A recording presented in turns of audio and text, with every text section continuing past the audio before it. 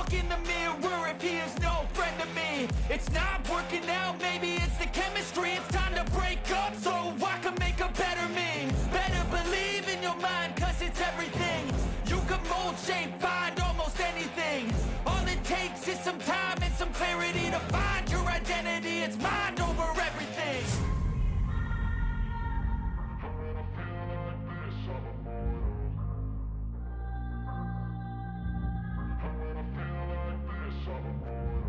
And when I feel like this, I'm immortal. When I feel like this, I'm immortal. When I feel like this, I'm immortal. When I feel like this, I'm immortal. Don't be scared. Just step it up. Don't be scared.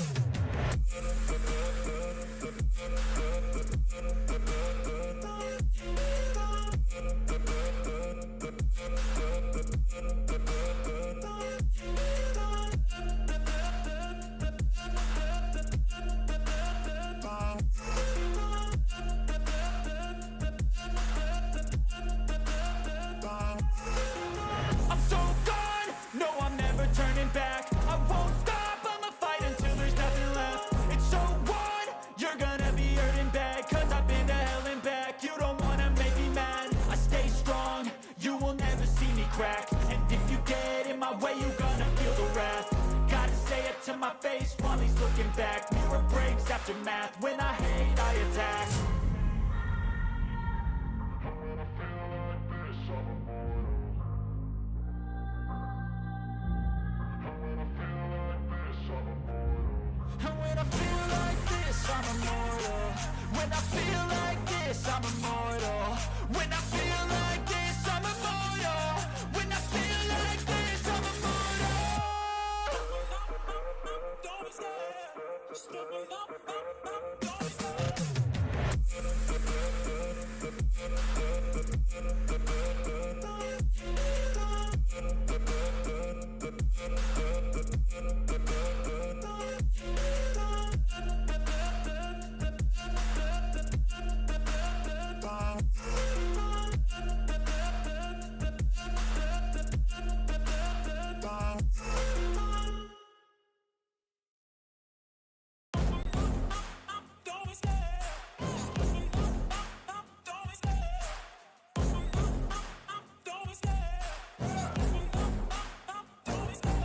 Love the chase and the hunt, and I set the pace when I'm running. I always take what I want and I always give it 100. Don't need a bank, no I'm funded. Play the game like it's nothing. I'm always thankful for something. Don't take for granted, stay humble. Now wake up! It's time to look at the enemy. Look in the mirror if he is no friend to me. It's not working out, maybe it's the chemistry. It's time to break up so I can make a better me. Better believe in your mind, cause it's everything. You can mold, shape, find almost anything. All it takes is some time and some clarity to find your identity. It's mind over everything.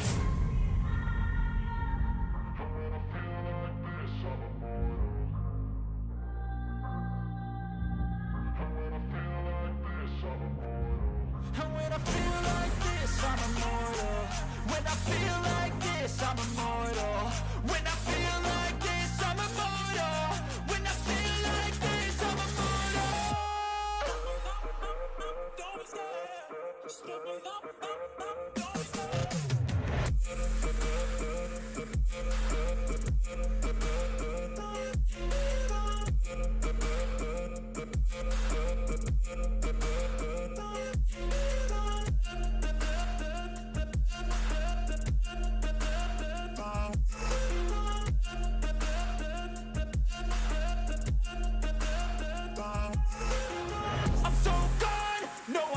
Turning back, I won't stop, I'ma fight until there's nothing left. It's so on, you're gonna be hurting bad, cause I've been to hell and back. You don't wanna make me mad, I stay strong, you will never see me crack. And if you get in my way, you gonna feel the wrath. Gotta say it to my face while he's looking back. Mirror breaks after math, when I hate, I attack. When I feel like this, I'm immortal.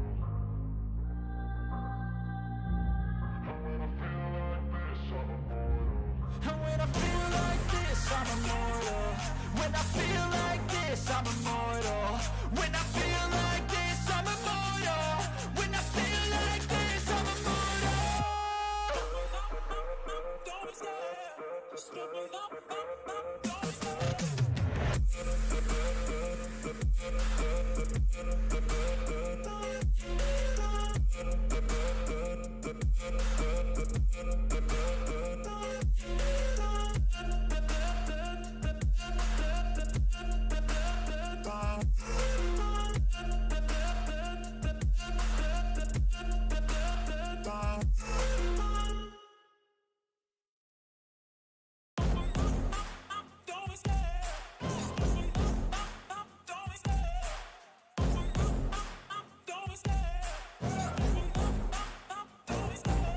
love the chase and the hunt, and I set the pace when I'm running. I always take what I want and I always give it 100. Don't need a bank, no I'm funded. Play the game like it's nothing. I'm always thankful for something. Don't take for granted, stay humble. Now wake up! It's time to look at the enemy. Look in the mirror if he is no friend to me. It's not working out, maybe it's the chemistry. It's time to break up so I can make a better me. Better believe in your mind, cause it's everything. You can mold, shape, find almost anything. All it takes is some time and some clarity to find your identity. It's mind over everything.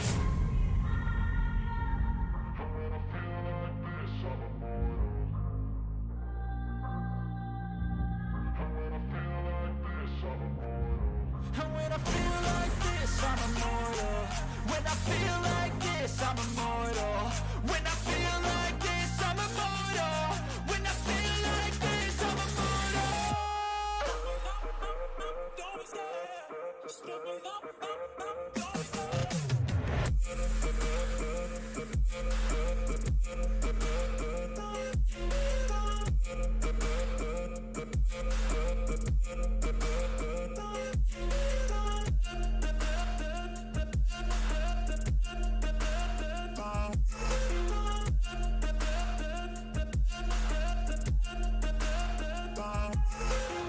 I'm so gone, no I'm never turning back. I won't stop, I'ma fight until there's nothing left. It's so what? You're gonna be hurting bad, cause I've been to hell and back. You don't wanna make me mad, I stay strong. You will never see me crack. And if you get in my way, you're gonna feel the wrath. Gotta say it to my face while he's looking back. Mirror breaks after math, when I hate I attack.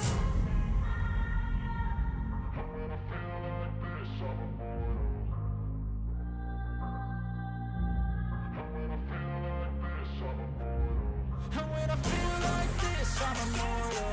When I feel like this, I'm immortal. When I feel like this, I'm immortal. When I feel like this, I'm immortal. Don't be scared. Just give me up. Don't be scared.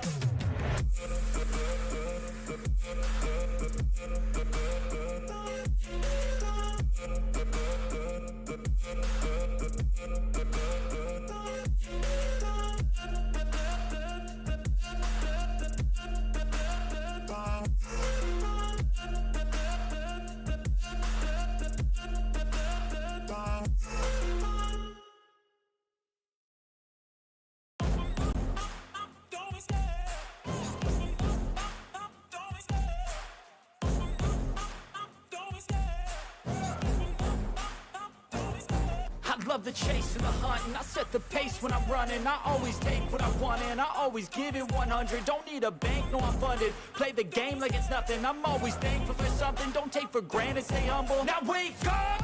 It's time to look at the enemy. Look in the mirror if he is no friend to me. It's not working out, maybe it's the chemistry. It's time to break up so I can make a better me. Better believe in your mind, cause it's everything. You can mold, shape, find almost anything. All it takes is some time and some clarity to find your identity. It's mind over everything.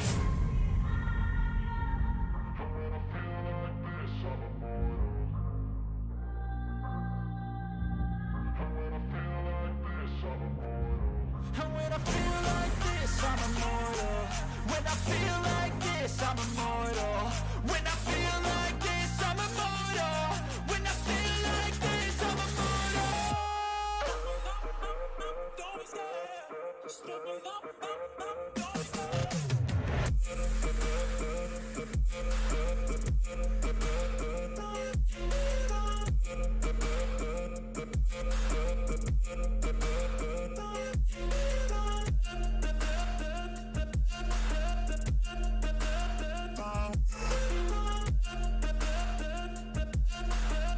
Brandon, we've got another VO3 heading our way in just a few moments' time. Talk to me though, you know, a bit of an extended break. Do you have anything food-wise? You got any lunch in ya? I didn't have anything like too Wow. fancy, mate. I just kind of scrounged what I could in the cupboards. It wasn't anything too exciting. I don't really want to delve into it, to be honest. Fair, I just don't want to be judged for my food choices because it It weren't great. Okay. And now I've been dwelling on it for too long, and now it just feels awkward. So anyway, Alright. we got a best of 3. Yeah. HONORIS versus Los Kogutos, another round 1. We saw Eyeballers absolutely dismantle Spirit Academy. Coming into this one, it feels a lot closer, this series. Talk me through it, because Los Kogutos, they've kind of been under the radar a little bit. Obviously, they've still been playing a lot in competitions, but we haven't really seen too much of them ever since Krasnal left. I think as well for Los Kogutos, we always remember the RMR runs, beating Astralis and things like that, right? Obviously for the Rio qualifiers. But now, they've settled into the Tier 2 space a little more, and I think they're starting to understand Counter-Strike, right? We can obviously talk about this Los Kogutos roster. Obviously, Enzo coming in from his Akko Boars, Tomiko Mary coming in from, I think, Illuminar, if I'm not mistaken. And basically, you know, we've got 5 Polish players that aren't particularly known, but have come together, starting to shoot heads, and it has actually quite worked out for them, right? I think that's the story that they're going with. Yeah, it is a very interesting one. I feel like Los Kogutos, they're just trying to put themselves back on the map. This organization is, well, not even really an organization, right? It's just a group of players that have come together looking to play under the same banner, looking to kind of put themselves on the map, which is kind of what you were saying. I feel like Enzo's a really good player, and the other player that performs really well normally is Tomiko. Just taking a look at the roster, though, what's really interesting is that because they haven't got that permanent 5th, it's just Azran, who's substituting at the moment. Don't know if he's a trial, don't know if he's permanent, but he's filling in the shoes right now. And ever since Los Kogutos, as I said, just kind of lost Krasnal, they've kind of lost a little bit of their identity as well. Of course, he moved over to Monte. Yes, indeed. We could obviously talk about HONORIS a little bit more. I think there's one individual that everyone at home should know about. You know, you'd be silly not to know the big man of Taz. Obviously, played in VP way back when, obviously with the Pasha Snacks combo. He's a major winner. Let's not forget that, right? He is a major winner. But for this team, I think a lot of people won't quite grip the idea that these guys made the IM Brazil close qualifier. They are going to Brazil. They are going to have to play in that close quali. Their first game is against ENCE. That's tomorrow. It's in 25 hours. It's going to be exciting. These guys really, really have surprised me with how well they've been doing in Tier 2. I think back to 2021, even in 2020, you know, these guys just couldn't find a way out of the top 150. They were just stuck in the lower end of Tier 2. Some might even say Tier 3. And this is what, a very similar HONORIS side. We've got some very similar pieces, but man, do they just look so in tune. Honestly, the Lunatic Edition in 2023, I didn't think there was going to be any roster changes because HONORIS had made these runs, especially in CCT, where they came out the closed qualifiers, they were making it to playoffs, but they felt like something needed to shift. They brought in Lunatic. It was an IGL for IGL swap, and honestly, they've looked a lot better under him. I was really concerned that a change in leadership meant a change in structure, but no, HONORIS, they're playing incredibly well. They are one of the hopes of Poland in for Polish CS, alongside Illuminar, who made it through to the semi-finals of North Europe most recently. I think, look, Raiko is incredible. Sammy has really high highs, and I'm expecting to kind of see a lot of the trio of Sobel, Raiko, Sammy really stepping up. And what's really interested me, and I don't know if this is a placebo or if this is a small sample size, Ryan, but ever since Lunatic has come in, Taz has been performing a lot better. Like, his individual stats have just been overwhelmingly positive. I think that it's quite easy to apply to a lot of these teams at this level, but with the right IGL, I think a lot of teams have good pieces. It's just how they use them, right? That's been like the topic of conversation. I feel like every time there's an IGL change, it's like, is this going to be the right one? If I'm honest with you, I think this is a perfect change. I feel like, as you said, Taz has really come into his own. Raiko is currently on a massive high. Same with Sobol. You know, outperforming a lot of these Tier 2 teams. And you look towards the history, especially for Sobol, right? I was having a look at his, like, career stats, right? Like, sort of the matches that he's played in. Like, how are things looking? You know, back in his time in Wisla Krakow, a lot of these games you'll see in the red. Like, if you go back long enough, he's, like, very bang average. Sometimes he's having 1.3 games. You know, there's a stint here of, like, 8 or 9 BO3s where he's just majoritively in the red. And I'm talking, like, 0.7s, 0.8s. So, really finding a way into their own. And as you said, you kind of feel like the leadership part has definitely elevated the HONORIS side. Yeah, for sure. And I think it's important to kind of look at these maps that both of these teams are playing now in this best of three. Mirage pick for Los Kogutos honestly makes a lot of sense. It's one of their best maps. The bans, again, makes a lot of sense as well. Overpass pick for HONORIS. That is a Polish CS classic. And HONORIS look really good on Overpass every time I see them play. Nuke as the decider. I think that's, again, a very predictable veto. I feel like both of these teams could have just played these three maps. I feel like the only consideration, in my opinion, was maybe a Vertigo pick that could have maybe come out, but I think HONORIS just wanted to play to their strengths, and I think this veto looks really good for genuinely both of these teams. Yeah, I think other than Inferno and Anubis, you know, I want to be looking at basically, well, obviously Inferno is the perm ban, Anubis is the perm ban. Ancient could have been a massive punish pick out of HONORIS, right? But instead they opt for Overpass, as you said, trying to play to their strengths. For Nuke, obviously, it's a map that both teams love, both teams play a lot, so as a decider, it makes sense. The Los Kogutos part, I tell you what, I'm very surprised they didn't pick Vertigo because, you know, as much as we like to lean into quantity when it comes to these map vetoes, and it's HONORIS, okay, sure, you've played it 12 times. They've only won 3 of them, right? On average, they lose more pistols than they win. Their T side is better than their CT side. Like, I feel like there's a lot to abuse when it comes to this Vertigo pick, but ultimately, we're not going to see it, so why does it matter? It's Mirage, it's Overpass, it's Nuke. It's quite a quirky BO3. It's not, you know, something a combination of maps I think I've seen all too much. I'm excited, though, because you're going to go from a very fast-paced, a very aim-heavy map of Mirage, where we can see individuals come into their own, to a very strategic, to a very, very thought-out Overpass and Nuke. So that change in pace is going to be delightful. Yeah, I think that's a really nice way of putting it as well. And what you need from both HONORIS and Los Kogutos is their Mirage. You need their aimers to really be alive and awake on the server, because if one guy's playing incredibly well, you look towards Darchiver, you look towards Tomiko. If they're having a great game and Sobel and Sammy are a little bit flat, then suddenly that puts HONORIS right on the back foot. Yeah, it would be them heading into their map pick of Overpass, but at the same time, you want to start off strong, especially in these openers, because look, you don't want to be down a deficit immediately. You don't want to jump into that 0-1 bracket. That's not starting off the group stage on your best foot forward. Not at all. Anyway, Brandon, I want to talk predictions, because I think it's always also very important for us to kind of stipulate and kind of consider what is going to go down in this BO3. I real quick, I'll give my prediction first. I want to put you on the spot too much. I genuinely think HONORIS are going to do it in 2. I think Mirage, sure, is not a map that they've played an awful lot, but obviously the glimpses that we have seen, they've beaten Masonic, who are a very, very promising team. They beat Voivoda, which a lot of people may not know, but that's like the Skade core of Oxygen Dreamer Bubble. You've got Red Star from Fiend. Han, obviously, he played in Enterprise beforehand. He was an unbelievable force on the AWP. So the fact that they're able to beat them, they lose to 10 Star, they lose to BLUEJAYS, and they beat Masonic twice over. I think their Mirage is very competent, and they start on that CT side, and then heading into Overpass, I think it's a map that is quite a given win for HONORIS, I feel like. I'm gonna play devil's advocate here. Okay. I think HONORIS will win the series, but I don't think they'll win Mirage. Okay. CCT. And, well, something to note, Brandon, smoke double flash on the Los Kogutos side for HONORIS. It's a double Julie setup. We've got a kit and a smoke as well on Sobol. Not to mention, you know, Taz has only got a flashbang.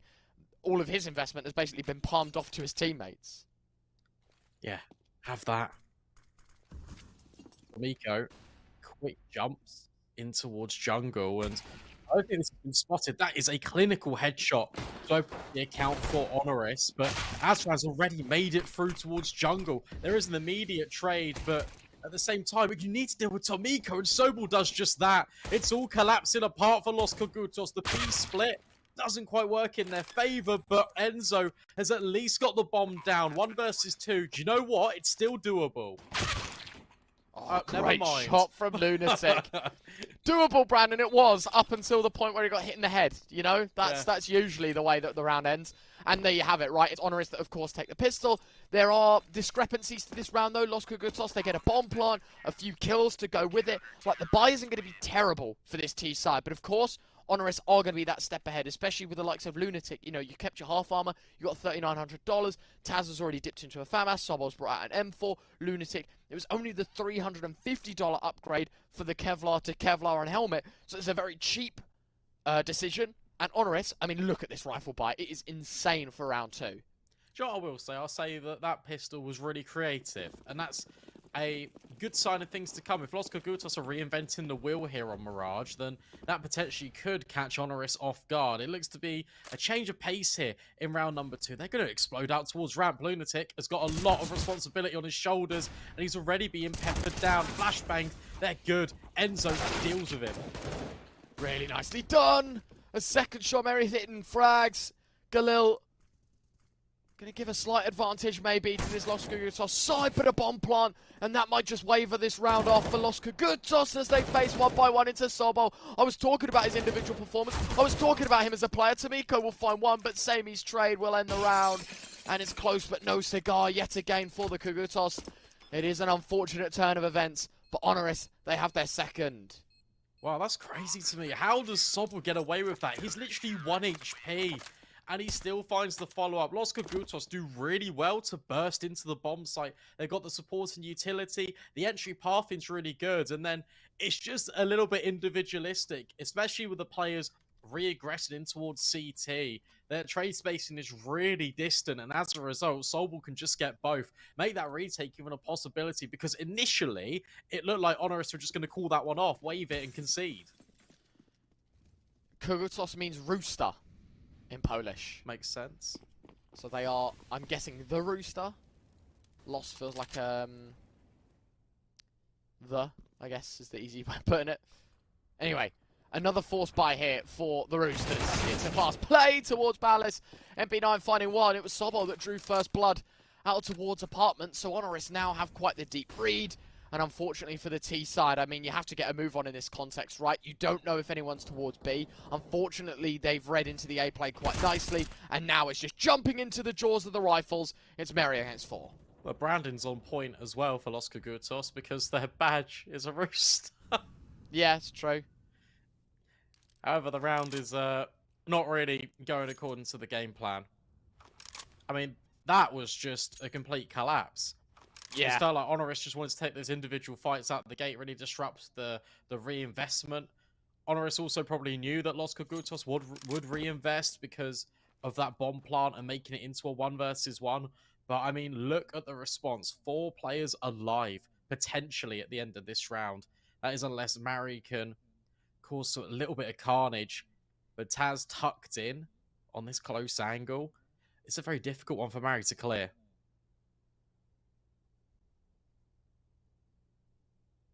Oh dear. Taz. Shadow. Easy. Very, very easy. CT side just continue to prove, right? I think now for HONORIS, now that round's a convincing win, unfortunately, the boys in yellow have to succeed, right? They have to succeed on the rifles. They're going to have to wait another round for that. And it's going to be an eco here. HONORIS are going to have to put out everything on the table, keep as many alive as possible.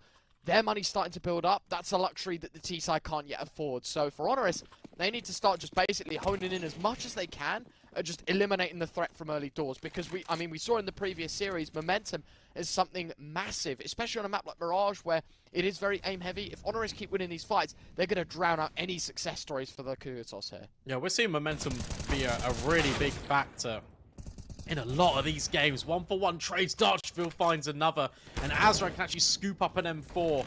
Thankfully for HONORIS, that one shut down by Lunatic. Sami, that looked incredibly close, but not quite. But look at the space it's given. Look at Enzo. Oh, never mind. He gets decapitated. And so too to Sobol. But it looked like Enzo had a good read on the situation regardless. It's still a 1 versus 2. It's good damage being done by HONORIS. I don't hate the play from the Kogutos, right? They close the gaps. They're trying to find these ways to enable the Tech-9s, enable the Deagles to do this damage and really minimize that threat from HONORIS from the word go, right? And they do very well in doing so. But as you said, when you start trying to take towards A, unfortunately, these long-distance angles from short, from connector, from ticket booth, all of these positions, these possibilities, HONORIS are always going to win because when it's rifles against pistol, you never really count the Deagle into winning those fights. So listen, 3 kills is good, damage is there, but now this is the litmus test. You've got to try and it's got to work on the rifles. Look at this aggressive stance in middle as well, being taken by HONORIS. Sami underpass as 2 with Lunatic. And Los Kogutos currently have got no idea They're about to potentially just walk into him. There goes the AWP, but did the rifle ever reveal himself? Oh, AWP misses. Samey's going to get removed. Tomiko, opening frag goes null and void. It's a 4 versus 4. That AWP getting caught out. It's difficult, and Raiko needs to hit the shot. But yet again, it's another collection for the AK-47. Sobol now trying to take the fight from short. Taz's AWP pulling in from CT, but this is where the cavalry needs to arrive. HONORIS needs to get on their bikes and rotate. Yeah, they do. I mean, you've got Lunatic on a very deep flank, but at the same time, contact needs to be made from HONORIS in order to make it a reality. Taz got fully blinded, and as a result, he wants nothing more to do with this at the moment. You see Tomiko worried about the flank, worried about the possibility, and gets the best of Lunatic. That should be the round over. Los Kogutos answer back. Sick stuff. Real sick stuff. And as I said, they've got to make it work on the rifles. Listen, Hero plays are welcome here. You know, the fact that Tomiko's able to walk in and find 3 frags, Brandon, sure, it feels, you know, a little bit out there because, you know, you can't rely on the same success, the same story to be painted every round. But that's brilliant. The fact that now that they've caved in, this economy for the CT side is going to be a lot less strong. This is their chance really now, Brandon, to start punishing. This is their chance to put HONORIS back in their grave.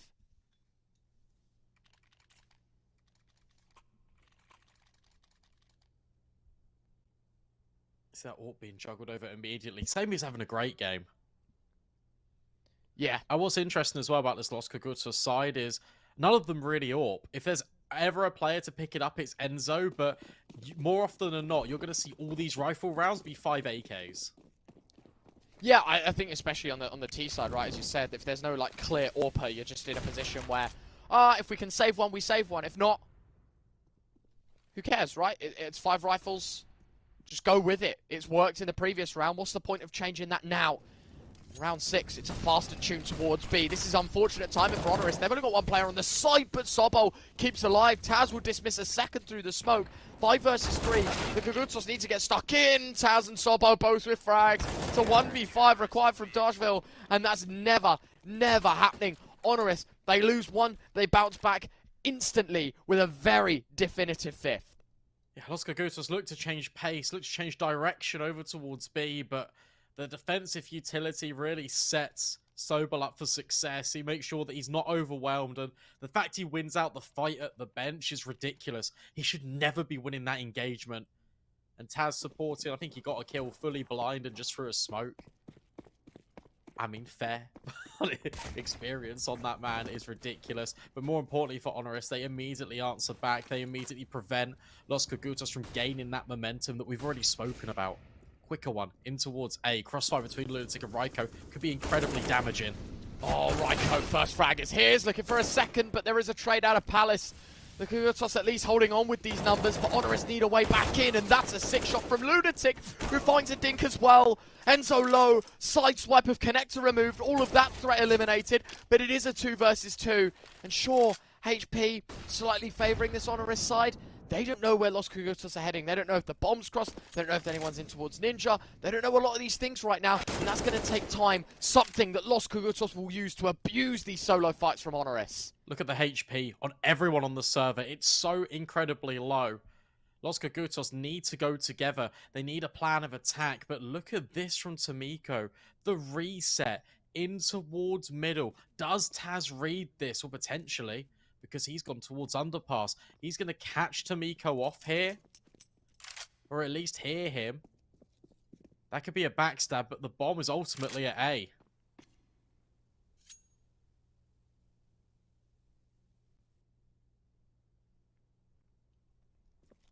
Taz had the read on one of the players, but just not the right one. Bomb is still in towards Palace. No changing that. And I don't think he's going to be in time to be able to deny either. As long as it's planted towards default, they won't really care. I mean, Taz is still looking. He's still trying to find something. And I mean, if he can isolate this first fight, it would be pretty promising. But ultimately, that would plant now coming in. Don't think there's any chance of him being able to get stuck in. He thought about it. He thought about it, Brandon. But I think he realizes my gun probably better kept in the net. He's looking at my team's money. this weapon, very important to us.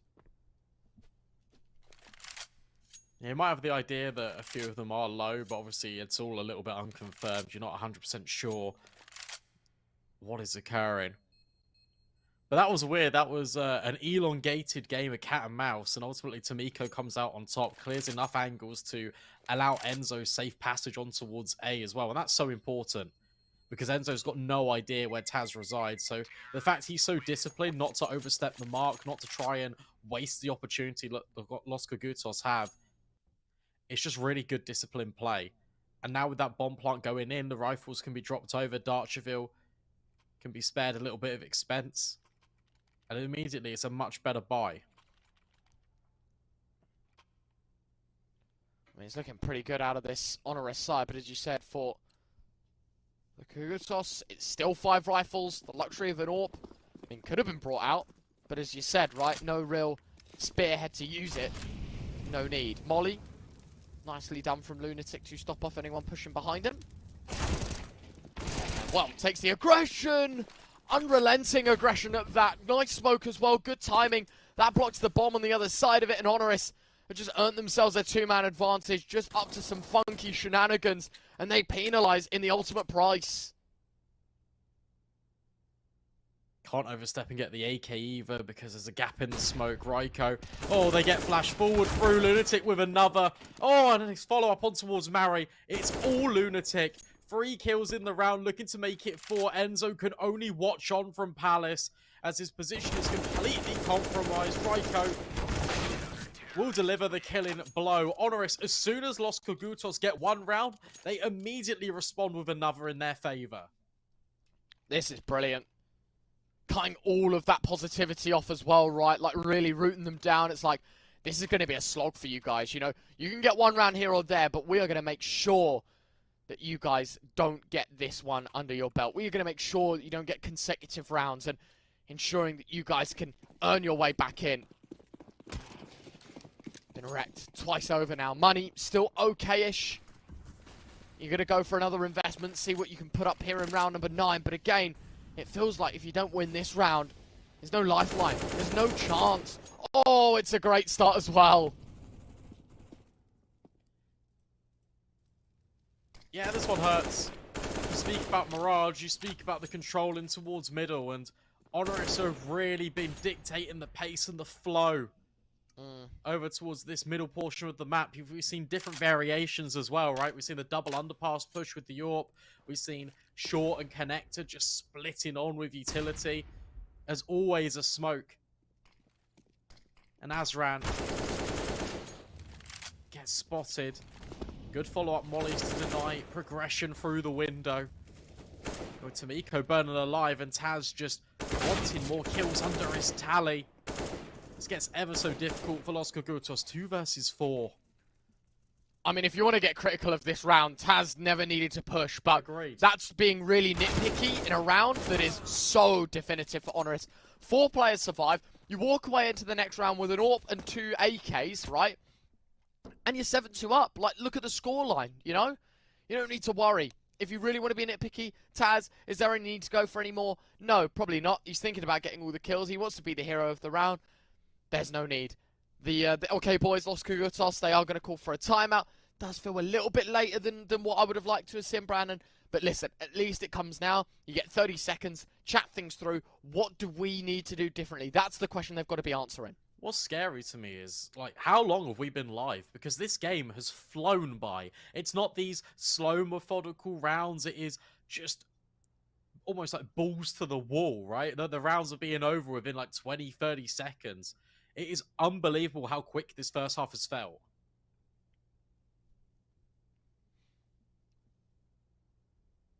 And then that's a concern as well for Los Kogutos, because if you've got HONORIS feeding off this energy, and I didn't expect them to look so sharp in Mirage. You then head on to Overpass, which is their map pick. They look really good on T's side. And if they're happy just taking the fights, getting so aggressive, I'm a little bit concerned. I think you have to be. I mean, look at the scoreline, look at the buy, look at the HP. I mean, Enzo, nice opening frag, but he's taken well over 75%. Something they're both very, very tagged up. It's not an ideal, it's not a comfortable situation to be in whatsoever. Very nicely done. Ryko will find one, Samey a second. These Deagles, good damage, but still yet to find a round from it. Bomb in the open needs to be picked up. Samey was looking to punish. He still could. He has a bit difficult though because he is being pre-fired. Sobel actually just takes a bullet for him. That's a bomb plant now for Los Kogutos, and it is a 1 versus 2. All the HP again, Save. It's so low. And yeah, I feel like he's gonna have to. Gotta get out with your gun. Unfortunately, doesn't matter the HP of these remaining players, it's such a risk. So much so that it outweighs any possible reward from this round. The only smile that you can see on the HONORIS face is if he does pull off the 1v2, and, well, 2 shots from an AK or an M4 will silence him no matter the scenario. So unfortunately, it is better kept into the next. They're hunting him as well. They got nothing to lose here because they didn't invest a thing. I don't like the idea of this hunt. I'm not going to lie to you. Look at the money for this T side. I guess they'll be rewarded for it. Samey's looking the wrong way. Will the AWP turn back up? No. And so, okay, sure. There you go. I mean, at the cost of 4, you get all 5 gone. It's not terrible. Money's okay to buy here. But I would just like to see Los Kogutos start to build up their empire, you know, start really getting some money under their belts.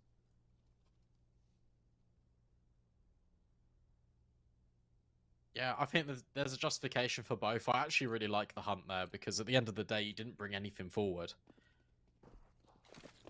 So if you can restrict everything from HONORIS, you can also win the round. I mean, look at the immediate repercussions. Taz, Lunatic just on pistols. Samey, yeah, he's got an AWP, but it's a small luxury. There's limited utility and something that HONORIS was dealing significant damage with as well, right? That's really going to hinder the early progression of this round for the CT side.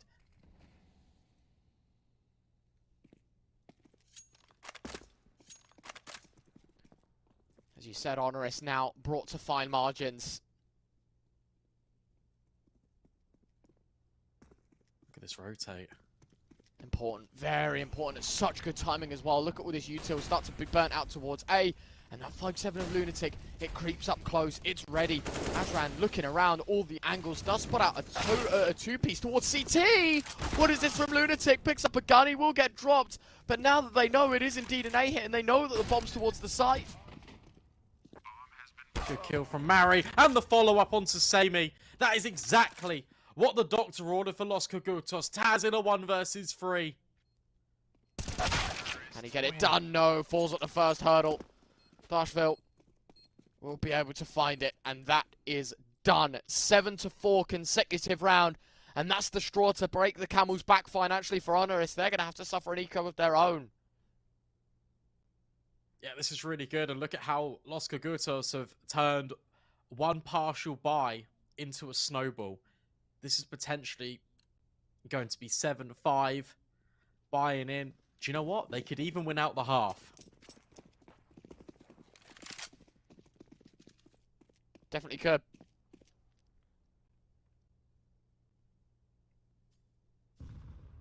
Round 12.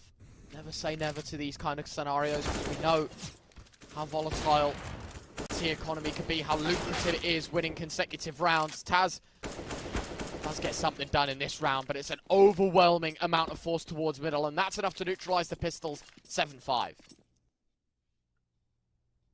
Yeah, the concern I have right now is that Los Kogutos, yes, they're building back into the game, but you've got Tomiko on 16 kills, next highest is 6. And it reminds me a lot of what was happening in the Eyeball of Spirit Academy game with Artfrost. It was Artfrost Donk at the top of the sheets. I know we're about nearly halfway through the game, but you compare and contrast that to HONORIS. Everyone is performing at a consistent rate. And if that continues over a period of time, I feel like that they're going to have the kind of like more resources to really close out this game comparatively. If everyone starts rising to the occasion for Los Kogutos, I'll be like, all right, yeah, that makes a lot more sense. But for right now, it looks to be like a one-man show. I'm loving this, though. It's going to be a fun one to watch. It's going to be exciting. straight in with some mid-utility. Enzo, 1-for-1. Raiko, fortunate that he gets away with that trade, Brandon, because HONORIS now don't suffer that deficit. They can work this back from the 4 versus 4. And Los Kogutos kind of clouded in the default now, right? You have no control towards A. Oh. Smoke is actually missed in middle, and that's going to pull off the boost. So now you have nothing towards A, you have nothing towards middle, and only a single underpass player to show for it.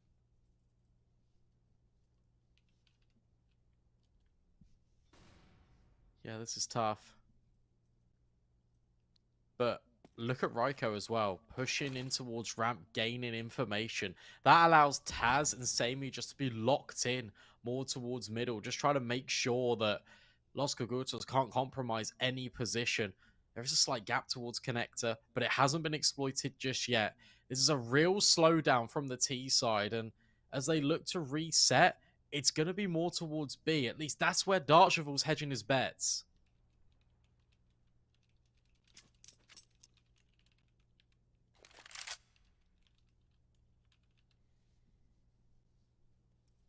It's going to be difficult. Very, very difficult.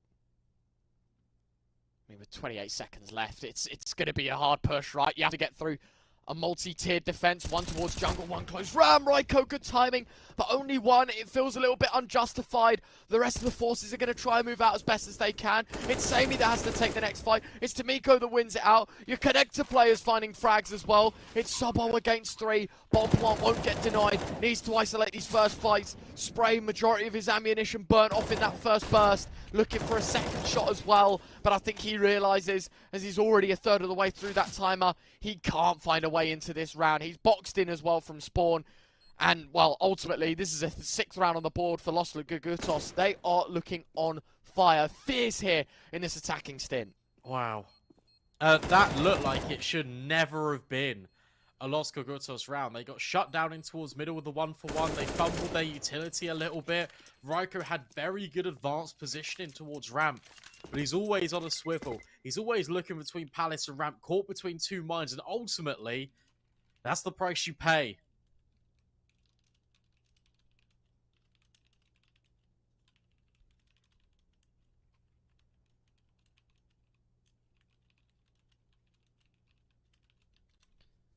Very important round for HONORIS, and I think they realised these last 2.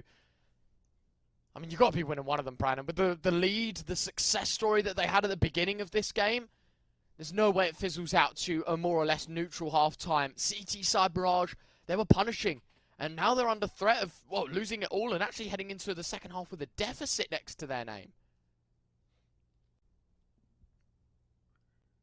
What a recovery by Los Kogutos.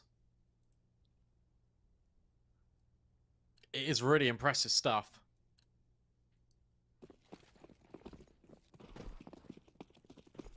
And now you begin to wonder, is this going to rock HONORIS moving on to that T side? You'd imagine with the experience that they've got, especially with Taz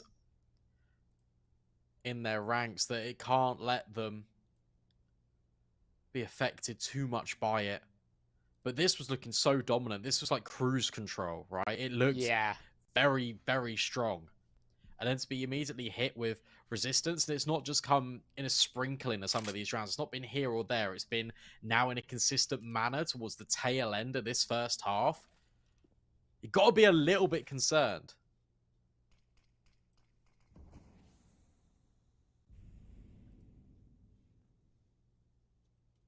Certainly the case.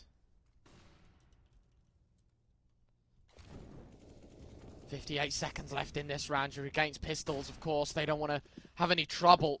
Should just be smooth sailing with these AKs. Fortunately, with them heading towards A and a stack towards B, it's looking very easy for them right now, isn't it? Bomb plant to come in. No denying this round, HONORIS. They're going to have to fight for an 8th on the CT side. And Brandon, as I was saying, this half got off to a brilliant beginning. HONORIS were ahead by a country mile. It was 7-2. It's now 7-all. And I mean, okay, sure, it's only 5 in a row, if that's the objective way you want to think of it for Los Kogutos.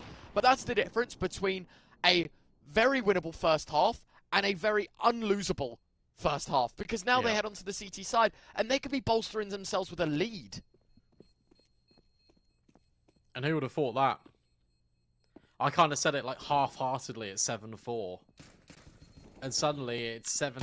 Sobel will get an AK denied, I guess, from Los Kogutos, but they're not going to worry about that. They're completely fine.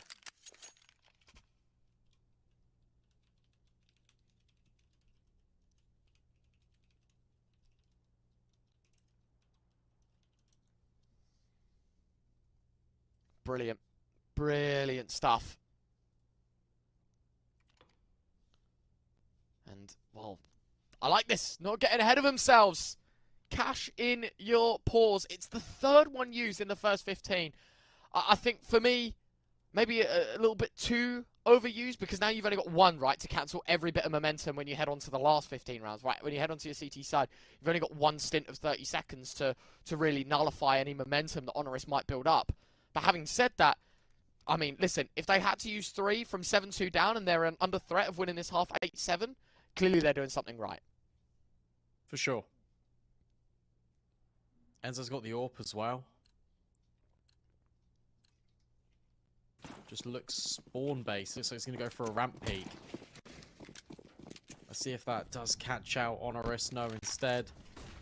It's much more of a default. Samey. He's got to be careful not to be caught out by these boxes. Prioritization being given towards Ryko, but it's Lunatic that actually opens up. Very important first frag. But that one was out HONORIS. towards Palace. An Azran advantage, just yeah. walked out. I mean, yeah, look at where the faded dot is on the map, right? The number 9, just above number 7. It's like, why are you so far out with so long left on the clock, right? It felt like a very unnecessary engagement for Azran to take. Very nice from Taz, though. He's able to find Dashville. And wow. Ryko, another. How good is this, Brandon? HONORIS, they want to turn up the heat, and they deliver. To be fair, it's a 3 versus 2. It's not terrible. Context of this round winnable still for both teams. Just a little more work needs to be put in. But now that the bomb carrier's found another 2v2, a minute left to go. HONORIS start to panic towards A, but the bomb, it's made its escape towards ramp. It's a one-man mission right now. One-man army for Los Kogutos. Tomiko gets 2 and even flashes Enzo forward. This is ridiculous. 21 kills. It's not even half-time. He's having a great game. An unbelievable start.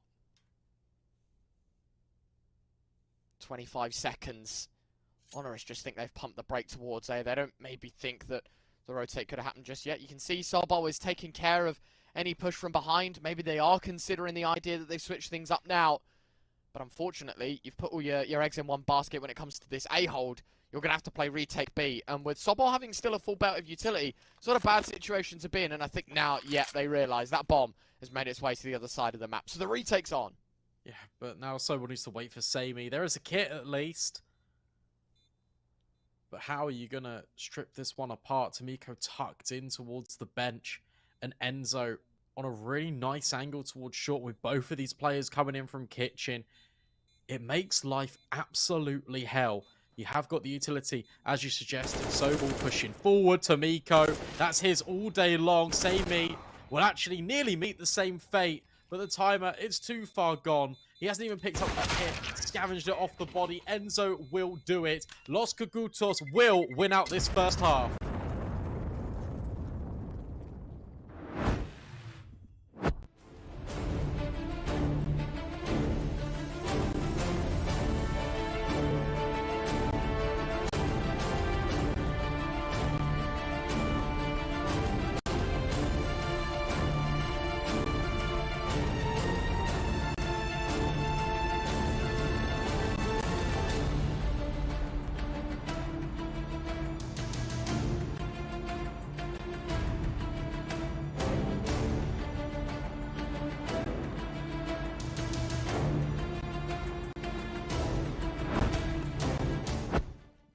Brandon, I got to inhale and exhale the single time. That's how short that break was.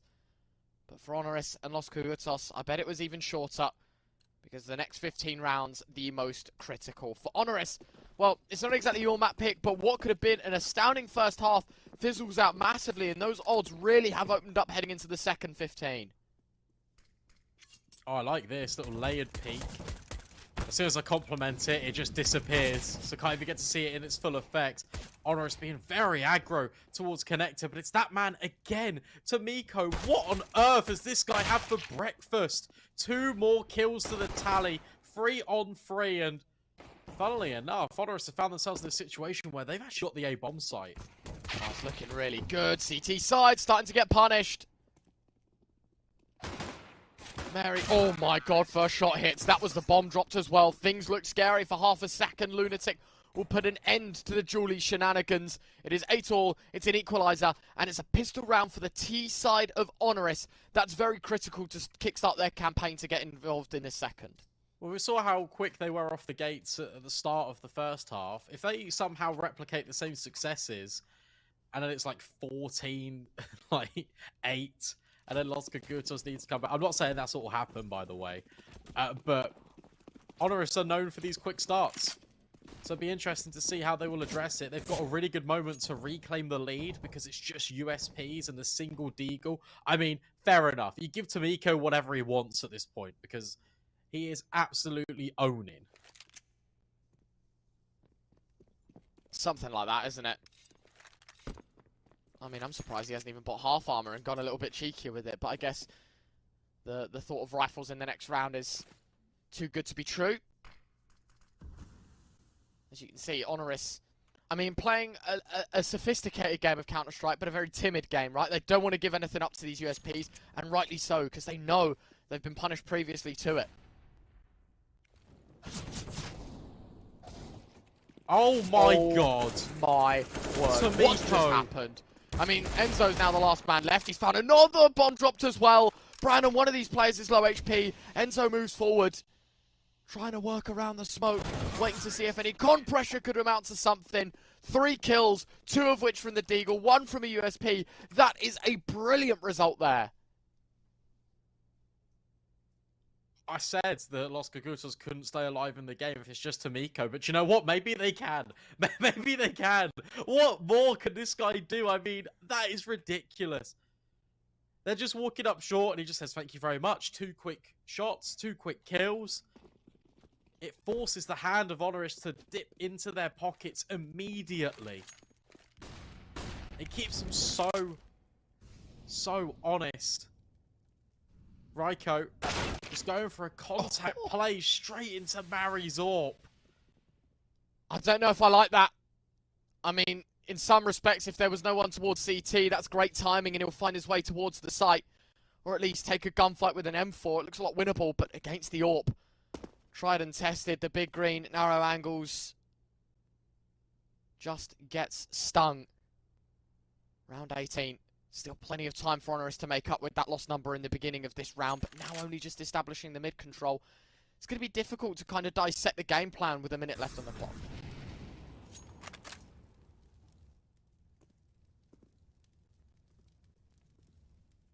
Yeah, these positions are really cheeky as well. From Los Kogutos. You've got the vent not being broken either. Lunatic taking the fight, forces a player back off short, which actually inherently allows him to have control towards ladder. So we'll faking out the jump towards jungle. Is now creeping forward, but Los Kogutos has got a very good read on this situation. Look at the rotates over towards B.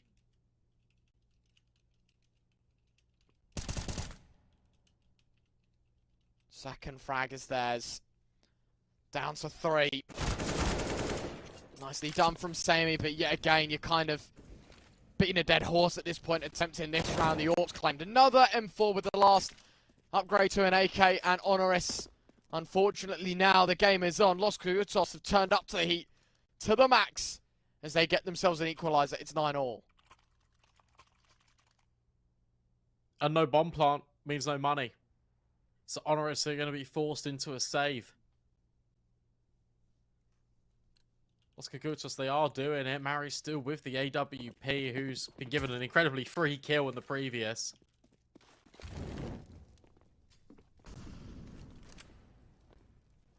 What's the game plan here for Taz? Because the bomb is currently in spawn still. So it looks to be more of a default rather than a quicker play, just trying to get that bomb down.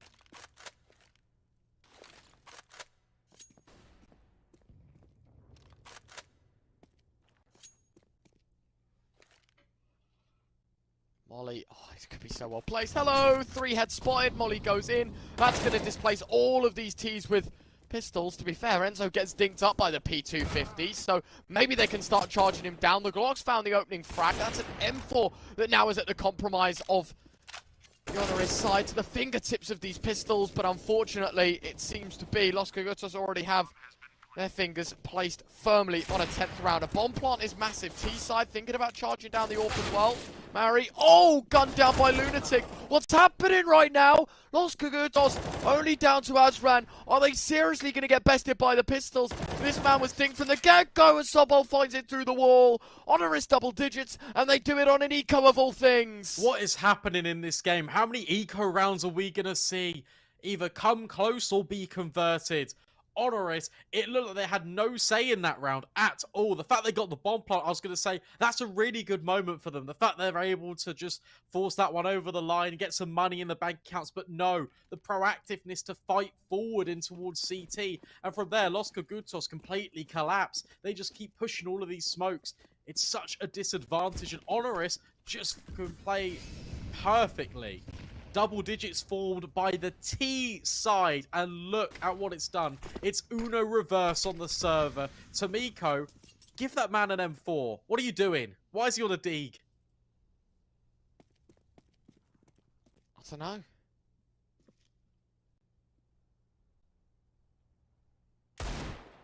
Oh, my word. I guess that's why someone has a Deeg.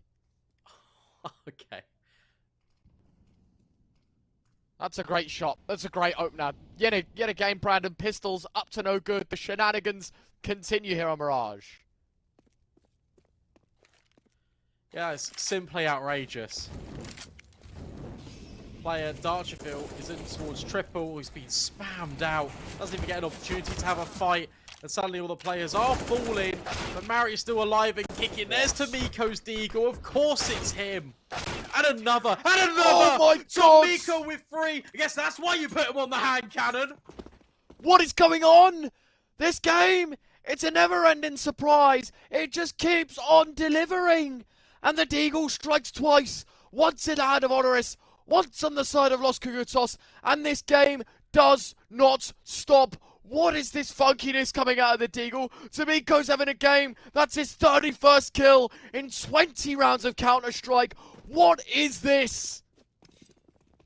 I don't know. I need a moment. I need to breathe. I cannot believe it. I cannot believe it. And you don't want to rule HONORIS out of this. A quick play over towards A. Darcherville gets spammed out again, and now Mari's position's compromised. Raiko with 2 openers, Naked a 3rd. Oh my goodness me! What's going on? Azran's able to trade out, but it's still a numbers deficit for Los Kogutos. It's still a chance. Tomiko will take away the life of Sammy. 2 versus 2. Eco after eco, and when does it stop? It could be in this round. Taz is low. Sobo's only got a Tech 9 to represent this Los Kogutos flank. But the flank might be enough. Tomiko not going to be able to find the shot. Tapped on the bomb. Not stuck. The spam continues. And Sobo finds it. This game does not end. I cannot believe it. What a game of Counter-Strike. What a map to kick off this best of 3. If we've got this all 3 maps long, sign me up. I'm putting my seatbelt on. I'm locked in to the desk. Wow. More Deagles. More Scouts. Yeah, I want to see it. Let's go.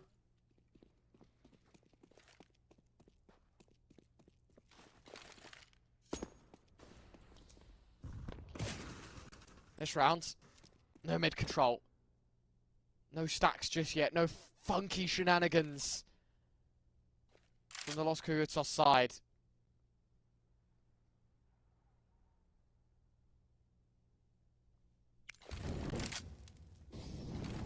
Molly. Lobbed in. Palace smoke in response. It is just dead silence right now. Minute and 20 to go. I think HONORIS have realised they've been fortunate one too many times. They can't afford to lose to another force buy. they're going with what's worked. It's been A. It just feels inevitable. Normally you throw a flashbang there. Speaking of flashes, Mari nearly gets an opportunity, but deleted by Lunatic. Molly forces Los Kogutos back, and that space, I was going to say, allows Lunatic to work. 3 kills in the round so far. Everyone from HONORIS is stepping up. It is an impact round, but it's for each different player. But maybe Enzo and Azran have got something to say about it, because it's a 2 versus 2, and Taz is quite low. It's made an expense either way. This Deagle definitely could punch holes through this T side. Don't give him 1v1s. Sammy and Taz will both find the frags and just about hold on. HONORIS take 12. It's back-to-back force buys, and it nearly was a third as well. But HONORIS just hold on, and it will be now 12-10. Finally, consecutive rounds put up on the board. Finally, there's some normality to this game. But unfortunately, the conditioning for Los Kogutos has gotten so much harsher. You have to eco in this round. You have to buy in the next. It's 13-10, and you have to work back from that deficit on your map pick. It's going to be difficult. I need to lie down. Mate, if the green screen wasn't there, I'd be parked straight in bed right now. Don't worry. I wouldn't, by the way, but the possibility is there.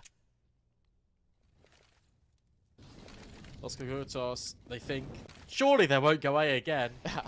Surprise! HONORIS. Smoke execute lined up. Flashbang draining over. Maybe we've got a USP round on the cards. Oh no. They're going to burst through. There's no flashes. It's just going to be contact. Spark is in. Numbers begin to overwhelm. Tomiko, Enzo combine. And Mari with another. It's a 1v1. No way. No way. HONORIS, they do hold on to 13. But yet again, at such an expense. I don't know how they keep getting away with murder here, HONORIS. Los Kogutos are able to bring forward M4s. But this is it. This is their last chance. I don't know how it comes to 1 versus 1. There's 2 P250s and 3 USPs. If I'm HONORIS, do I go A again? Or do I just go for a default? It looks to be the latter. With utilities being dropped over towards middle.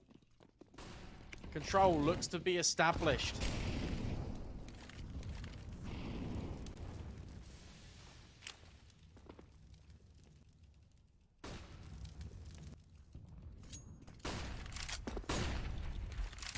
I mean, they're going for mid early here, Brandon. Whether that's going to result in an A split or not, I think it's looking too likely. Right, don't you dare. Why would you push so late?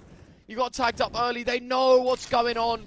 2 kills towards middle, a double stack towards B. Sobol did spot Tomiko, but he's lined up a double. It's the same 1v5 required. And while he does find the first, drops down, and it'll be into the jaws of the MP9. 13-11, Los Kogutos, they have their chance. Tomiko has 37 kills. He loves a bit of 37. Mirage. No, but that's incredible. Oh, yeah. It was 13-11. And he has think that 37 kills. The thing that amazes me the most out of this is 37-16. He's got the least amount of deaths on his team. He's got the most amount of kills on his team. The most amount of impacts on his team. He's having a game. And the sad reality is, Brandon, it still might not be enough to take down HONORIS in the first. Yeah.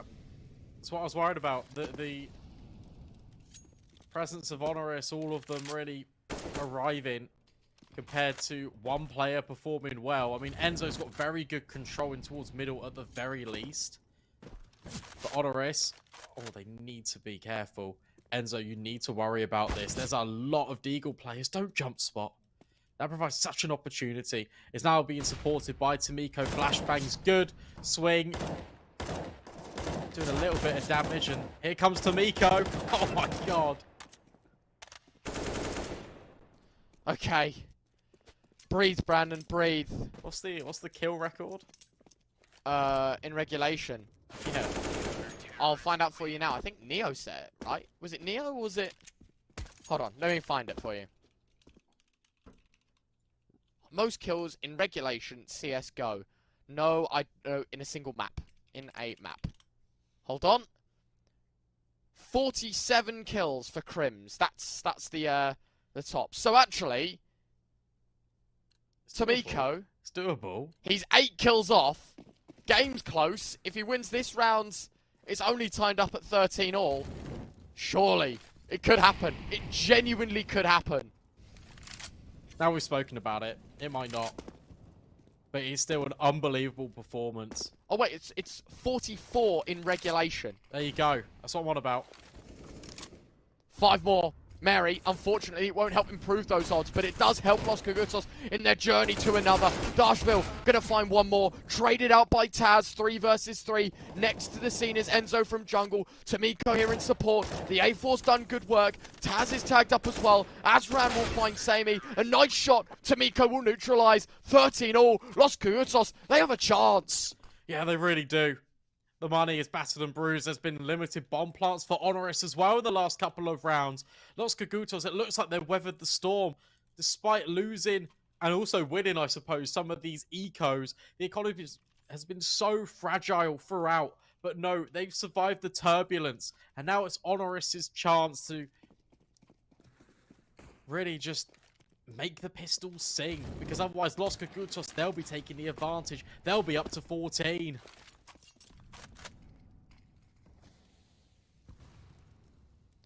Molly towards ramp. Dashville looking for his chance. Nade could be well placed. And it will hit Raiko straight on the head. Down to 44 points of health. For HONORIS, quite a patient round. Quite a patient beginning. Maybe thinking about this one play towards A. That will definitely be the case. Now that shots have been fired. Smoke towards connector. Everyone's ready. Orb towards CT. Mary waiting. Dashville trying to find something. Orp does miss, and now it's his job to try and create some space. Enzo on stairs will find the first. Dashville with a second, a third. The A1S of Enzo cleaning house. And there is one more to go. Lunatic will get dropped by the USP. 14-13. Los Kogutos, they're 2 rounds away. I'm desperate to see Tomiko get 45. Yeah, me too. I really want to see it happen, man. That would break records. Pause being called. This is the... By the way, the only pause so far of the second half. Bearing in mind what we've seen. The only pause now being called in round number 28. And that's because you can bet your bottom dollar that HONORIS will invest in. But how do they want to approach this? Because they've tried A, it has been working. But more often than not, Los Kogutos have been getting the better of them. Now they've got all the utility at their disposal. Mid-control not really working. Now it's 3 players in connector the last time HONORIS tried something down the guts. Maybe it's B. Brandon, I have some heartbreaking news. What is it? So, Crims' 44 is at LAN. Config got 47 against Optic. I thought it was... I was going to say Config, but then you said Crims. I was like, no, that actually sounds right. So Crims is correct. That's at a big event at a LAN or in a studio environment, you know what I mean? Like where everyone's together. Online, 47. That's so right. He gets an ace back to back and then he's on 50. There you go. Just as easy as that. Or tactically make it full 30 and lose a round in the middle, you know? No, they won't do that. No, they won't. No. I'm trolling. Not when the stakes are this high. Absolutely not. One of the highest scoring maps we've seen for quite some time. It's amazing that he's got double the second place kills. Yeah. Like, he is having a great game. And he is in a position where he could be tested. HONORIS have been very slow about the approach down towards middle.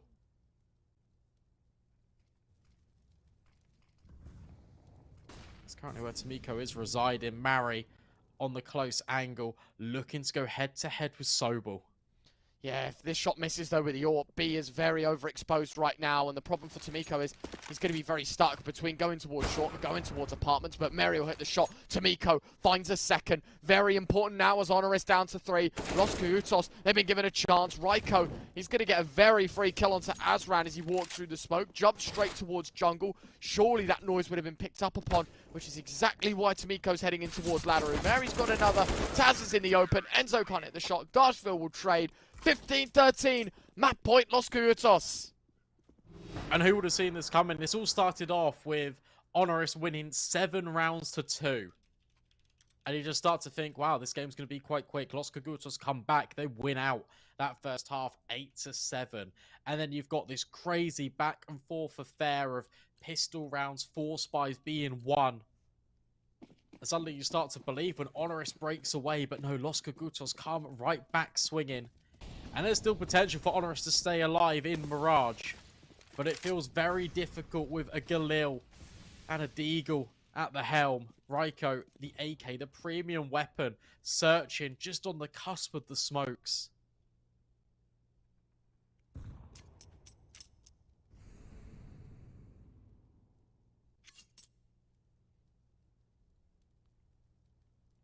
Two chances. HONORIS need them both.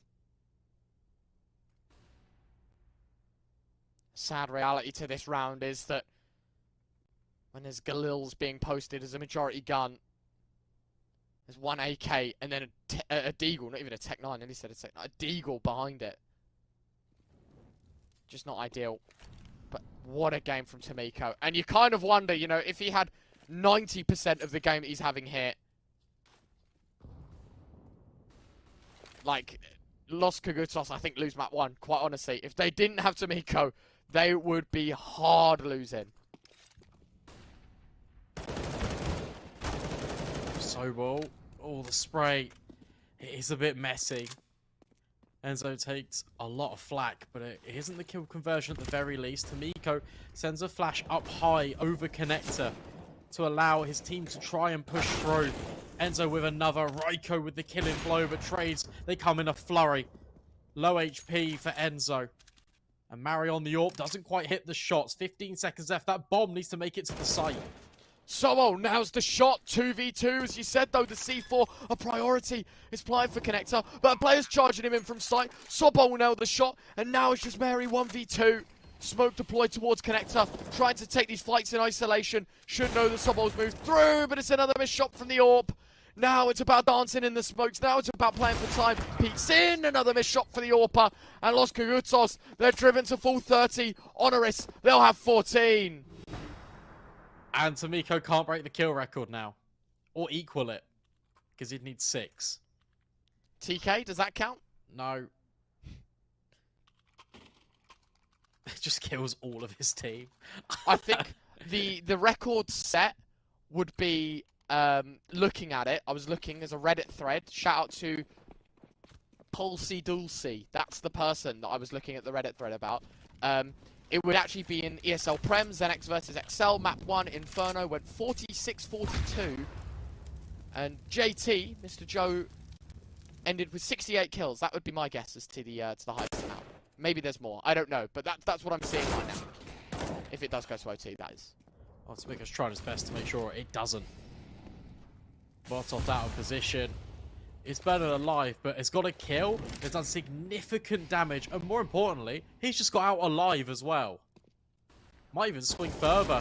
Tomiko, this time the flash does not help him. But it is a 3 versus 3. Mari, this is a really awkward angle for the AWP. Very. I was trying to get away. Trying to create a gap. Distance is what's required.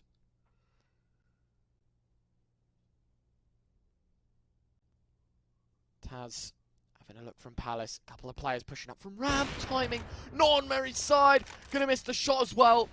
Flash goes in deep, trying to delay this HONORIS push. Taz is now enabling himself from Paris. Thinking of the major, mate. 35 seconds on the clock. Gun barrel sticks out, fires away, doesn't do damage, and the plant will not be denied. 3v3. How have HONORIS gotten away with that one? I'm not sure. I'm really not sure, because Samey's walking wounded. He's 1 bullet away from death, and the bullets just collide with the boxes. Just enough time for him to put down the bomb. Taz gets jump spotted. Now he's stuck, and he's the only player with significant HP. But now that's also been dwindled. But so too has the clock. The bomb timer is expiring. There are kits, but there's simply no time for Los Kogutos to get on the bomb. HONORIS have at least secured OT. Enzo's on it. Peek. Easy HONORIS 15, Los kogutos 15. We go the distance plus some. Mirage, we see an overtime.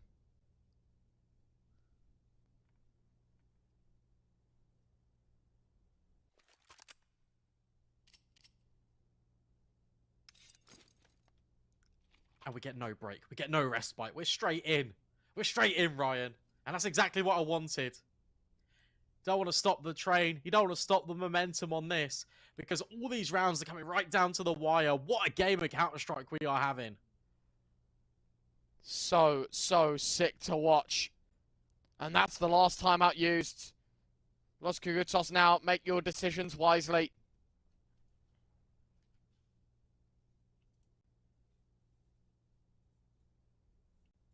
.42 in regulations for Tomico. And it's sad to even think that that isn't enough to win them the game. 25 on Enzo. And then it's 19 on Mary. 15 on Dashville. 8 on Azran. Any more kills than that? HONORIS, they probably don't see an OT. Los kogutos given a chance. How many kills will Tomico rack up in OT? That's what the next 6 rounds will be here to dictate to us. Odds over at 1xbet. Still saying that HONORIS, they're ahead. If you add Darcherville, Asran's, and Mary's kills up, you meet Tomico's. He's doing 3 players' jobs in 1. And HONORIS, they're going for the all reliable. They're going for the play that's been working for them. It's this A attack. And eventually, Los kogutos will be forced back. Good utility in response. Darchville needs to be careful. Spam through the smokes, not quite connecting. But more importantly, he's alive. And he can be here for the retake. Lunatic needs to be so careful. But that's why he's taking jungle. I like this, the proactiveness. Los kogutos wanting to take space here.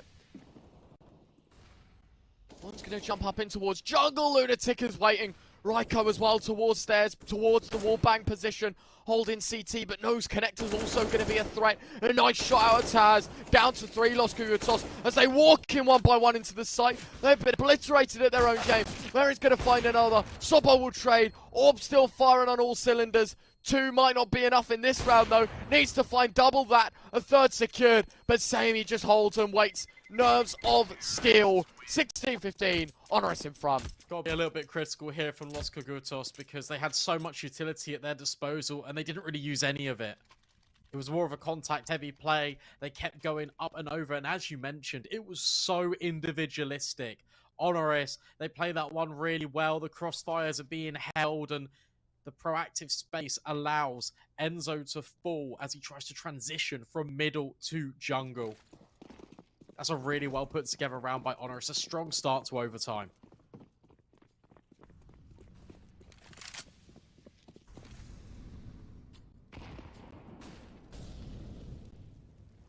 This is it. Big couple of rounds up next. HONORIS, I mean, if they take the rest, you kind of feel like the Roosters have no chance. It's going to be scary. And it's going to be difficult, but it is very, very manageable. Molly in towards Con. Smoke to counter it. But again, what's the move? Well, Tomico! What a swing! Double kill! HONORIS core, what's going on? Tomico's found 3. He's going to make it 4. Low HP for Lunatic. Swaps to the sidearm. No, denied by Lunatic in the end. But it's a 2v4. And that's the heroics we needed to see in overtime to give the Roosters a chance. How on earth has he found the 3rd player? How has he been allowed? And also, that game of timings is exceptional. The fact that he swings out just as they're boosting up. Enzo, his bottom was just sticking out. That would have been a free kill for HONORIS. But instead, Tomico has absolutely owned HONORIS.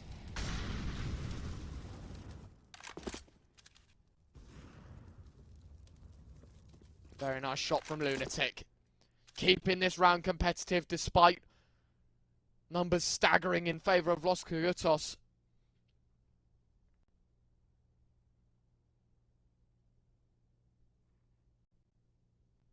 Actually quite scary if they go B. Very. I mean, at least they have one in apartments. Azran should react. He's had a quiet game, but this will be a very important round win. bomb. As long as he gets denied, life's going to be good. Oh, Azran, what's just happened? He's fumbled both kills, and now the bomb plants come in. Surely not like this, Azran. Fortunately, Dashville's able to find one, and he does indeed get the frag, but the bomb plant could have been cut out entirely. Very critical round to be winning, though. Very, very important to the success here of Los Kogutos. They tie things up. It's 16-all. It was a whiff. However, he didn't go chasing it.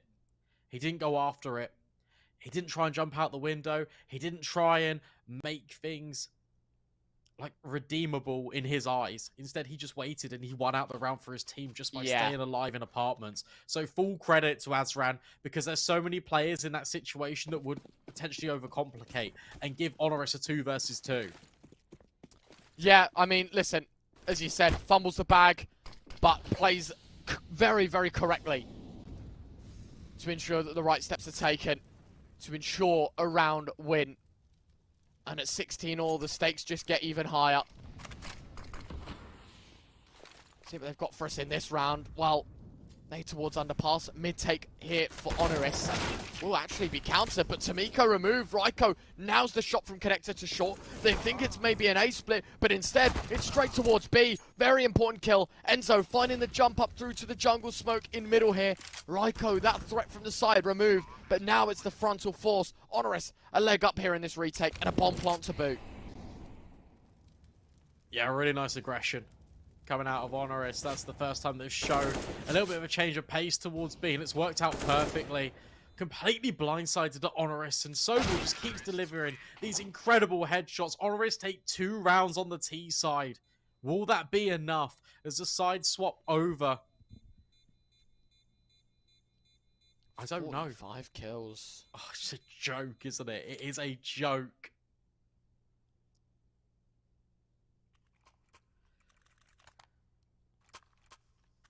That's how many I get in 3 games. It's a bit generous. Yeah, maybe 2 games. No, I meant the other way, mate. I know. 17-16, HONORIS advantage. Los Kogutos T side.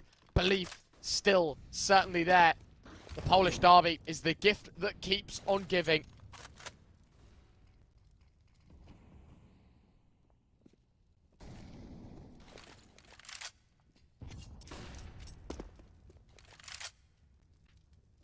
And Tomiko's just taking mid on his own. That's how confident he is. I'm loving it. HONORIS, look at this stack as well. Like, there's 4 players out towards A. Do you think it's necessarily needed here? Because personally, no. Well, not at all. I think they're just going off what was happening in regulation. And that was slow mid defaults from Los Kogutos transitioning into more A plays. So by hedging their bets early, they're just putting down utility to feign a little bit of presence towards middle. But Los Kogutos have actually called their bluff because everyone is transitioning over towards B.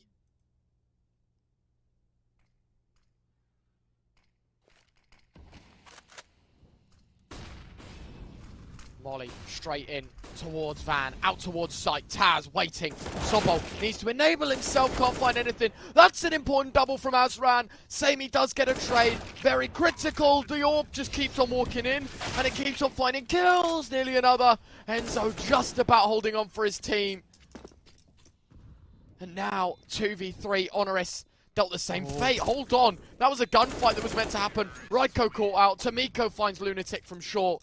And it's 17-all. It's tie game. It's all level with 2 rounds to spare. That was so weird with one player just pulling out a grenade on the site whilst Lunatic was just fighting the other one. It doesn't matter. It doesn't result in any kills falling the way of HONORIS. It's all good.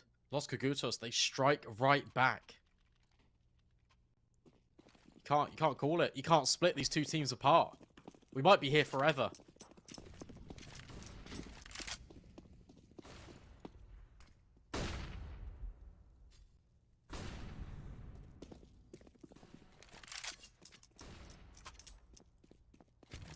Let's go.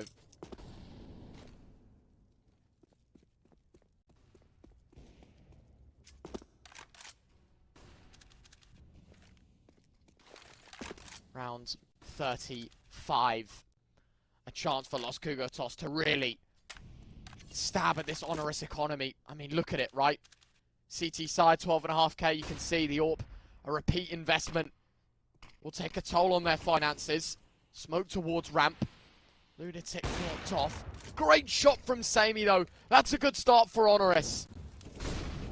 Yeah, Lunatic's close. Oh, but Sammy, he just keeps taking shots. He keeps firing. Tomiko deals with the close player. And now Sammy's under a lot of strain. But that's where Raiko steps in. 3 versus 2. Bomb. It has been dropped, but there's 40 seconds left. But HONORIS have completely rotated in. The flashbangs are good.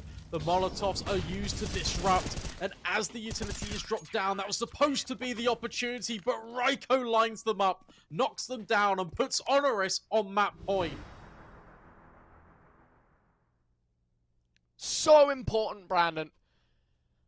That round goes their way. Very, very critical.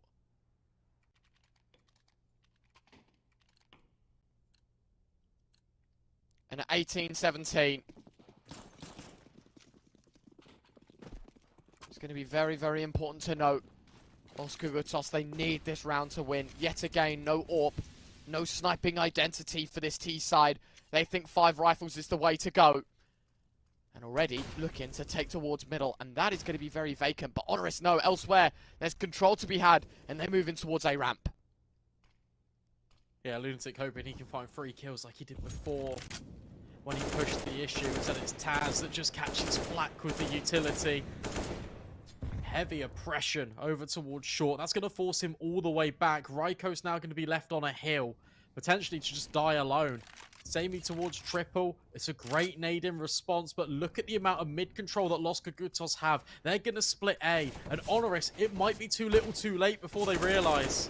It might be Raiko. Molly's off. Sammy, a first frag. The molly towards Palace. Oh, Raiko! What's going on? It's all down to Mary. Blink and you miss it. HONORIS will take map 1, 19-17, and 47 kills on Tomiko. Apparently, it isn't enough because they concede, and the map pick of the Roosters has been fumbled.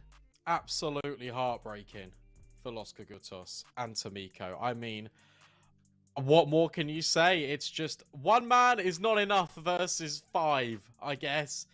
But what a performance from Los Kogutos. I said I was a little bit worried about HONORIS closing out games. It did take them all the way to overtime, been able to sort that one out. But that's a really good step in the right direction.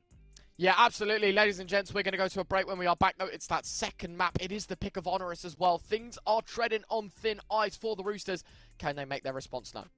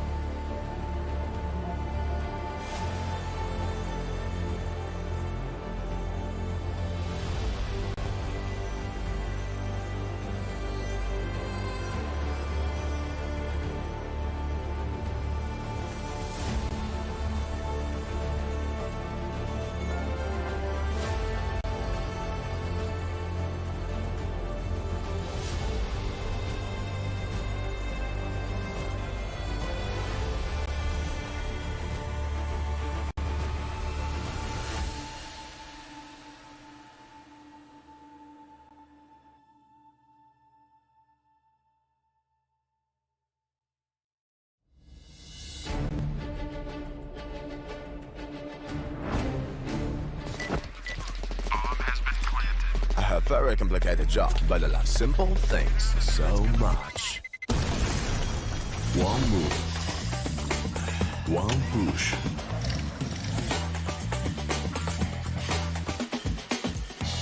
One touch.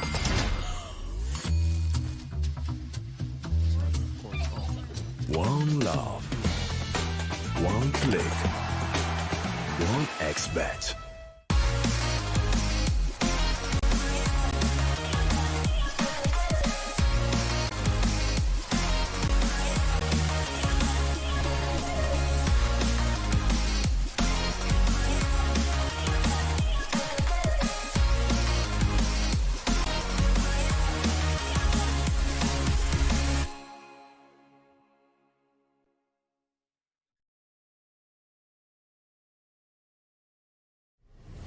Win up to $1 million with your CSGO esports predictions.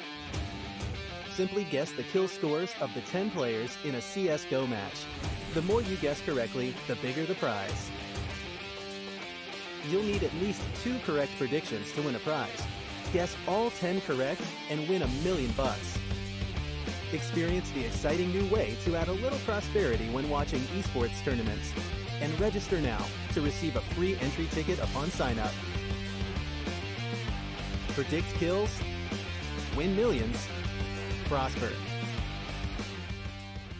Are you sick of just opening cases? Join the events. At each event, you can find special cases from which tokens fall. Tokens are your ticket into a world of unique awards. For tokens, you can buy a skin, premium, or special balance. Try your luck in the skin generator. Also, you can leave your tokens at the token vault. And the more tokens you keep, the better skin you'll get. Add variety to opening cases with Hellcase.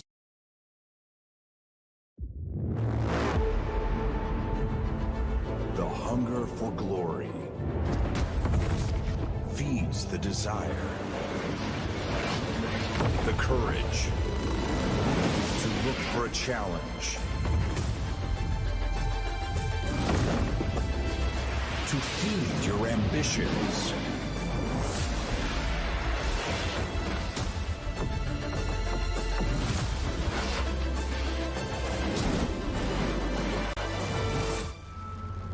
To reach for greatness. To become the champion of champions.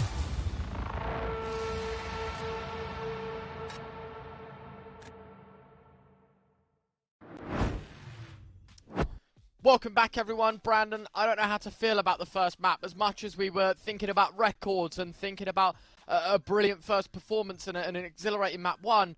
At the end of the day, I think we've got to look at it straight on, and that is that Ryko had an unbelievable stint in overtime. We nearly had a couple of records set in terms of kill counts in a single map, yet that still wasn't enough to give Los Kogutos a map win.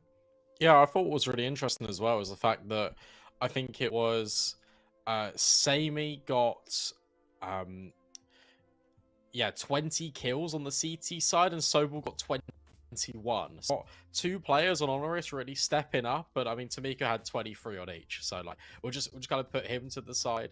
But what's insane to me is the fact that everyone really just kind of elevated their performance. They kind of matched the efforts that Tamika was putting in on the Los Kogutos side, and it looked for a moment that they were going to do it, that they were going to win out, that their map pick, but HONORIS just about had enough to get it over the line, and as a result, they now feel pretty good on him, just completely heading into their map pick. Don't worry though, Brandon, we haven't got long to wait before we head into the action. It is indeed map number 2. It's Overpass, and it is, of course, CT side start for Los Kogutos. HONORIS. 1 smoke, 1 Molotov, and already, I think the Molly... Is it dropped? Okay, no, Sami's picked it up. It's alright, it's alright. Sami picked it up. HONORIS, look at those odds over 1xbet. Massive favourites heading into the second. Look at them go. Running it. Racing down towards long. See No you one's later. hearing it. No one is hearing it. I mean, look, Enzo is here. Still no audio. Still no audio. Oh, wait, guys. Oh, my God. They're up long. Get ready. Rotate. Go, go, go. And look at this, site control is theirs. Smoke in towards dumpster. Molly still yet to be used. Ryko finds first blood. And look at this space being gathered as well. Sobel with another. Azran decapitated as well. Oh my god, Taz. It's just Enzo, the player that heard everything. Sick. Now just has to try and go for a 1v5 and, well, I don't think it's going to happen. Don't think it's going to happen either. Enzo just walks into the guillotine of Sammy, and it is HONORIS. A flying start here. T-side overpass, Brandon. We saw it in the Eyeballers game, obviously, earlier on today. How one-sided it got very, very quickly when the T-Spirit Academy boys, they gave them the ground, they gave them a little bit too much respect, and from there, they just got punished, penalized, worn down. Los Kogutos, I mean, let's be honest, you know, if they keep playing like that and they allow HONORIS to walk all over them like that, they stand no chance. Yeah, CCT side's an overpass that can be really tricky. But I feel like a broken record, but at the same time, I feel like since the player break, a lot of teams have been working on refining it. Really trying to get some rounds, because they do come at a premium. The CT side's really easy just to rotate back and forth upon. And with this gamble in towards B, HONORIS, they've gone long once again. I'm loving it. This time it's going to work even better than the last. Because they hold the shift keys, they let the utility do the talking, not to mention Los Kogutos don't have a representative towards A. They just left this site vacant. HONORIS, they'll take themselves a tour around the A site, make sure, okay, spotless from the CTs, and then of course bomb plant, rest is history. Wouldn't be surprised to see if Los Kogutos just go for a 5-man save. I don't think they should overpush in any way. I think the moment you give the MAC-10 a ground to work with, a lot of money, or a Galil in that sense, nope, doesn't matter. Tamiko is just going to take the head straight off Sobol. Dashville looking for a gun, will actually pick it up. That's taken right out of his hands, and now the MAC-10 trying to get down to business. Nice double kill, naked a triple from Lunatic. Enzo, 1v4. Unfortunately, no Galil for you, good sir, and it might just be no life in just a second here. MAC-10 closes the show, and it is indeed a second follow-up for HONORIS, and a lot of cash banked by Lunatic. Yeah, that is probably the worst case scenario, as you were alluding to, right? The fact that the MAC-10 finds 4 kills, and even picks up the Galil at the end, it's just a free upgrade, pretty much. That is disastrous. You've now got the investment coming in for Los Kogutos, but it's not the best in the world. They got limited util. There's a FAMAS on Azran. Yeah, it kind of hurts to look at. Yeah. I mean, even behind that, it's like all the utility, right? It's like you've got a molly and a smoke for the next minute and 40 seconds. It's like, if HONORIS just play time, oh my word. That was from Con. Yeah, from Con Connector. spam. And again. No way, man. What's going on, Ryko? Oh, Ryko! A double. A flurry of frags. Won't even make it 3. Taz has got the trade. Doesn't matter. Sopo with the 4th. And the pistols made to look the exact same as the rifles. It's 4 kills. Make it all 5 for HONORIS. And only 2 casualties. What a result. What a ridiculous spam. And Ryko just goes, oh yeah? Well, watch this. And then just runs into the B-bomb site, kills 3 players without any resistance at all. What a joke, man. What a round from Ryko. And that's a 4 versus 5 that's been converted into HONORIS' favor, and things just get even worse for Los Kogutos. They now just have to be reduced to these pistols, reduced to deagles. HONORIS, they're currently running away at the start of this first half. But what I will say is we did see that barrage. We did see them go 7-2 up. This one does feel slightly differently, although a little bit of an overpressure. Azra just walks in and takes a second head off. Now it looks dangerous for HONORIS. They have to backtrack, pedal away from B, look elsewhere. Look at Enzo. Enzo's going to have him locked in. Swing up for the Deeg. It finds another. Sammy now panicking, quaking in his boots because the Deagle could be on for more. Taz has come up connector and he's going to try and make some space towards A, but in a 2 versus 4, there's a fair few guns for Los Kogutos to come and chase. Taz got to be careful. That headshot angle for Darchville is only going to favour him because one click on the Deagle is all it takes. Taz laning down utility, waiting.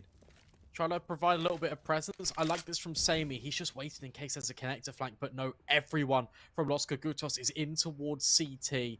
And that is a luxury that you and I both know, Ryan. But HONORIS have got no clue. Oh, so well played, Taz. He's caught one, but always a trade out of Los Kogutos. And it is now a Sammy clutch 1 versus 3. Peeks on in. There is a player that sees his feet. There's your first. Problem is, there's a second man. It's a very easy frag from Mary, and that is it. It is indeed 3-1. Double AK saved, and a great success for the Pistols for the Roosters. And that is why you should never count out the Pistols, especially in this series. That's another kind of partial investment with the Deegs that's been converted. All off the back of really good efforts and really proactive fighting by Azran, Enzo over towards Fountain. HONORIS never really stood a chance.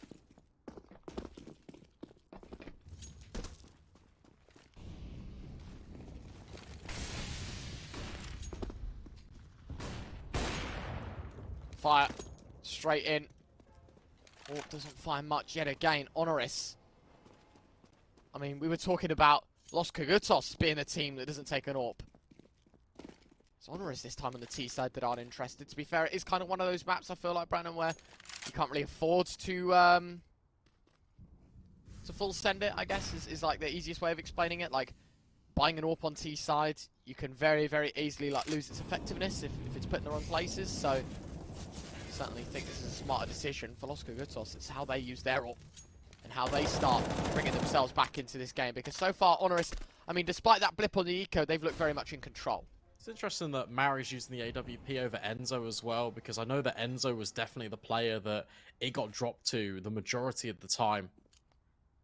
But that could just be a little bit of a change. Mary could also alternatively just be feeding it, because it's not a set role on the Los Kogutos end. Tamiko fading the smoke. This could be very dangerous, but instead decides to back off. Doesn't really want to overextend and potentially give his team the disadvantage. 5 versus 5, 30 seconds left. We've not even had a gunfight yet. Now we have, but it hasn't resulted in casualties just yet. Sobol's able to trade, expecting the flash. Azran finds another. Sammy response, one towards Pillar. Not expected, but of course there's trade. Of course there's drama. Of course it's the AWP for Los Kogutos. Murray's able to find a couple. Los Kogutos on for a second. And HONORIS, a late B play, results in nothing. So late, isn't it? And that allows Los Kogutos just to set the pieces up in the right places. You can play passively. You had Mary and Enzo initially playing over towards A, but they saw nothing. They felt nothing. And as a result, they let the AWP rotate down. Enzo was waiting. He can transition in towards Heaven. HONORIS don't put presence anywhere else on the map. So when the initial contact comes in, Los Kogutos can be sure that's going to be the final port of call.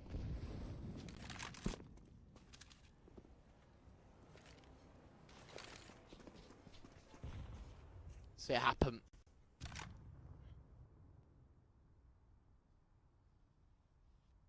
This round. Gonna get funky, gonna get fun.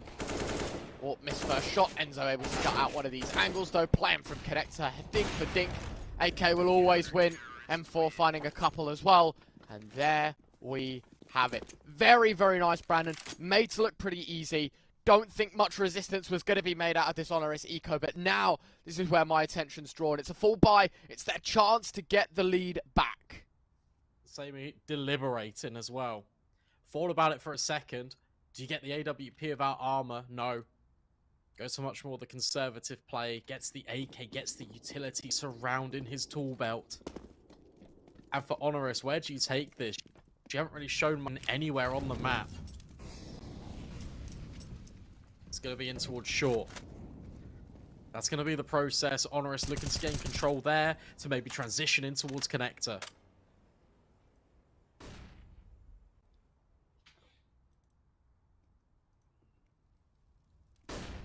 Look at this from HONORIS. Lots of utility pouring on out. That's the first. That's the second. Los Kogutos doing well to defend, but HONORIS have got their way back in, but an overwhelming majority of force applied towards B, and it's Sammy 1v4, finds the first, but falls at the second hurdle. Yet again, Brandon, always a response out of Los Kogutos. They'll always have the final say. They always have those trades set up. Yeah, and impressive from Enzo as well. He comes straight through a smoke, fully blind, waits for him to regain his vision, and he still gets rid of 2 HONORIS players on the way through. HONORIS, it looked like they wanted to go for a faster execute. They wanted to take the fight to Los Kogutos, but they're just one step ahead. And individually, the individuals are now starting to step up for this CT side. They take the lead for the first time this game and put HONORIS on Tech 9s.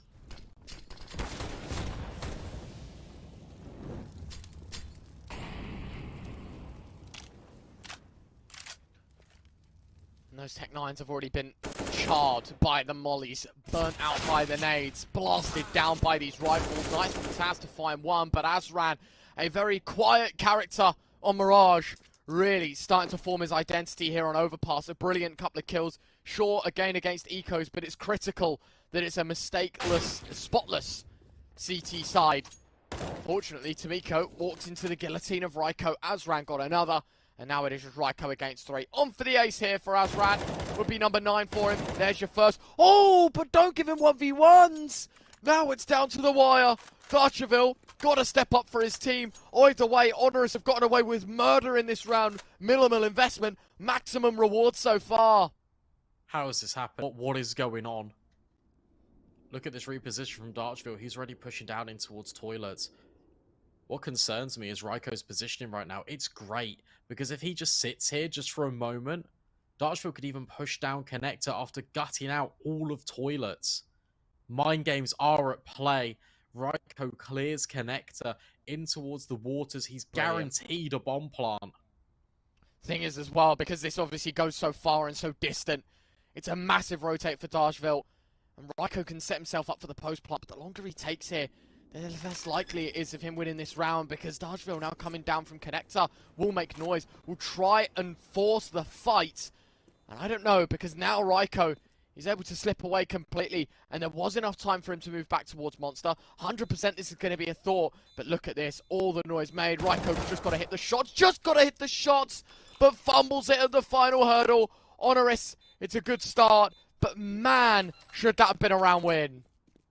Yeah, really should have been.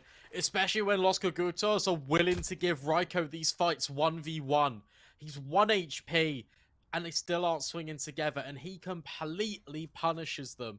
Makes it so that an AWP has to be repurchased, dropped over by Enzo. And now, that was just a partial investment for HONORIS. They make it so expensive. Now here's the AKs, here's the real threat, and also, Same Meat, for the first time this half, is on an AW. AW.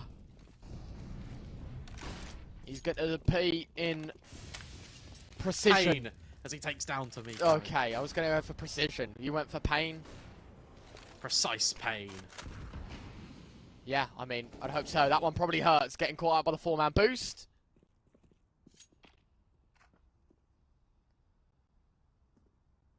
Very important that this one goes their way. Round number 9. I mean, Los Kogutos CT side hasn't been smooth sailing, but certainly, and I will give them that, certainly has been competitive. HONORIS know how to throw wind to the sails, know what they're doing to try and isolate these first fights. It's important that they get that 5v4, but the problem is, even in this position, Brandon, I can't say I'm 100% convinced that HONORIS know how to convert from here. No, this again feels very much like another HONORIS gun round where they just wait, they make no presence anywhere else, and then they just go for a late B play. Los Kogutos, they have the same idea, but HONORIS, they actually do have other plans. They've reset, and they've actually caused every single player to rotate. I am loving that. Look at all these steps.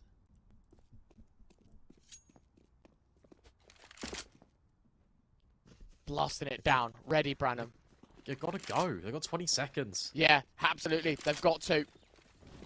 Sending it in. This is their chance. This is their only opportunity. Mary's got the first. They know that there's one towards Divider. Running through the smoke. That certainly isn't a good idea. But that time it is Azran with a double.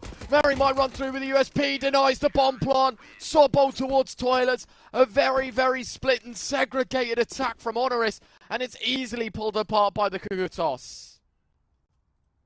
It's the right idea, it's just too slow. The execution just isn't quite there for HONORIS. And Los Kogutos, I really like the plan. They just completely throw caution to the wind. They disrespect the smokes. They disrespect the utility because the only thing they care about is the clock at the top of the screen. Deny the bomb, deny the money, deny the round. HONORIS, back to square one.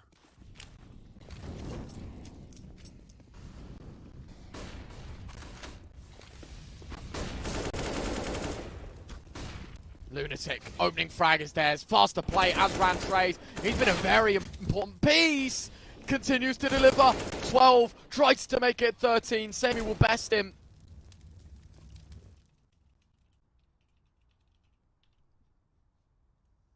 Very important. 2v2. Slow down, hit the brakes. Where does the bomb go? I might just think about pulling it up towards A, but Mary has read into this play 10 times over. Jiggled, spotted, easy frag. Sobol now trying to take the fight as well. There's your smoke deployed. You have to go pushing through. Sobol will actually go for it, or at least try and insinuate that move. And will be given the space to do so, expecting that push to come in from Bank. I mean, realistically, Mary should just wait for a teammate. And looks like it will. Enzo's here. It's actually married to find the shot. Los Kogutos. This is looking so strong. If I'm not mistaken, Ryan, I think that's 7 rounds in a row. I think you'd be correct in saying that. Indeed, you would be. HONORIS went 3-0 up. Now it's 7-3 down. I think the thing for us, of course, Brandon, it is a CT-sided map. You are expecting the CT sides to win it, but if it continues to be like this, HONORIS have really thrown away their chance of ending this in 2. What would you be comfortable here on the T side with? How many rounds is enough to swap over to that defense? We know HONORIS is good on the CT side. But realistically, what's the number of rounds for you to still feel like you're in control? If I'm honest, I think if HONORIS walk away with 6 rounds here, they'll be happy. Very, very happy. Yeah, 6 sounds good. But can they even achieve that?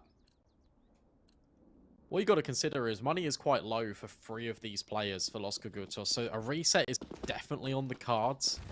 HONORIS just need to get it there.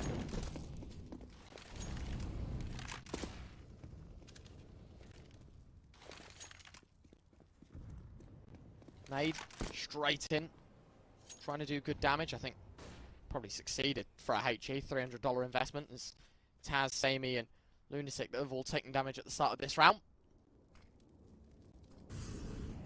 Very important that the next steps are the correct ones, Brandon. Minimal time. Oh my word, Raiko playing with fire as he takes out his smoke there. That's scary.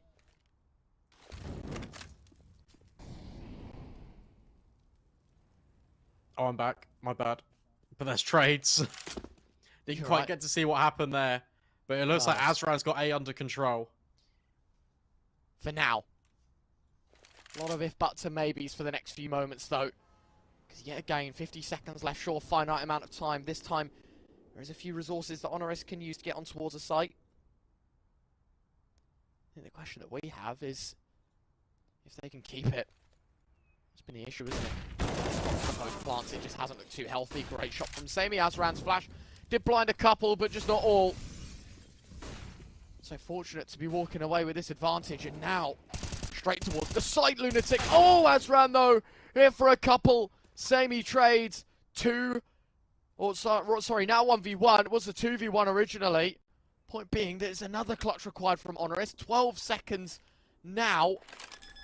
Taps the bomb. Enzo might think it's a stick. He will believe that's the case. Starts charging up. Samey should have heard him. Samey will connect. And HONORIS up to a 4th. Yeah, really good stuff by HONORIS. Finally get one over the line, but Azran is doing everything in his power to stop HONORIS from getting a round back. But that was critical. It's just HONORIS' trade spacing in this round. That's what does it. they're committed together into the bomb site, and they make use of the fact that they're using a more contact-heavy approach. They're not relying on the utility to create the openings. It's just pure gunfire, and it does work out for them. Another buy, but as you can see, for the CT side, it is weaker. The economy, it's diminishing. Yeah, I think, as you said correctly, right, if Los Kogutos lose this round, reset financially, have nothing in the tank to work with. And that's going to hurt like hell. Flash goes high, trying to take some long control. Do they expect a swing? Do they even expect a player jump in here? Well, clearly Mary's got some information, a little too much that HONORIS probably want to be giving away, and might just pull back from this push. Has. Oh, it's a great flash out of Mary, and Enzo with a freebie. Lunatic, he'll fall to the same fate. What is going on? It's a brilliant hold. It's fantastic. And that's the boss as well. Good flashback in response. Oh my goodness me. Ryko nearly loses out that gunfight. It comes at 80% of his health. Azran, of course it's him. Tucked out towards long. He's going to be the next point of contact. Ready, waiting. Finds good damage both ways though. Azran still kicking with the FAMAS. Ryko's able to trade to Miko's got one more. And Dashville from behind's able to sideswipe. 8-4. Los Kogutos hold on. Yeah, they do just about. And they actually get the 8th round, which means they win out the half guaranteed. Can they hold on? Can they keep building? HONORIS still one away. I like this investment from them. I really don't mind it at all. No, I think it's good. I think they understand as well, Los Kogutos, their financial situation isn't great either, and this will be a round to really stab at their funding for the game. Oh, that's a very, very bad flash, and well, somehow still works out for them. There's 2 more players to fight here. Taz with a Mac 10 has done good damage. Sobo another. Samey's actually collected a couple more. Don't expect Enzo up close. M4 of Taz caught behind the smoke.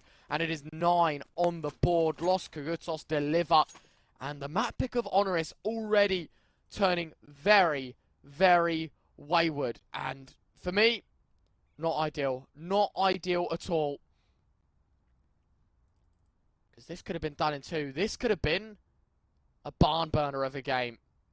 And it would have been very, very much in favour of this HONORIS side. I mean, you're expecting that to be the case at least. This time out. Just a little harder to watch. I think HONORIS now buying in round 14 is pretty suicidal financially speaking. You know, you're talking about round 15 where you're going to have SMGs and Tech 9s and what have you. It's not fun. It's not an ideal scenario to be in at all. And ultimately now, backs against the wall. Limited chances again here on this T side and limiting them even further by going for an investment here. Then again, they probably know they want the maximum out of this half and going for a forced buy. It's just a last-ditch effort to see if they can meet our quota of 6. And still a minute left to go. It's not even like they've left it to the final moments. They're starting to move out towards Monster. Dashville takes the first contact. A second with the A1S to Miko's able to swing. Bomb dropped. And it's just another half-assed push from HONORIS. And it gets absolutely wrecked by the M4s towards Monster. There's a 4th kill as well. Very, very easy. Samey against 5. Scout in his hands. No chance at all. That's going to hurt so much so. I'd say it's over. 9-4. Should be 10. I think it will be. Samey tag up, realizing, oh wait, that's a scout. I'll fire away. Easy as you like. 10-4. Los Kogutos double digits. What a turnaround from 0-3 down.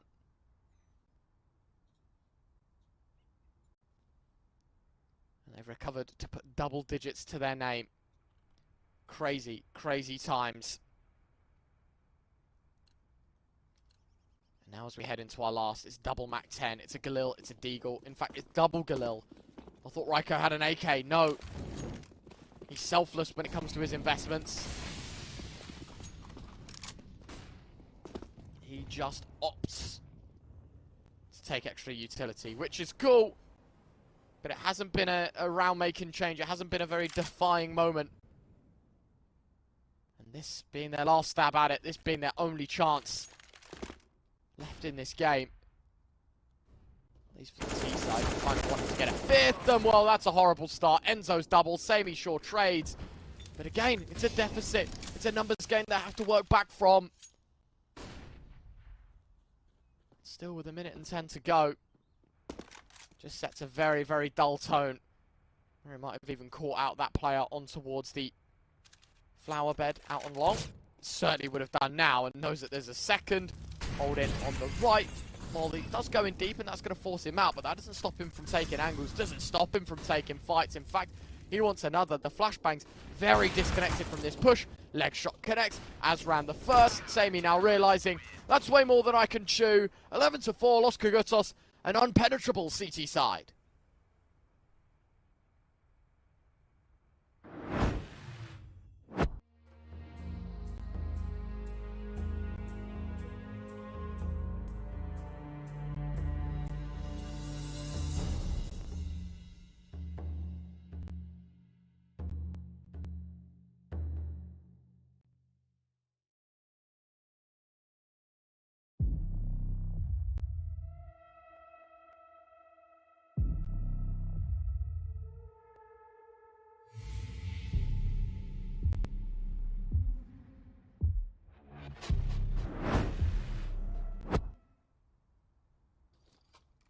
Welcome back, ladies and gentlemen. Second half underway.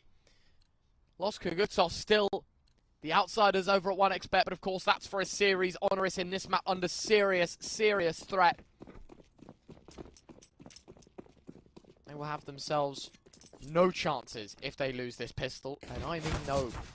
Ryko trying to get innovative with these dualies. Guys, just don't face. Please don't face. It is into Monster. You can let them go to you. There's a molly now going in. You're all set up ready for this play. The flashbang red into. There's your first. There's your second. Oh, lunatic. Taz will take it away from him. But really, really nicely done. Now it's just Mary 1 versus 4. Bomb in the open. Sobol will take him down. That's more like it. HONORIS off to the races here with a pistol round win. Hi, Ryan. Hi, mate. You're right. Yeah, I think so. Alright. Something funky is going on with the internet wires. It's alright, man. It happens. 11-5. Yeah, time flew, pretty mate. Yeah. Yeah. I mean, it was 11-4. HONORIS just picking up the pistol, obviously. But, yeah, Los Kogutos walking away with 11 on their CT side. Considering they were 0-3 down, you raised a good point earlier on, right? It's like, HONORIS had such a good start, but it's all kind of fizzled out in, like, the matter of moments, and they have nothing to show for it, really. Yeah, that is really rough. You know, we've just got a faster play from Los Kogutos. I mean, is CT side overpass? I've seen stranger things happen. I don't know if we've got enough kind of data at the moment, because we are just... I think this is the third week off a player break now. It's like, oh... You know, and it's like you can check the calendar year results and see, oh, yeah, what's the amount of comebacks from 11-4. Do you want to have a look for you? I mean, yeah, it would be like minimal, real minimal, but... Okay, I've got you covered, right. Maps, overpass. Takes forever to load them. That's true. For 2023, Mr. Overpass. What are we going for? For the pistol from 411? From 11-4 down. 5% of the time it's happened, but the sample size is 19, so that's like, what, once? It happened once. Yes, it did. Alright, well there are your numbers, there are your metrics. Los Kogutos back out with the buy, and they've just been absolutely pelted with utility. Yeah. HONORIS, they've got the majority of the... Oh, in fact, all of the damage in round number 18. Gotta be so careful here, Los Kogutos, because look at this stack over towards toilets. Sobol finding the first, dismissed. A second frag is theirs. Taz's MP9 up close, but only for a bit more damage. Sammy, he's able to jump into the action, and that is brilliantly done by HONORIS. It's just so multi-layered, right? One player peeking from one way, one from another. Good nade placement. Ryko will fall. Now it's a 1v2, but on 4 points of health. Don't see this one happening. Would be requiring an ace clutch here for Merry.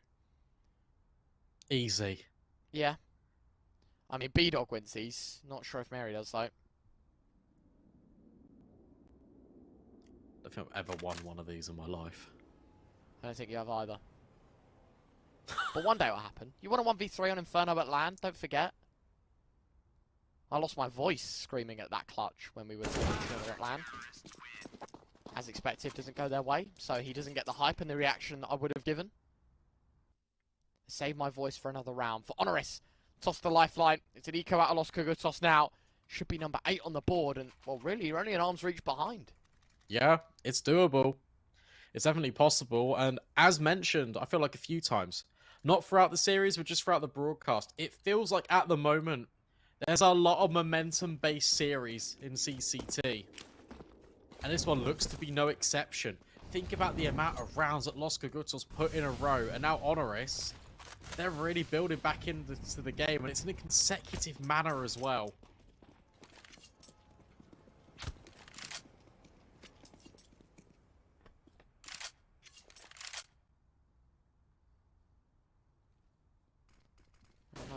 Very slow starts yet again. These pistols trying to do the most amount of shifting.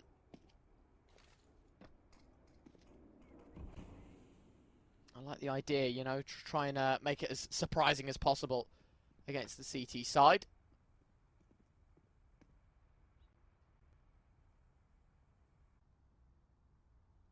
Pretty hush though, pretty hush. Los Kogutos should be read into as well. Did see Raiko get aggressive towards short, see nobody, smoke towards monster. They're going to be prepped for this A play. Should be. It's a good angle. So Enzo not ready for it. Yeah, they come in straight into the meat grinder. Everyone finding kills for HONORIS. Mary, the only player in response for this T side, has got the bomb on his back. Can maybe look to reset, but you've got limited opportunity. You've got your AK-47. You definitely just want to try and hold on to this one.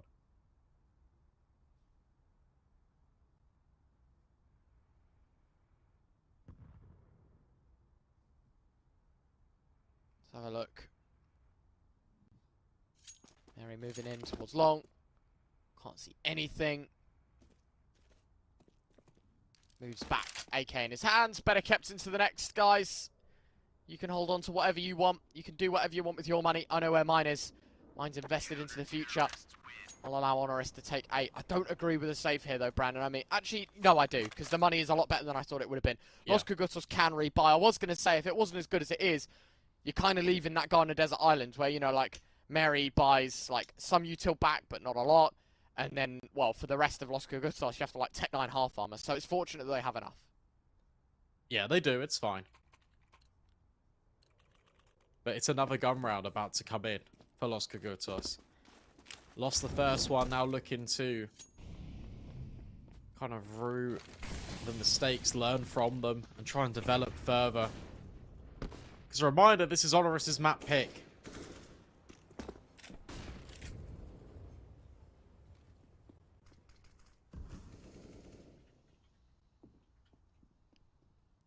Straight in towards short. Enzo ready, trying to take the fight. Semi-spotted. Or we'll just back up. Oh, what a great read from the HE. Knew the seconds, counted down in his head, let loose on it. Straight onto the headpiece of your AWP. It's not terrible. Molly in towards short as well. Straight in towards the A side. Sobol given a freebie. Samey will trade out. AWP gonna back away.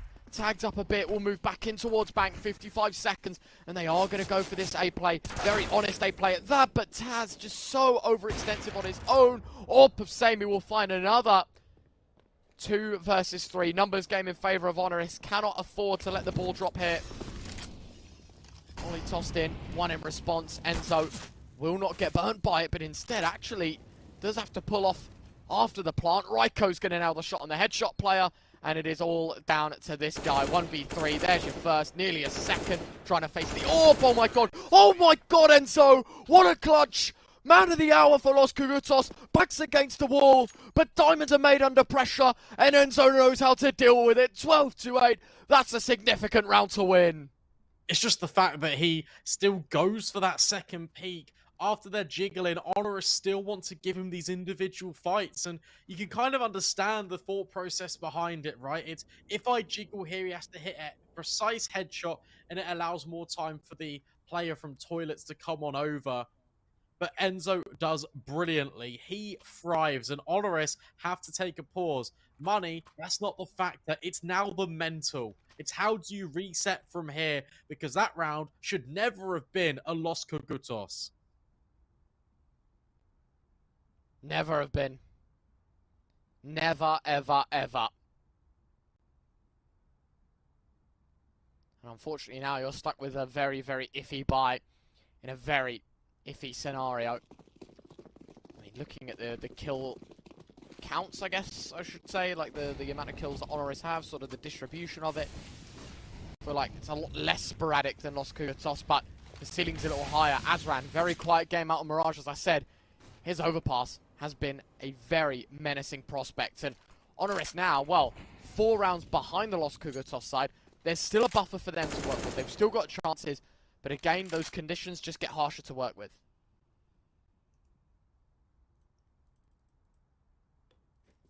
Run boost for long.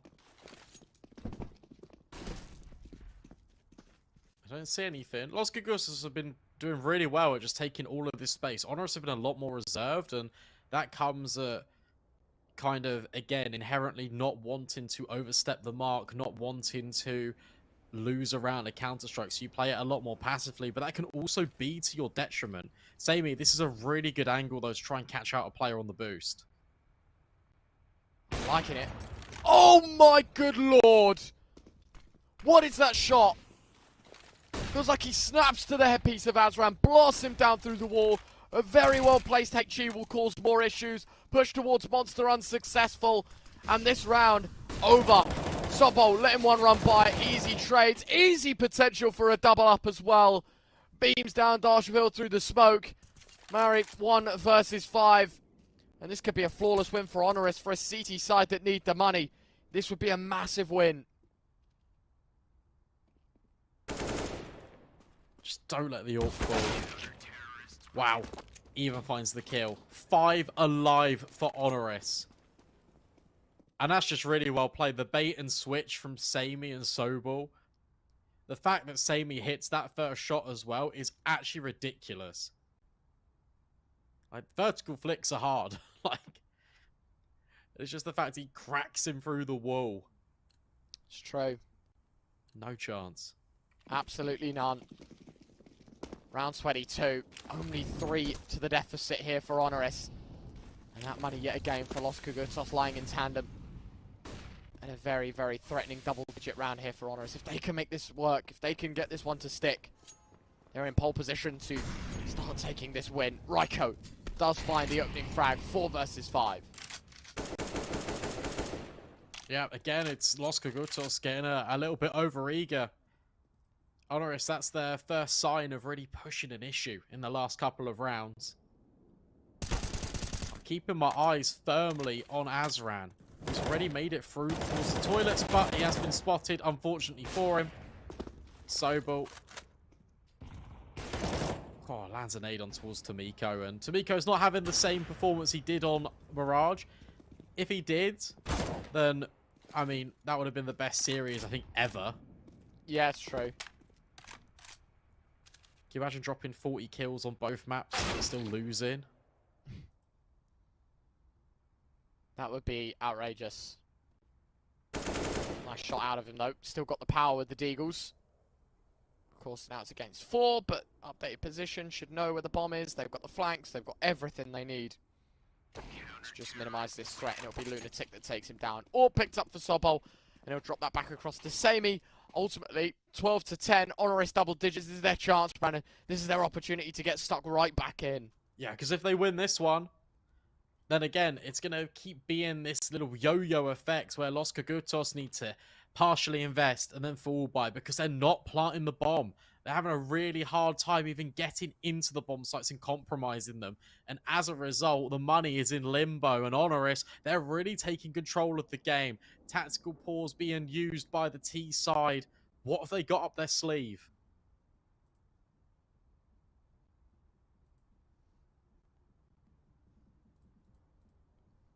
What have they got? They've got 30 seconds to have a chat about it.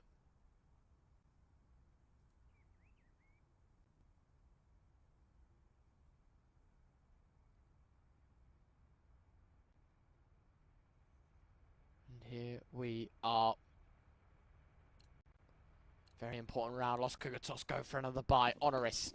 Got to defend their sights well, Brandon. Because their chance to end it in 2 has really opened up. Cannot afford to mess up the next few moments now, though. Could just be a faster play here towards B. That's something we've actually yet to see out of Los Kogutos. Like a straight execute immediately off the bat. Maybe that's a change of direction to aid their fortunes. But look at this position being taken by Raiko, sliding his way up towards Monster. They're going to need to clear him. He hasn't surfed from where Lunatic's standing, so he's actually not as potentially high up as he could be.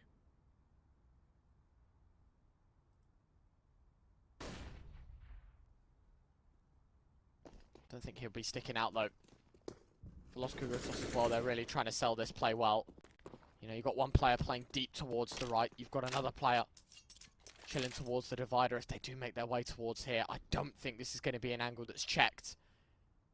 Tremendous amounts of pressure, all riding on the final few moments of this round. Good nade. Raiko won't move. He knows his position is strong. He knows that this is going to be a bait and switch. They do check though. Raiko only goes for one. Taz is caught blind. That's so bad for HONORIS. A triple stack. Everyone funneled into a single foul line, and they've only got one kill to show for it. How embarrassing is that? That's awful. I don't want to beat around the bush. I don't know how on earth HONORIS have got one kill, and it's Raiko who's not even facing Los Kogutos. They just go for a contact play. It's a grenade, and it's followed up just by manpower. HONORIS have completely crumbled right when it matters most. Los Kogutos elevate themselves to 13, put more of a gap between themselves and HONORIS, and potentially have just shut the door on a comeback. Good lord.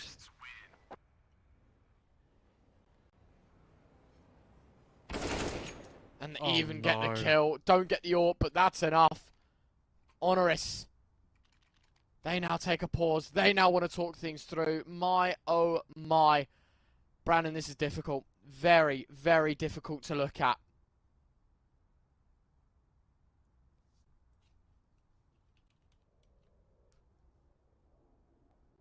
I mean, they can buy.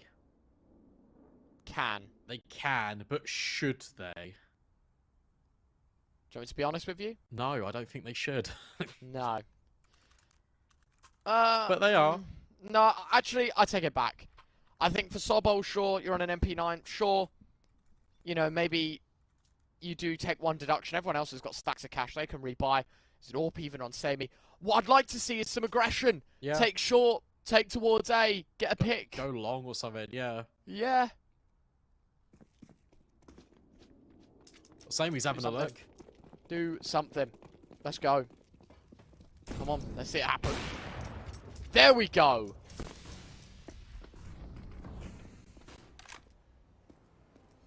Look at Los Kogutos' race as well. They were trying to catch him out towards toilets.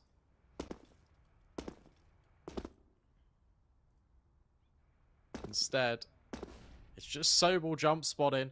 Sami's allowed a little bit of free reign out towards long.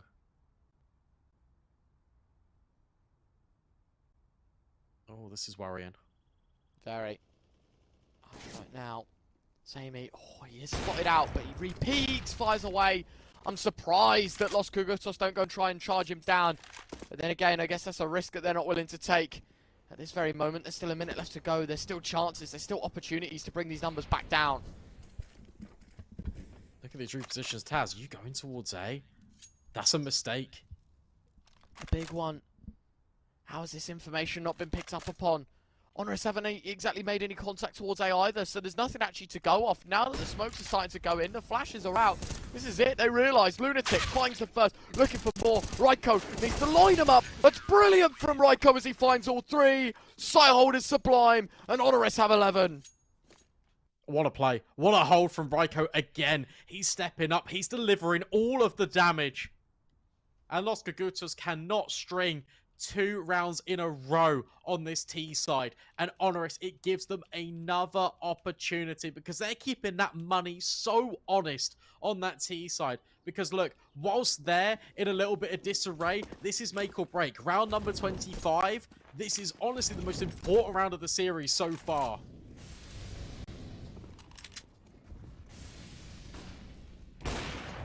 Oh yeah, Samey, great shot.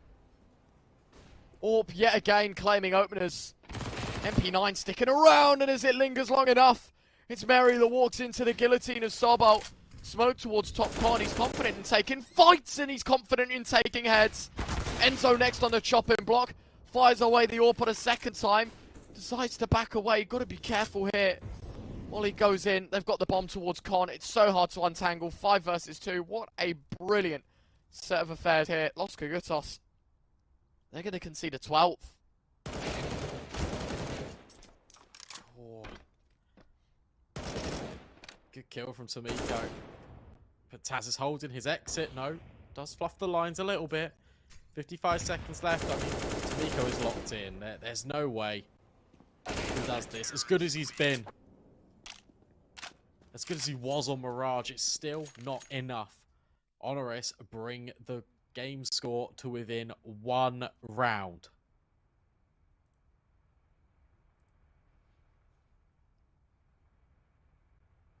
Sick stuff.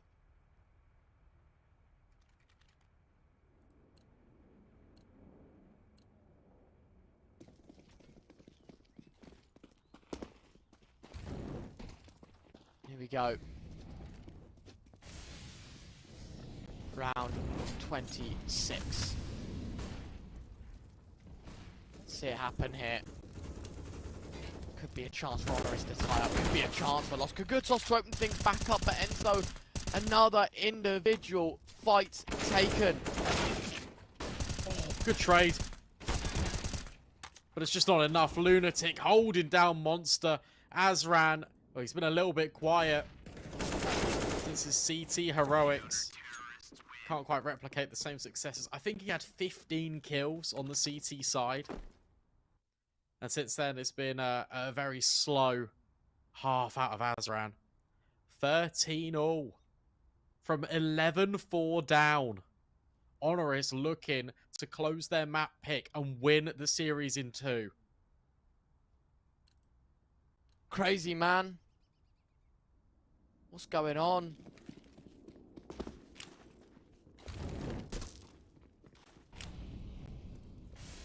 Los Kogutos under threat yet again of losing, man.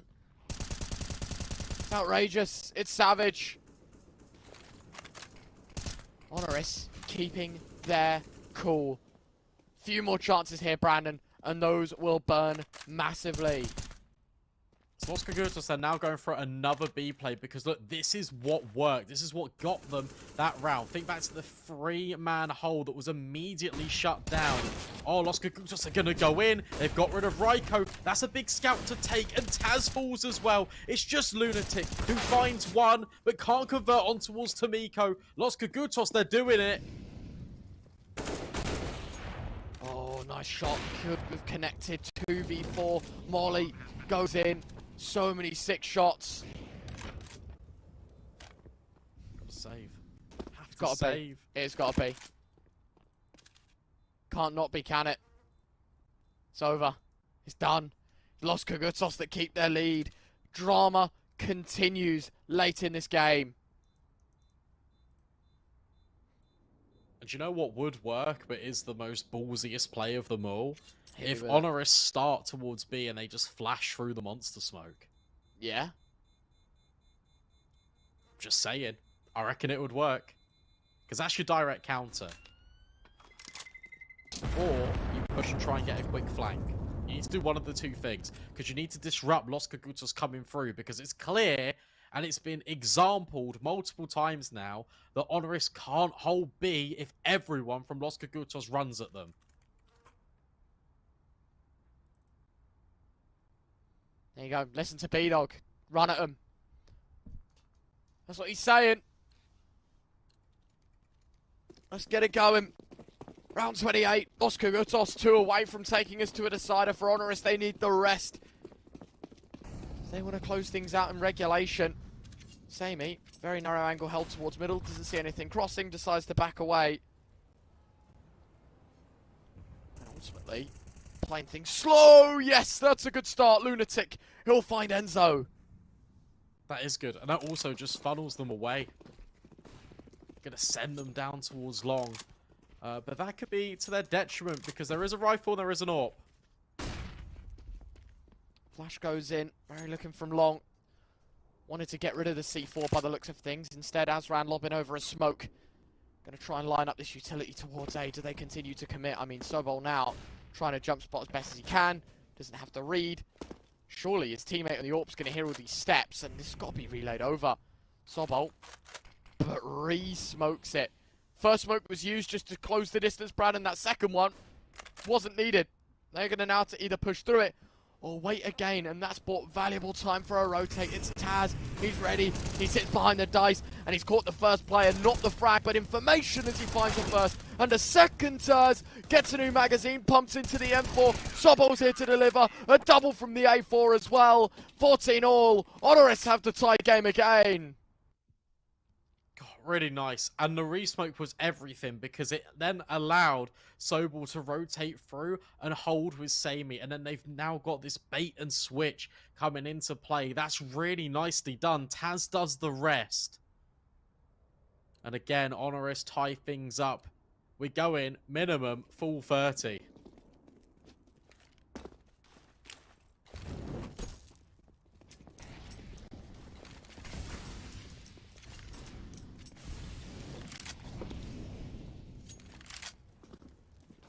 Scary to say that again. Could it end in overtime? Could it end in more drama? Certainly could. Nades. Not terrible. Tomiko gonna walk away with 83 points of health, which means one dink to those M4s. Chance certainly there. It's another B play out of Los Kogutos. Not to mention, looking at the money for the T side, losing this round, they're done. They'll have nothing left in the tank. This is very important to them.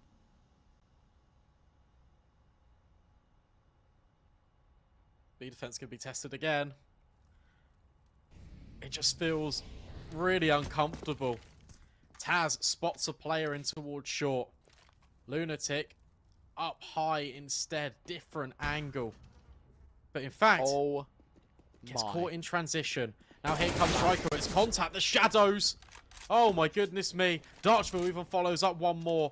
Another B play. Another Los Kogutos opportunity to get map point. I don't want to sound... How does this keep happening? Yeah, I don't want to sound disrespectful, but that was the point. Like, that's twice now HONORIS have had the read. They've had 3 people towards B waiting for this push. And it's still... Well, between them, they get a single frag. That's not how B should be played. You should be walking away with at least level numbers, if not in your favor. You're pipelining them. Through Monster, it's a single file tunnel. Through Short, I mean, it's single file through the sandbag. This round, single file. It's a one-way queue to a 15-14. Los Kogutos have earned themselves at least a little bit more time in the server.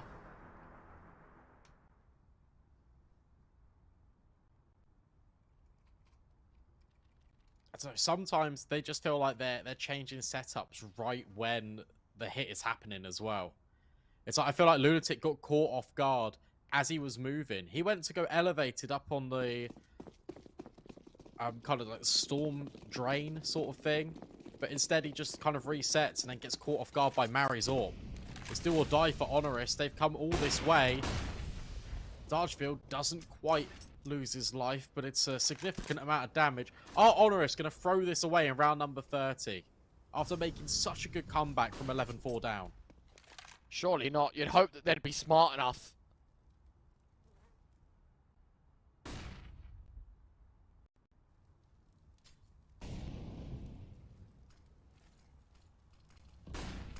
Just try and take these fights sensibly. Yet again, it's going to be some B pressure. Yet again. It's going to be a B play. Nades this time trying to catch off anyone on the boost. They're out. They're out monster already. Oh no, guys, how have we let the ball drop so much? But ahead spotted. Ryko, that's important, very important. In fact, but he can only find one more. At least it's level. A lot of these players dinked up. Taz, he's got a new mag in. A couple of kills would be necessary. There's your first. Looking for more. Sees them crossing. I do believe there's a player in water. It's the bomb. And there's another overtime. There's more drama here for the Polish derby. HONORIS 15. Los Kogutos 15. And there's more to see here in map 2.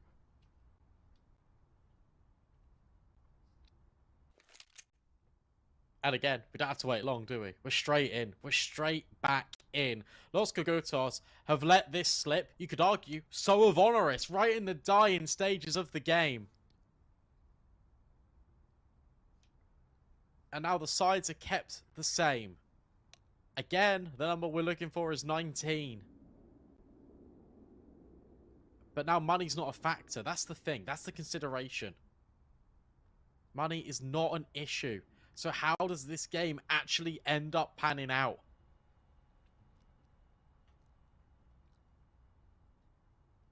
If your eyes aren't already glued to your screens. 30 rounds, inseparable for both on Mirage and on Overpass. I mean, I don't want to be that guy. B is the play for Los Kogutos in overtime. Keep hitting B. Success rate has been a lot better than A. It's my thought process, at least. And really, this is going to be their last chance. I feel like HONORIS will know how to punish and penalise. Los Kogutos been in this position before, and they only know what it's like to lose. Cannot allow history to repeat itself. But I think some newfound confidence from HONORIS will be enough to push them over the line. With a techie to kick things off, it means that both teams just kind of get a chance to breathe, trying to reset. We get a chance to kind of reevaluate and figure out what on earth has gone on. Because, seriously, HONORIS, it feels like they shouldn't even be in this position where they can take it in 2. 11-4 on both halves to see us in overtime. Yeah. I think this tech's going to be a little bit more extended than we'd like it to be, Ryan. So we're going to throw this one to a break, but when we come back, it's going to be that overtime.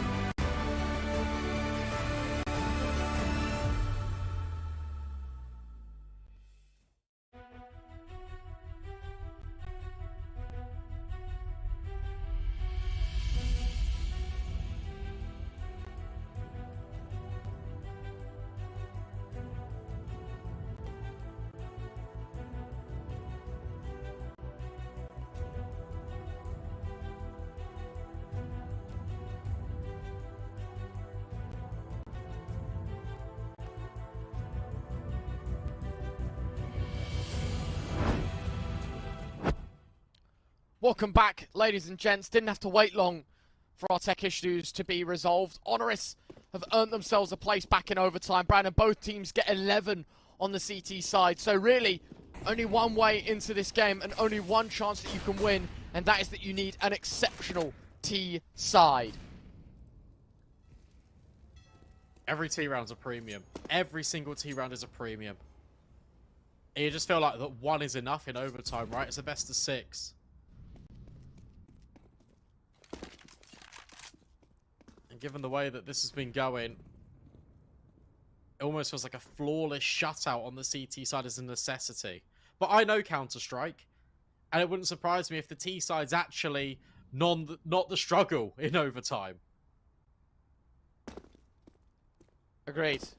There's a lot more pressure than playing the CT side, right? Or playing on the CT side than it is the T side, because the expectancy is there. Like, you're expected to get 2 rounds. Maybe even all 3 in some cases. Smoke in towards long. Nade goes behind it. Won't find much. Sobol slips up close. That's not the first time that HONORIS have done it, so I wouldn't recommend it. And I think he realizes that as well. A second smoke goes in. This one, I think, very, very off-center. And there might be a gap close that can be abused. And yes, there is. So Sobol now realizing he's got to play even further tucked in. Even further behind it. Enzo on the other side of this divider. Sami's holding this angle down with the AWP.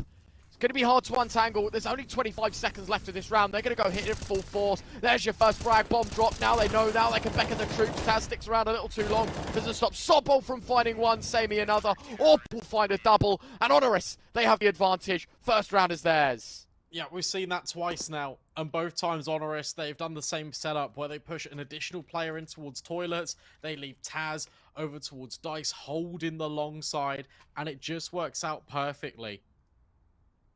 Again, I know that mind games are at work, but surely, when's that B play going to come in for Los Kogutos?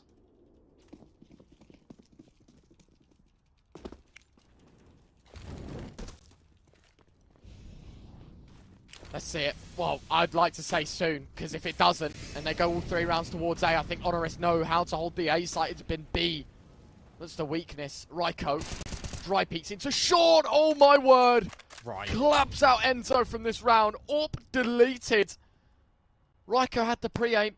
Knew what angle needed to be held. Now that they've got this advantage, they need to settle into the numbers game, but they need to be careful because it's a push, and it's a great set of frags from Los Kogutos. A nice trade from Taz, but it needs more than just one. Player towards bridge will equalise, and Sobol now against 3, spamming away. I told you B was the issue, and yet again that we're seeing it. Sobol has been smoked, and I mean, at this point, you've got to just chalk this one up. It's the B hold again. It's just like, so disjointed, man. It's yeah. so disjointed. Ryko gets 1 kill and then just sits in. But he's got no cover, no supporting fire from Taz, and they just get completely split upon. It is all 1v1s. No one's moving in tandem. There aren't any double swings out of HONORIS. It is poor.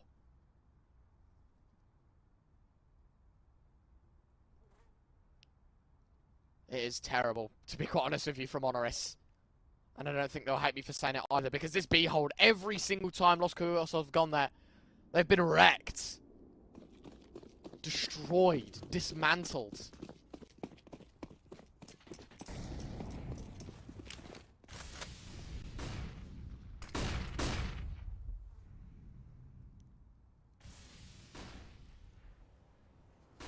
Round 33. It's off to a good start for Enzo, but Sobol will equalise the numbers. Oh. Doesn't look at the angle for long enough. He's going to get charged down. Surely they're going to hunt him. I mean, he's going to be turtling up completely. What's going on? How has this not been checked? And no way does he find anything more. No, he won't. Tamiko will respond in kind. 3 versus 2. HONORIS. Man advantage. Oh, and timing it again. Sami. Oh, and again. What's going on? AWP scopes in. Lunatic misses the shot. This round is bonkers.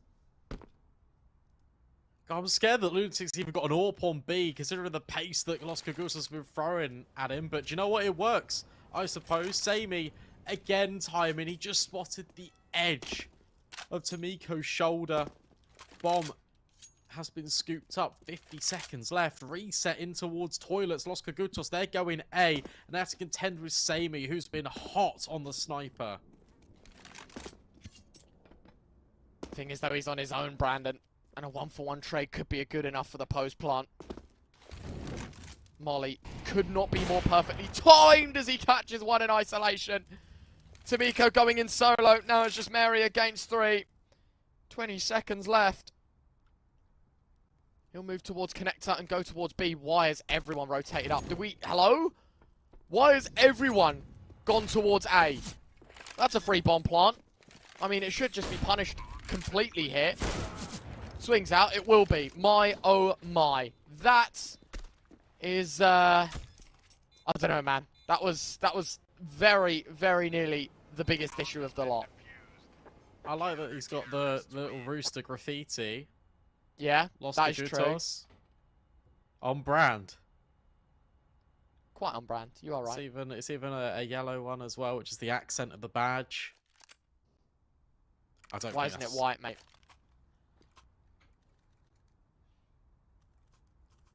I don't know. One round on the T side, is that enough? I'd say so. If I'm being objective, I don't think there's a way HONORIS win all three. So I think one's enough, to be quite honest with you. We'll see. It. Maybe I'll eat my words. We'll get to it now. Wouldn't it be just cruel for Los Kogutos if HONORIS just hit them with like back-to-back B plays? Raiko through the smoke finds Enzo. Early man advantage. HONORIS.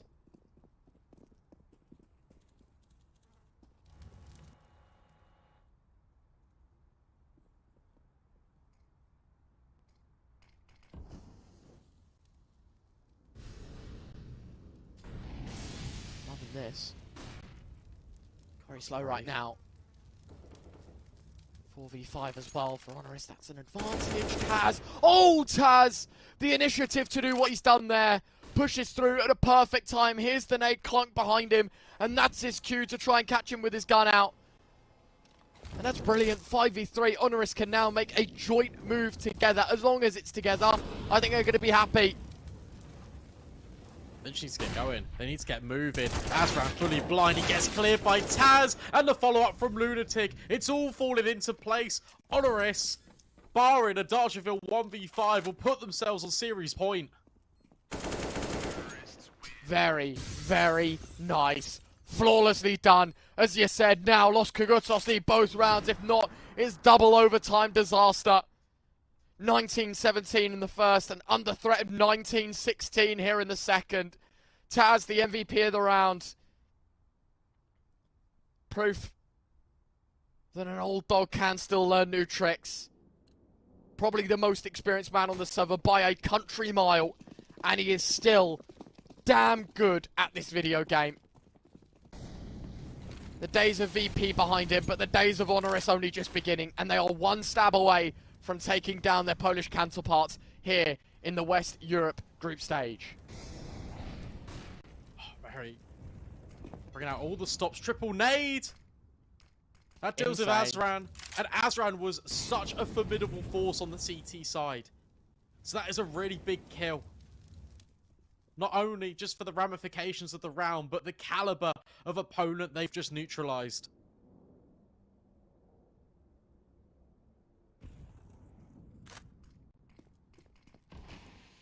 Smoke towards Monster.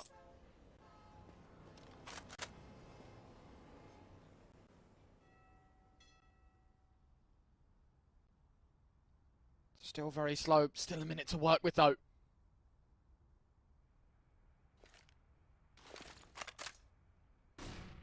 HONORIS now. Well, it's about grouping up. This is about taking a site together, because if they don't, Brandon, it's going to be painful. And it's going to go to another full 36. Overtime. Still manageable for a Los Kogutos win, but the only condition is if they win the next two. Look at Enzo searching, driving forward. Might try and catch out Raiko, but meanwhile the bomb site's completely compromised. You're in the smoke, you're cuddling each other. Raiko does find Enzo, and it's now a 5-on-3. Bomb site dealt with. Los Kogutos still not sure where it actually is ending up. They need to retake this. They need it to stay alive in the best of 3. You're right. This is it. Do or die. 3 versus 5. Taz ready towards Van. Darcherville coming up. They're going to wait for all the troops to be here before they attempt it. But Raiko's found his first. 2 versus 5. Los Kogutos. Overtime in both maps. But you need 16 to win, not 15. And HONORIS will teach it the hard way. 19-16 in map 2. 19-17 in map 1. And that is it. It's a 2-0 win. But it is as close as you could have ever asked for. But indeed, they do get it done in the double. No nuke needed today. HONORIS proved themselves to be the better Polish side, but Los Kogutos, a very respectful effort. So well played. Cannot argue. Cannot argue. Brandon, listen, man, what an enjoying game of Counter-Strike.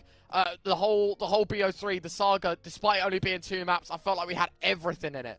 Yeah, honestly, I mean, what a game of Counter-Strike. I mean, you've got the crazy eco rounds coming in from Los Kogutos, the real drawback. You feel like that they are really building back into the game on Mirage, and then HONORIS shut them down in overtime. Then you've got Los Kogutos with an 11-4 CT half on Overpass. You think, all right, surely that's it. We're going to a third. No, HONORIS, despite their lackluster B defense, force it to overtime and then get the job done where it matters. Experience prevails, and Los Kogutos, they kick off the Swiss stage with a 0-1 start.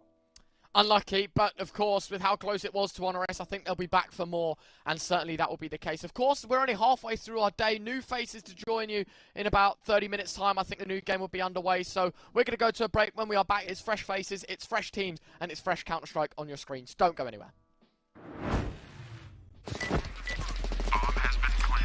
I have a very complicated job, but I love simple things so much. One move, one push.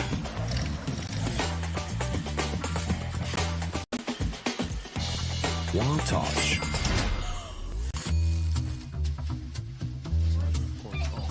One love. One click. One expert.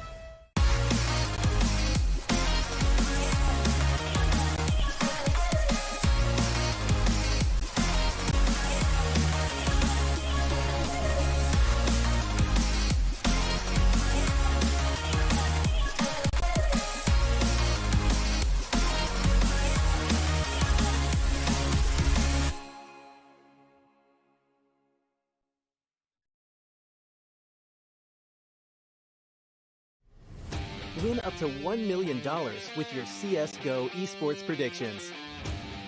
Simply guess the kill scores of the 10 players in a CSGO match. The more you guess correctly, the bigger the prize. You'll need at least 2 correct predictions to win a prize. Guess all 10 correct and win $1 million. Experience the exciting new way to add a little prosperity when watching esports tournaments. And register now to receive a free entry ticket upon sign-up. Predict kills, win millions, prosper. You look into your inventory and there's only... It's time to forget about this garbage. Here you will find everything to play with really cool skins. Open top cases. Upgrade dropped skins and turn your junk into a cool gun using the contract system. Every day, thousands of people upgrade their inventory with us. Hellcase.com. Look at yourself in a new way.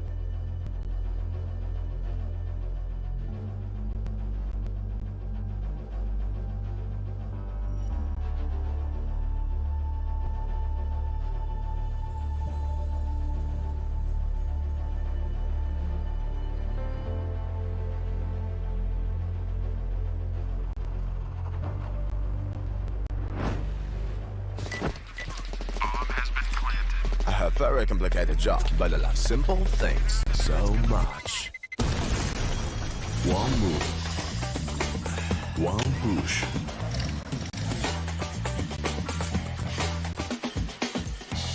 One touch.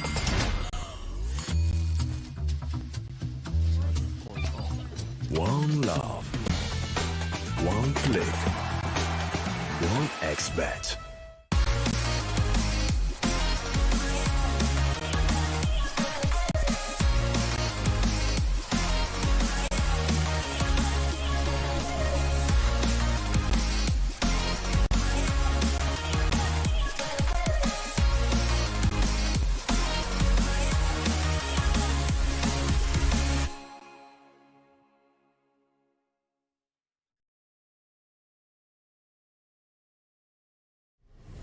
Win up to $1 million with your CSGO esports predictions. Simply guess the kill scores of the 10 players in a CSGO match. The more you guess correctly, the bigger the prize. You'll need at least 2 correct predictions to win a prize. Guess all 10 correct and win $1 million. Experience the exciting new way to add a little prosperity when watching esports tournaments.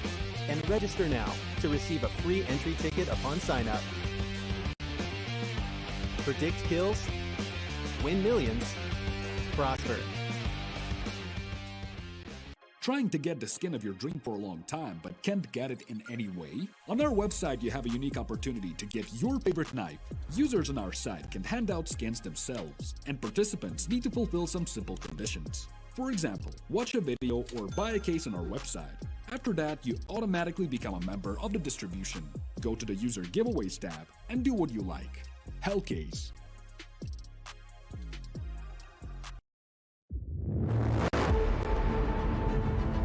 The hunger for glory feeds the desire, the courage to look for a challenge, to feed your ambitions.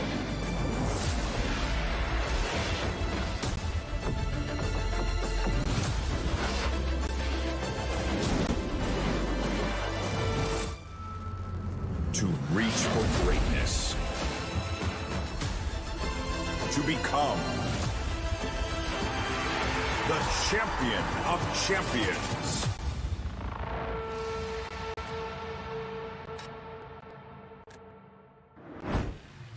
And we are back. Welcome back to the CCT, and we are getting ready for the third and fourth best of three of the day. It is iPop, and with me, of course, is Freddy, your grimy runner. And Freddy, you were I gotta say you were kind of bad mouthing my guys here. I don't know. No, I'm just joking. We're gonna watch the third game of the day. It will be Illuminar taking on Nexus, and I do know who the favorites from my side are, but I want to know from you, Freddy, as well.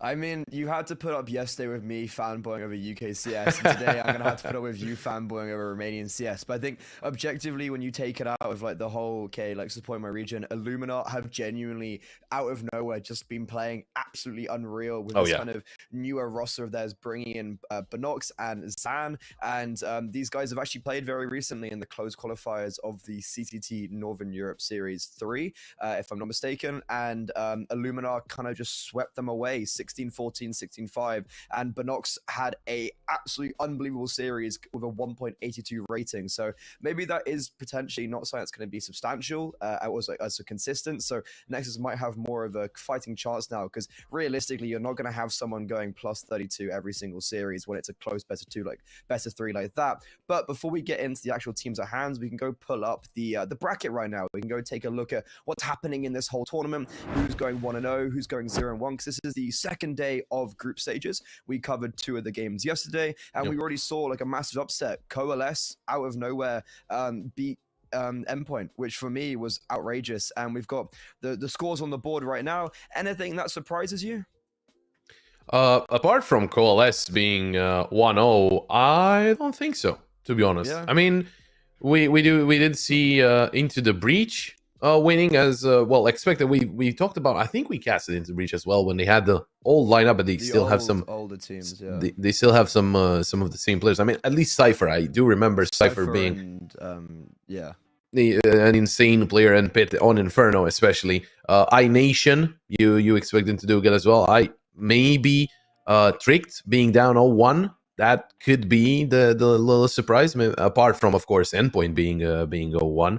And HONORIS, not really a surprise, but more of really close games, right? It was the match before. It was overtime on both maps, and while the second map was a wonderful comeback, the first one was I wouldn't say a little bit shaky, but pretty equal. So they do make it through, and we do have 2 more games today, of course, as we were talking about. Nexus taking on Illuminar in the next one, and the last best of 3 will be Young Ninjas against Ungentium, which I feel both of them are really, really interesting. And you were talking about Illuminat, of course. They are looking like the better team at this point. They are ranked 48th in the world compared to Nexus 83rd. And to be honest, they just took 3rd, 4th place in the North Europe Series 3, falling to Aurora in the 2-1 manner, which is, well, Aurora, they were only stopped by Astralis, to be honest, but they did win against Evil Geniuses, which I feel is like a very good performance for Illuminat.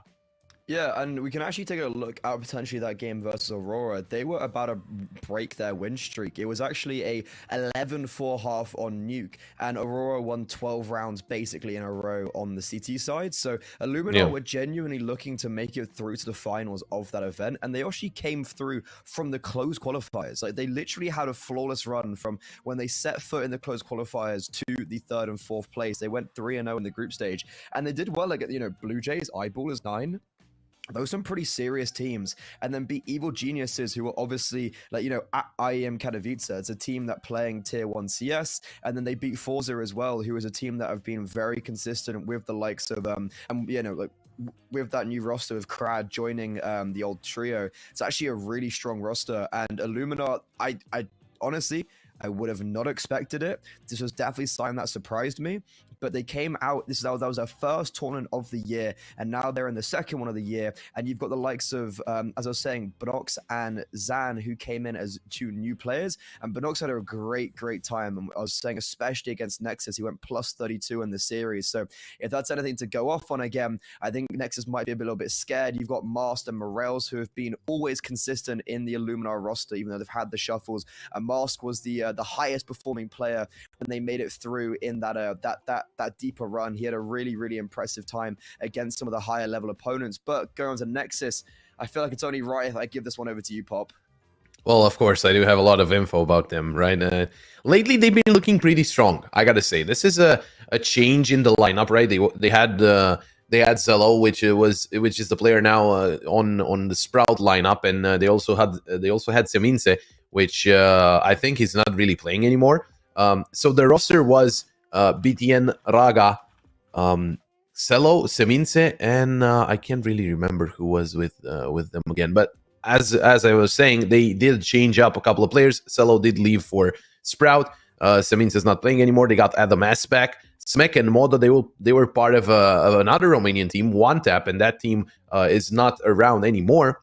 And I feel like that is a good replacement, right? Smek is a very good aimer by himself, and Modo is just a really gifted opper. Everyone in Romania was saying how Celo is the best opper in Romania, while Modo is close second. I would argue he is just a very good individual player. And lately, Nexus, they have been looking really good. They are playing in the close qualifier for the EDC. They lost to Into the Breach with 2-1, but they need one more win to qualify for the main event. In another event, they got 5th place, losing to the likes of IKLA and Falcons. That game against Falcons could have went their way, but IKLA still really hard to defeat. To get to this tournament, they actually 2-0'd Coalesce and actually 2-1'd Undefined, which Undefined was looking really interesting with the likes of Naido, Safix, Sicilian, Richie, Bibu, and Crystal. And Nexus still managed to win it on Inferno and Mirage, although I'm really curious about the maps because some of the maps are a little bit scary in terms of them losing, actually. And I know Nuke they're having a lot of trouble closing down Nuke. So I guess we're going straight to the game, but we're going to see the maps in the top right. So that's what I want to confirm if there's anything suspicious. So Inferno, Nuke, and Anubis. So I think Inferno is the map pick of Nexus. Yeah. This is actually not a great map for Illumina. So they have played it recently, have been doing quite well, but it was at some stages an insta-ban for them. But here we go, going for the 3rd best of 3 of the day. Illumina versus Nexus, and Zan is already getting aggressive in their face, dinking down Raga through the wall with the USP. Isn't going to commit a final blow, but Raga will be put down to 53. And Nexus looking to regroup over towards the B bomb site, where they have a smoke and a flash on Modo. And I assume it's going to be just a smoke CT, pop onto the site, and toe out alongside Binox. They're going to get tested with these dual Berettas, which is always a dangerous thing. I was just reminded, indeed, it was Swifter as the 5th player instead of Adam S, but I think Swifter is playing with Brugge now. Anyway, Adam S getting the thing started here onto the A site. The head shown to Morels to open up a way into the site, and BTN, he doesn't check his corner. He's hit in front of Mast. Modo takes him down, but look at Zan bobbing with a double kill, running out of bullets. No, Zan gets another one. No way. That is not a good start. 1-on-2 and Illuminati, they have the numbers advantage. Dualies against Modo, against the Opper, and wow, we'll just take him down. Round goes in favor of Illuminar. Yeah, that was actually how is Zan being able to do that? That was actually a very impressive hold on the middle of the bomb site. He can definitely be quite happy with that. First two shots are obviously nice, but it was that third one he just had no right in winning that. And looking at Inferno, actually, while we have a few seconds, this was one of the maps that these two teams played against each other. It was a close affair, though. It was 16-14. It was literally dead even at both halves. Illuminar just happened to win them both out 8-7. And this is where Binox went 31-18. So kind of looking to see if he can maybe do the same there, see if he can be able to replicate it. But then if you have in that series, you have Mast, who wasn't as potent. That's always quite dangerous for Nexus, because Mast is like one of their main men. And you got Morels as well, who maybe wasn't as on top of it. So if you got both Morels and Mast not being the reason why they lost last time, they're probably going to be looking quite good again. And speaking of Mast, he does actually only get one, drops the Molotov, and they just overwhelm him.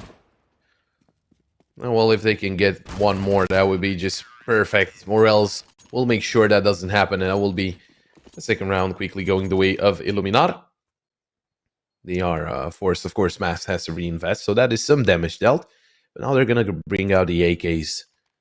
And I'm really curious to see what Nexus has to offer with these AKs. They have a pretty good buy, good economy, and again, I feel like with those maps, because we do see them now, Inferno, Anubis, and Nuke. Inferno, I think it should be one. I haven't seen any Anubis from Nexus yet, and on HLTV there's none recorded.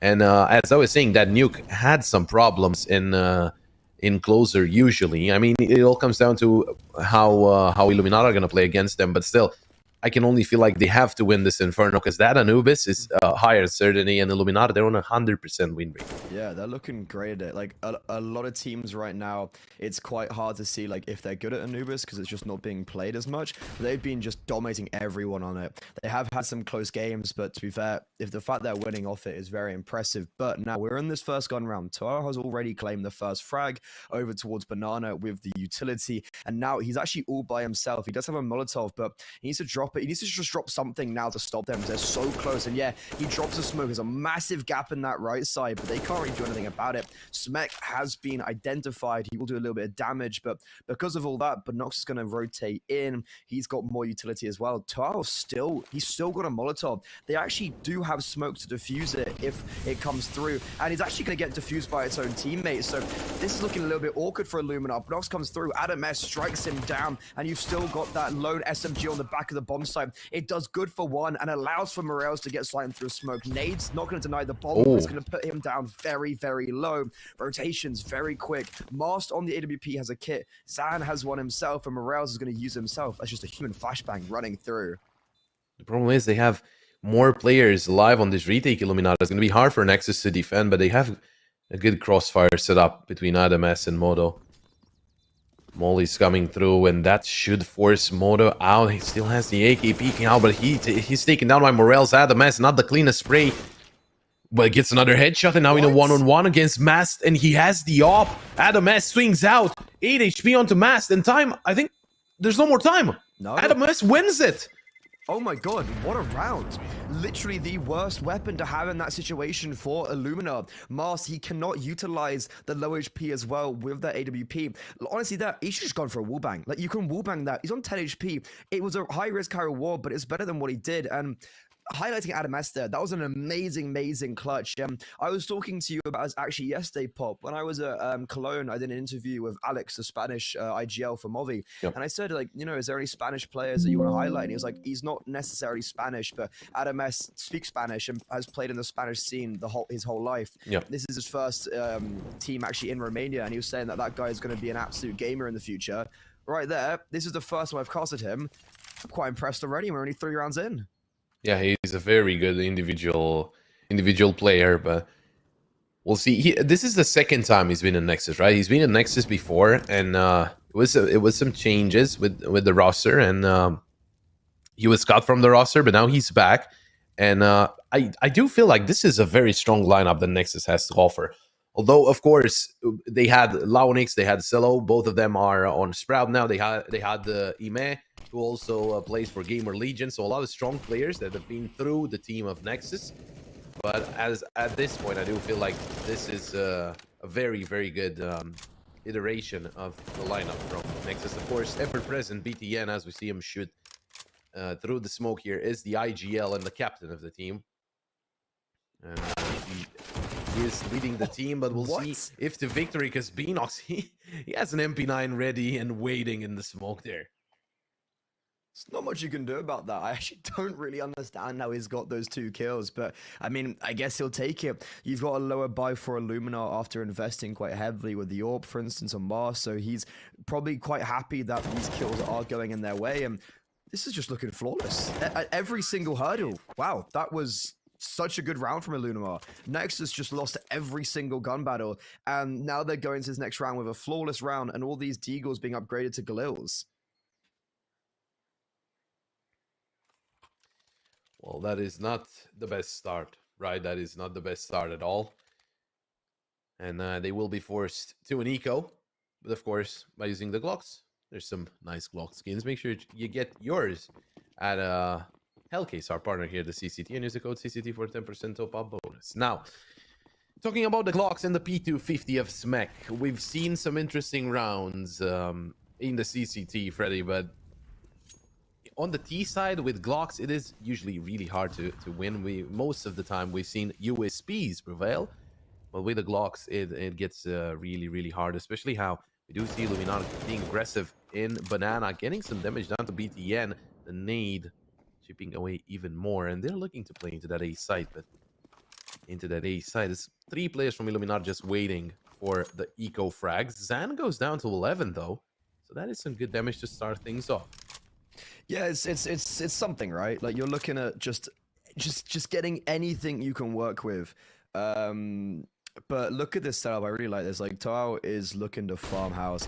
I call this the old little Nexa flash because I saw Nexa do it once. Just a little pop over the half wall and you can peek like that. Only issue is we did it a little bit sooner because you could see Nexas were all at the bottom of Banana. You're actually not going to get blinded if you're that far down because it's just too far. And there's actually a lot of damage being inflicted to Illuminar. You got 2 players down, and Nexus, they are 2 versus 3 with only 2 rifles, but Zan's on low HP. If Binox, he has to get both hit. Like, I really don't want to see Illuminar not having a flawless round. And okay, yeah, that was really clean. They don't clear him, and he just gets 2 nicely. But yeah, that was a little bit lucky, I guess, that they were flawless in the gun round, because it means that keeping 3 alive there isn't actually that big of a deal. I was actually checking out where Binox was playing before. He was for a long time in Pact, another Polish team. He played there for a year and a half, basically. But he's looking solid here with this lineup of Illuminati. And honestly, this Illuminati lineup is looking solid, as we've seen in their previous results, right?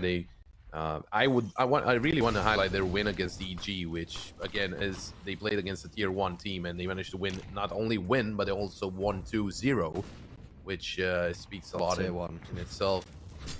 It was a stretch of the word.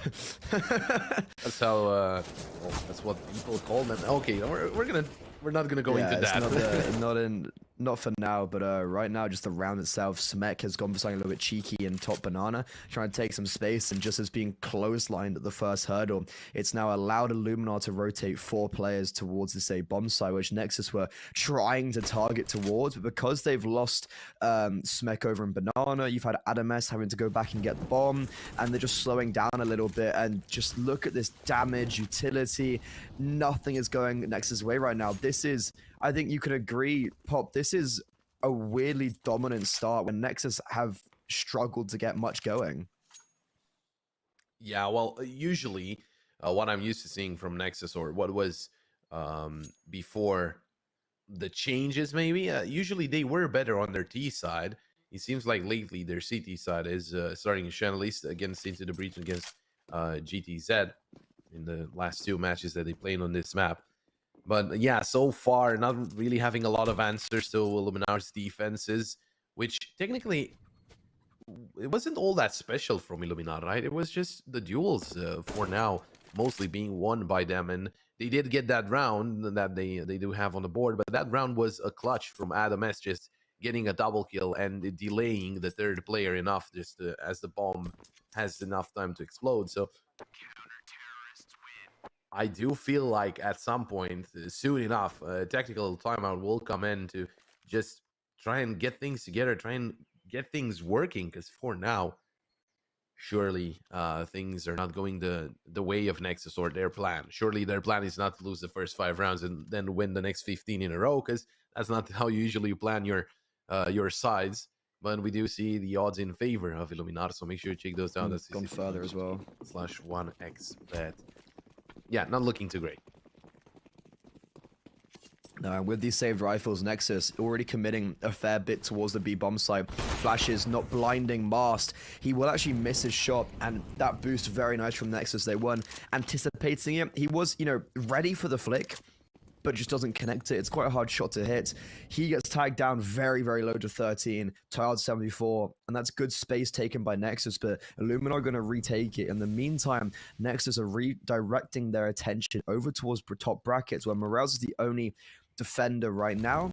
He is going to drop a Molotov just to disrupt them even further, and it forces BTN out in the open. The Molotov just doesn't allow his team to help him. The nade is going to nail him, and that's a very nice advantage for Illumina. Lovely utility damage, lovely utility usage from Morales. Is he going to go for more? This is not what I like, but it works. Oh, what a shot onto Model. He's going for thirds. Raga finally puts an end to that, and that was maybe a little bit too much from Morales. You can see they're very confident already. Yeah, they're just taking the duels up front. They're not really shying away from a gunfight, which is, as we see, surprising for the guys on Nexus. They were not really expecting those aggressive peaks to come in. Now, Mass, he is towards the B side with 13 HP, and if the pre-fire comes through, oh, they're gonna wait. Smartly so, because Mass will have the op ready and waiting. The bomb will be thrown over, and Raga will actually pass with the bomb. In the end, the bomb will be planted, but oh, smack tag down. Adamas takes down to Wow. It is a 3-on-3, but everyone on Nexus is really low. Luckily there's no need on Illuminar's side, but they're gonna be boxed in here.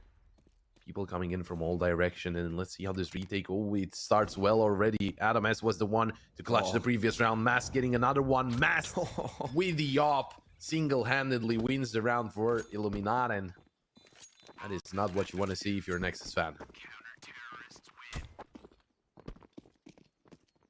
Yeah, not ideal whatsoever. I love how the AWP as well. They were all low HP, and the AWP just silences them. 6-1. As I said, last time these two teams played, it was 8-7 half on both to Illumina, and it was still very, very close, and there was no necessarily like one-sidedness to it. However, right now it's looking very, very much in favor of Illumina. 6-1 Nexus, because they get the bomb down and they do have full loss bonus. They will still be buying into it. That extra $800 is going to allow them just full AKs, and the money for Illumina is so good. You know, you got Binox on or Binox on 10k. Enough on everyone else. The AWP is able to just do whatever he wants. Right now, he's anchoring down long, and it's just allowing for Illumina to have 3 players. Look how aware they are of that smoke play. They've seen someone go in it before, and are just making sure they clear out every single angle. Smek is over in this corner. He's dead. That nade just lands on him. Maybe a little bit aggressive from Tile there. BTN, the IGL, has an answer to 1. That's all he's going to have. They have his number in Zan. They know where he is, but he's able to anchor down. I was going to say, has Mast with him, but Mast falls instantly. Oh, that's treacherous for Illumina. They've instantly just lost that A bomb site quite easily, actually. Lovely entry from Nexus, and this round's looking like theirs. Yeah, they got the numbers. Shouldn't really be a problem to defend the site here, since they do have 3 players alive. The boost, though, if it surprises any of those players, well, that's going to be a problem. Modo, can he be spotted? I don't think so. Needs to be careful while uncrouching. Oh, spotted by Morales, but Modo nails the headshot. Enoxy will retrieve the op, but might be followed in here. Raga's pushing through the smoke, spotted by Beanox, and that is a wonderful shot to fall back and save the weapon. So Nexus, they get another one on the board. Good entries, as you said. Good frags to open up the site. And maybe that builds up some confidence, right? Because just starting on your own map with a deficit is not really all that helpful. And of course, so I seen how the veto started. Of course, Nexus went for the overpass ban, which is usually their permaban, but as overpass has been their permaban for a really long time, I do expect them to have something prepared for Anubis. The thing is, again, they might have something prepared, but Illuminar, they are on a 100% win rate, and I do feel that Nexus have to win this Inferno if they want to make it to nuke, possibly. Yeah, I would agree with you on that notion. Not a bad start. Morels, the highest fragger in the server right now, has died very early. He will get traded eventually by Zan, and look how aggressive Illuminar are going. They're re-peeking into every single angle, and you know, you got to give them some respect. Like, Zan he's shifting into short. Ragger's noticing for that, but then you don't expect the third player to be there, and it's just funneling Nexus towards the B bomb site where Tyro is the only defender. There is a fast rotation of Beenox, who's got his flashbang, throws that out, completely blinds all of them. Tyro gets one but cannot escape. That's a lovely trade. Beenox has a gap in the smoke but cannot utilize it. Mast rotating through, has a full belt of utility, is going to throw the smoke towards Banana, I assume, but little do they know, both players are on the bomb site. The Molotov in dark is going to flush out Smek, is going to force them both out into the open. A good flashbang here could really do a lot, but it's just going to be the nade. Oh, Smek now in a 1 versus 2, stuck around the pillar. Molotov has faded, so he has a little bit more space. Orpa goes down, Beenox goes down, and that's the second clutch in this game for Nexus. On 10 HP, he survives, and they're counting their lucky stars. Even though he was looking really great for Illuminar, finding the frag on Moto there and forcing Smek out of position, Smek still delivers at 1-on-2. And that is a wonderful round to win, especially in a tight situation for Illuminar. They're going to force up, but that will be their last buy. They also have Morels only on a single 5-7, but the 5-7 is nothing to laugh at. I mean, we've seen some interesting plays from the pistol. Now it is not towards B, and towards B, Smek is already really close. The quick boost from Molly forces him back, though. And the nade deals a lot of damage. Illuminar, they do hear the steps here, and, well, they do react accordingly. It would be a good time to push into B, as Mast is falling back to the A site. If Nexus reads the situation right, they could get control here, but Smek is fighting by himself for now.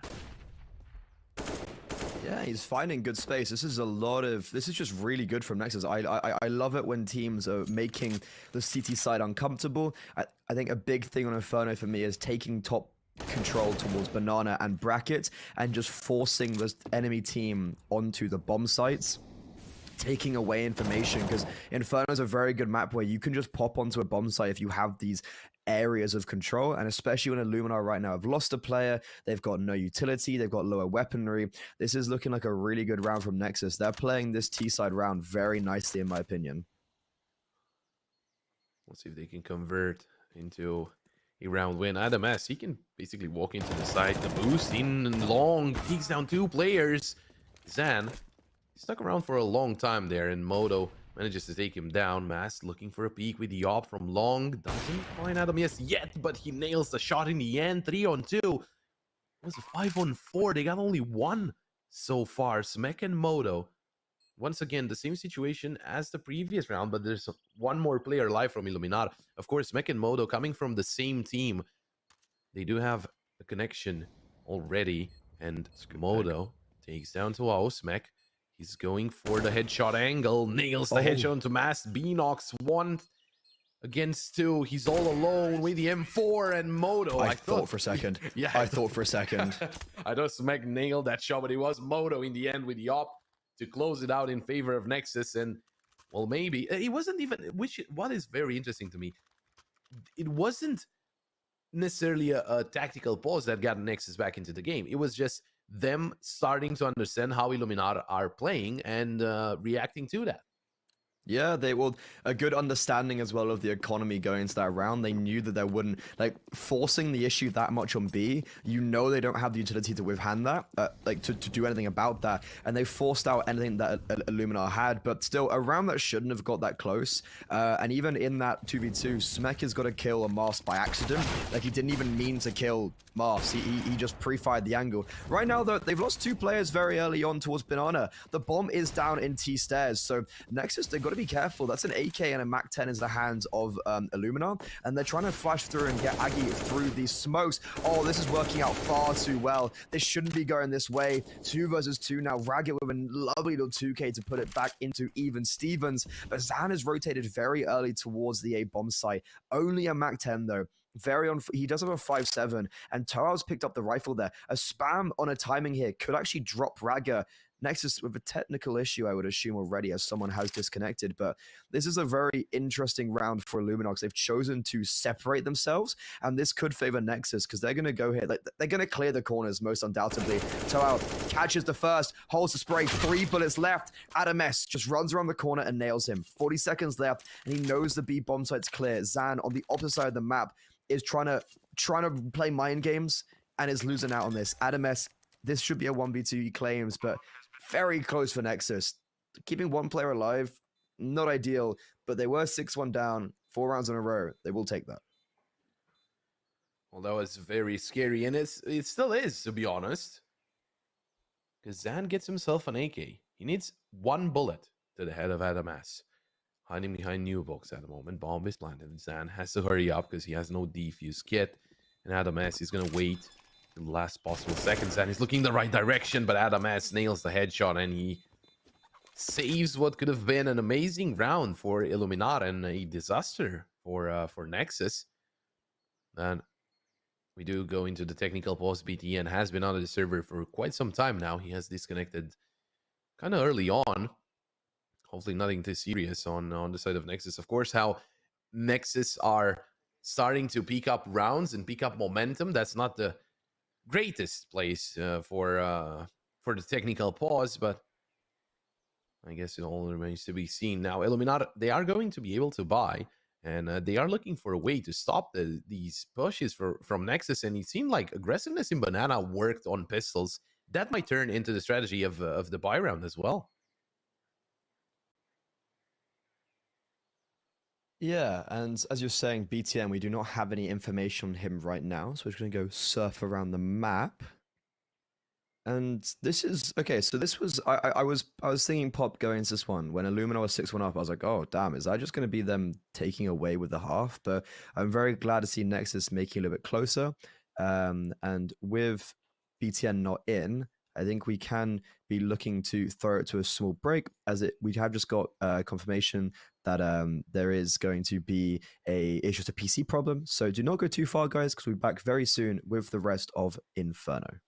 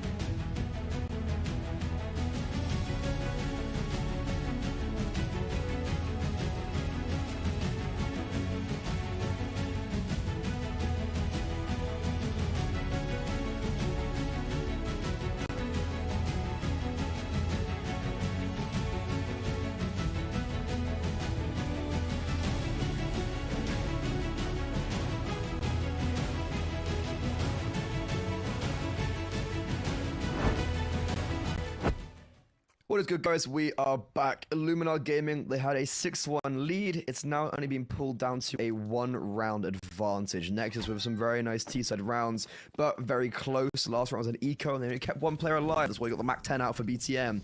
And going into round number 12, we had a few PC problems with BTM, but he's back. Only 1 kill. The IGLs definitely struggled a little bit. And I think, Pop, you can maybe take it on here a little bit. I think he's someone who does struggle statistically, if I'm right in saying. Sometimes, well, he's mostly Great. The caller, right? Yeah, sometimes it might look like he's not really doing all that well, but he's leading the team in a favorable position. Now, of course, that pick from Adam S was very favorable, as they find Zan, and Adam S will find Morels as well, and that almost opens up the A side. There's only Mast staying, but I think Nexus might have overthinked this one. Illuminati, they still have 2 players towards the B side. The boost is still in. BTN, well, the smoke helps a whole lot. BTN was not shooting in the right direction, but at the same time, Adam S takes control of the A side, so they can rotate back. They leave BTN here with the Mac 10, taking down to AO. That's gonna sell the fake even more. B-Nox taken out by BTN as well. You were talking about how he is kind of underperforming. The double kill, it is a good find there by BTN. Adam S will fall in the end to the op of Mast, but BTN is still the one fighting. An awkward duel there. Yeah, it's a difficult one for Nexus because like they just don't have the money to hunt, but they also, I guess they've got 4 players alive, and Mars is just like, there's just no way he survives this, right? Like, I just don't see a way. He's getting pincered by literally everyone. He might get 2, I'd say at best, at absolute best he gets 2, but he won't even get any because Rag is coming from behind. And yeah, that's a wonderful pick to get. That means Illuminar have really just nothing going to the next round. They're going to be on the 5-7 armors. We have seen what full USPs can do for them, so got to be a little bit cautious. But that's the scores evened up. That's Nexus fighting back, having a rebuttal. And you were saying if we are going to go to nuke, Inferno has to be taken by Nexus because you were saying you don't have much confidence for them on Anubis, as the veto is either like you pick your poison, Overpass or Anubis. Illuminar are, I'd say, better than Nexus on both of them, so it's kind of like which one are you going to try test your metal against, and they've picked Anubis, which is a little bit scary to me because Illuminar are looking really good on it. 5 wins in a row out of 5. And yeah, here we go into round number 13. Low buy for Illuminar, but they still can't make it work. Yeah, I'm really curious about that Anubis pick, but we're going to see that later on as we are getting into round 13. And there's already been some good damage dealt by Nexus. I think it was a quick boost in Boiler by the guys over on Illuminati, and Need was chucked towards them. Although the Mag 7 can still deal a lot of damage from Morels, he is being kind of wary now on 15 HP. Toao going down to 23 as well. Already 4 players tagged up from Illuminati and Nexus. They just have to peek the right side to push, because at the moment Mast, oh, is he gonna realize the contact play? He peeks out and he goes down to BTN. 2 more players to cover the side here. It will be Zan and Morels, but they're really low HP.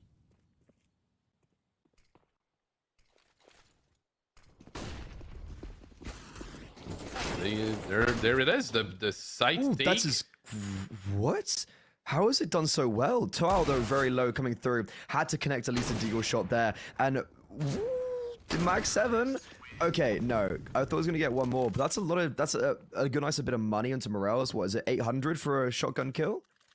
I think so. Yeah, I think it's around 800. So that's always quite nice to have. But Nexus, they're in the lead. That's 6 rounds in a row. Yeah, they're back on their feet, and while that Mag 7 was surprising there on the side for Nexus, but they do get through it safely. 7-6, and they get the lead here on Inferno. Illuminati just now buying, also having once again the op onto Mast. Well, let's see what their plan is to stop this push from those pushes from Nexus, because so far Nexus, again, they've been doing really well since that 6-1 scoreline in favor of Illuminati. Nexus, they feel like they've been reborn, and they have found the key through the door that's being put up by Illuminati there on the defense. For now, being stuck in Banana behind the smokes, and Adamas having control of second mid, a little bit of apartments there. No aggressive pushes from Illuminati just yet, and which is very interesting to me, as they almost closed out a round when they were full eco and barreling down Banana. they haven't been all that aggressive on the buy rounds, which could be a change of pace for the Polish lineup. Yeah. Just looking at Mars, he's playing very passive. He can be very aggressive with that ult, but he's just holding down long. And he might get tested. I can see Nexus going for a play towards long here, and they're going to throw that wrap smoke. So interesting what the reaction here from Mars is. He might just get a right. He's going to go towards CT, so he's being pushed further away from the bomb site. And with the motor smoke coming in now, he's not going to be able to help his team whatsoever. Morels and Zam, it's basically all up to them. A nice little crossfire they have going here, both playing towards Pit now, but AdamS, that trade is exactly what they need. Morels can't get anything more. There's a lot of damage. You know, you got Moto and AdamS on 18 HP combined, but the damage doesn't really matter when you've not got the kills. And that's a really nice round from Nexus because they force Master away on the rotation, so he can't help his team whatsoever. And you've just got Zan and Morels, and to be fair, a nice position. But when your Pit player just goes down without getting a single frag, it's just really unideal. And AdamS, my god, this man's having a stormer with the entries, the clutch, 15 and 8. I'm a fan, Pop. I can't lie, I'm a fan. Yeah, he's been having a good performance so far, and if he keeps this up, and well, his team's supporting him behind, I feel like they can actually take this away from Illuminati. Last time they played this one, it was Inferno in the best of 3 to qualify for the North Europe Series. That's where it ended as an 8-7 in favor of Illuminar on the CT side. Of course, it was picked by Nexus, but the second half was also an 8-7, which ended in a 16-14. Now we're not going to talk about the first map that was played there because that was Overpass and it's not present in this best of 3, and it wasn't a good result either from Nexus. But of course, it is their permaban, and as we were talking before, they chose this time to try and go for the ban on Overpass, and let's see what Anubis has to bring out. But again, I feel like they have to end this one with a W, and we're gonna see if they can do it. 9-6 will definitely help, and they're looking to take one more. Illuminar, they do get another buy-in, and I think Morels is ready to be a little bit more aggressive after the smoke phase. Oh, or maybe before he gets Raga through the smoke. Unlucky Raga, I guess. It's just not much you can really do about that, right? That's a nice little bit of information for Illuminor that you had someone so close.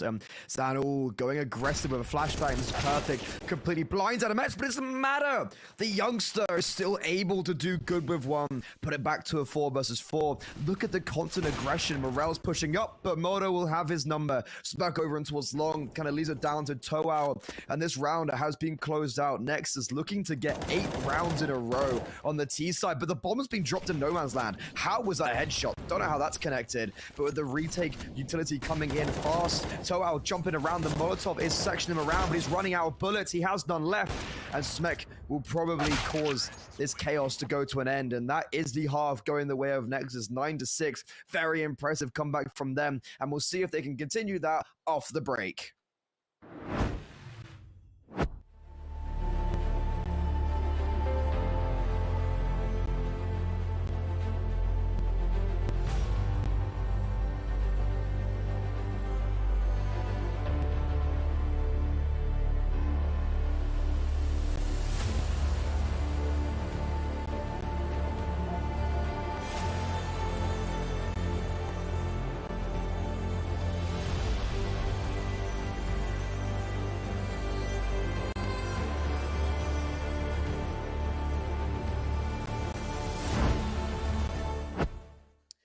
Nine to 6, a 3-round lead here for Nexus as they get into the CT side, and we're going to see if this pistol round can go their way to lower that odds on 1xbet. Make sure you check this out at cct.gg/1xbet. But we do see a full kit of util on to BTN, and he's the one that's going to have the first contact. And, well, basically, he's the only one defending the site because Nexus sent 4 players towards the A site, although it was a straight-up B rush from Illuminar, going back to the classics and trying to get the bomb down as the need comes through. Not a lot of damage, but that is good damage onto Tuao. Headshot from Moto.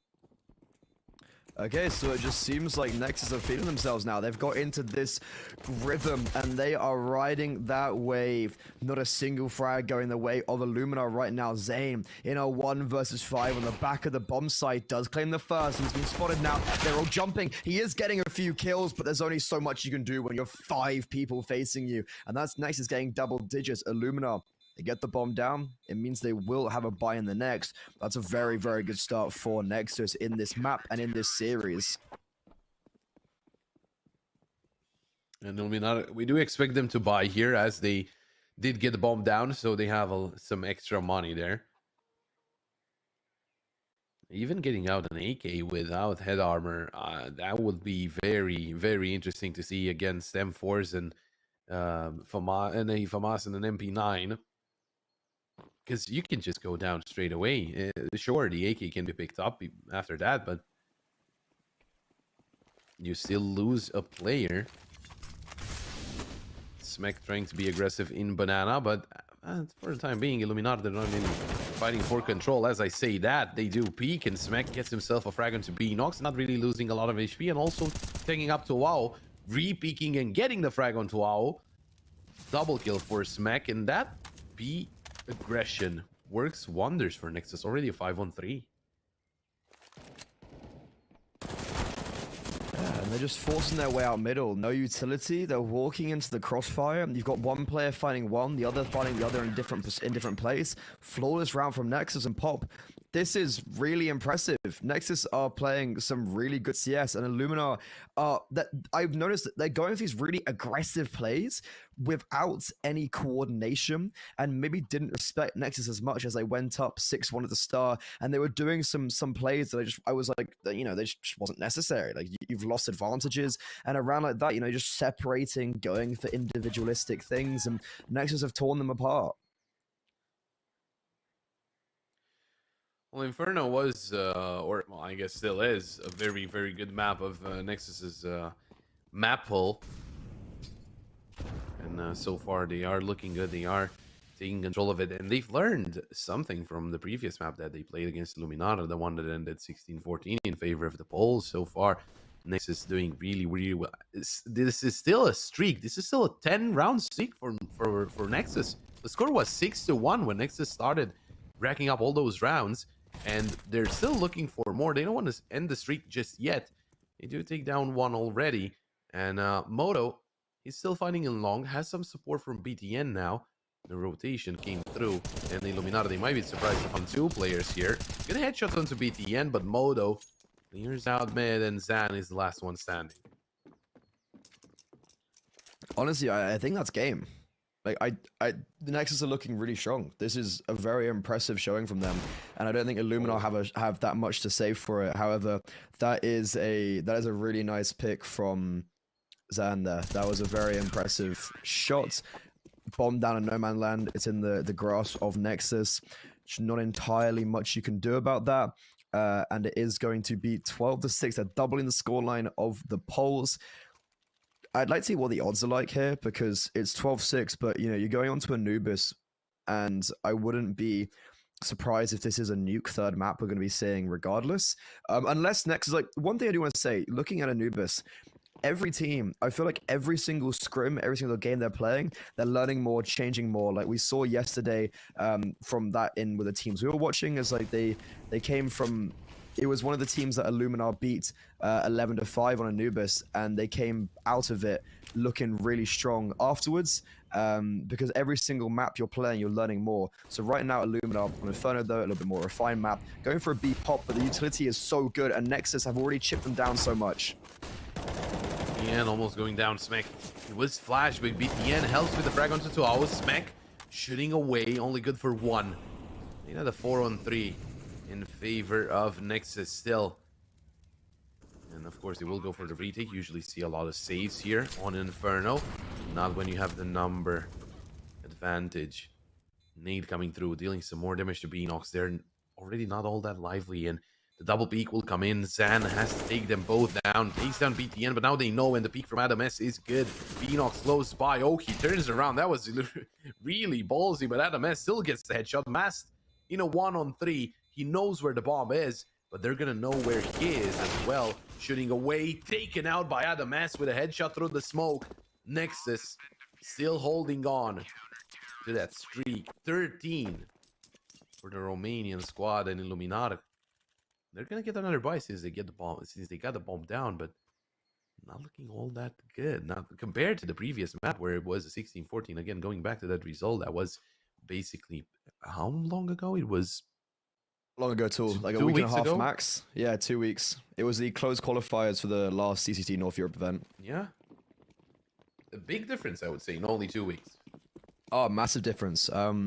I will definitely say Illumina aren't playing a style of CS that I'm used to seeing them play, or happy with seeing play. Like, it's a very individualistic style, and it worked at the beginning because they were just, you know, simply landing their shots. And right now, Nexus have just they've countered it perfectly. Like, they really have formed a setup which is working out quite nicely. See here, minute 30 on the clock. They've got all the control that I would want them to have. And they're looking to close out this bracket take with the, like, they have a Molotov on Modo that's going to get dropped towards bracket. You know, like, the utility is getting thrown out, and Illumina are just kind of forced to wait. They're forced to pop through this, and the AWP has repositioned perfectly. Does hit the first, drops the bomb, flashed in. They're all blind, but he misses the shot. This could get a little bit scary now. He's going to reposition back forward. Morales gets tagged. They actually get a collateral. This nade is going to do a lot of damage then. Oh, it's going to get the kill. Raga still alive. Oh, Nexus, this is perfect. You couldn't ask for anything more on this defense, because look at the rotations as well. You have Smek holding all the way down towards T-spawn.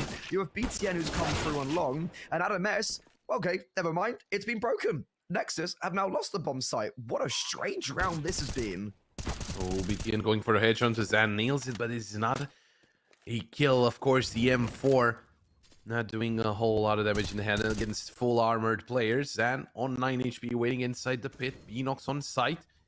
BTN gets the frag in the end, and now Beanox is up for the clutch. 1-on-2, 27 HP, losing his head to BTN as well. The double kill from the IGL, and Nexus, even though it seemed like it was slipping away, they still get the round under their belt.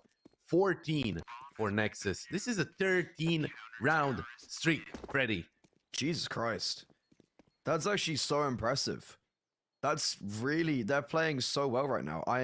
I was saying, I think Illumina are going to be taking this one 2-0, somewhat cleanly maybe. I'm glad I've been, I'm glad I've been proved wrong. Nexus are playing super good CS right now. They're definitely the underdogs coming into this series. I think Pop, even though, you know, you'd want to support them, I think you can agree with me. Illumina, they've gone from beating Forza and EG to now being demolished by Nexus. In quite a dramatic way, and Nexus is playing super good CS. Look at this from Illumina, they're a fast play towards B. How does Modo get a kill? How is Modo still alive? Okay, this has just worked out perfectly. What a fantastic B hold. The fact that the AWP gets a kill so close, he doesn't panic and just lines up the kill. Really bad flashbangs from Illumina that he's been able to do that, because surely you should have just flashbangs being pulled in, but absolute shutdown on the B bomb site. 3 players there. Utility is good. The aim is good. The setup is good. Illumina have to win now 9 rounds in a row.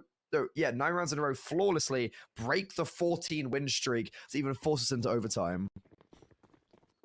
And with this, why it's not looking all that likely. Nexus, they're on fire here on Inferno, and I'm really impressed myself. I've been casting Nexus for a long time, and I'm really impressed with how Nexus are looking. Now, as I say that, they lose Smek and BTN is about to go down. Yeah, that seems like the streak can be broken in the end. We'll see if they go for the retake, but I highly doubt it. I think they're just going to go for the save. Yeah, as I praise them, they do lose this round against the MAC-10s in a fast play. But yeah, no, they're looking very strong here against Illuminata. I was thinking that it would be a very hard map to win. Again, this is like the 4th time I'm going back to the previous best of 3 that they played against each other, but that was a 16-14, and after 16-14, you get into the game, you are being led by 5 rounds, you get 14 rounds in a row to get the map point, and you are really close to closing out one round away to closing out the map. That is just very impressive from Nexus. It'll be very interesting though, seeing how they're going to perform over on Anubis, because I think we were saying, right, they haven't played it, if I'm not mistaken, in an official on HRTV, whereas Illumina, they've been doing very nicely, going through everyone, not cleanly. You know, you can argue there have been very close results. They've been favoring their T side quite a lot, but they haven't been doing bad on CT side, which is definitely something that you see quite commonly.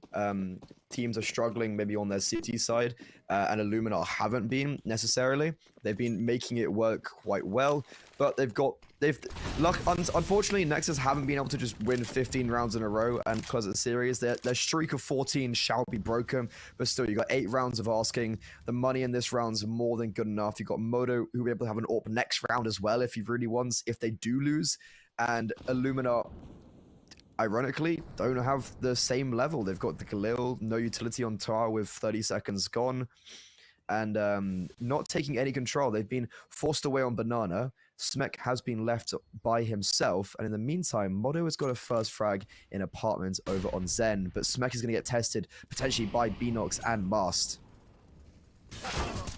Oh, Adam speaking out of Apartments. Wow, never expected. Modo looking for a peek in mid. He's being held, but he gets Beanox. I thought Mast will see him first, but no. Smek pushing down Banana, he gets Mast. Morel's up for the clutch. Gets the first one to Smek, but that's the only one he will get, and that's Nexus winning 16-7.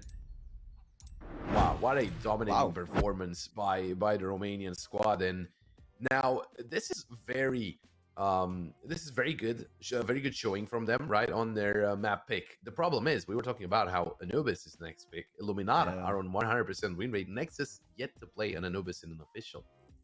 Yeah, very interesting. I was very surprised that Nexus were able to string around there so many rounds together, because it was 6-3, and 2 of the 3 rounds they had won were clutches, and they were like quite nice 1v2s, 1v3s. So I was like, okay, is this going to be sustainable, them stringing rounds together? Apparently it is, and you can't take it away from them. That was very nice, very impressive, but you've highlighted it perfectly. We're going on to Anubis. It's a bit of an unknown playing ground for Nexus, and I guess only time will tell. Do not go too far, ladies and gentlemen, because me and the lovely Pop will be taking you through that second map momentarily.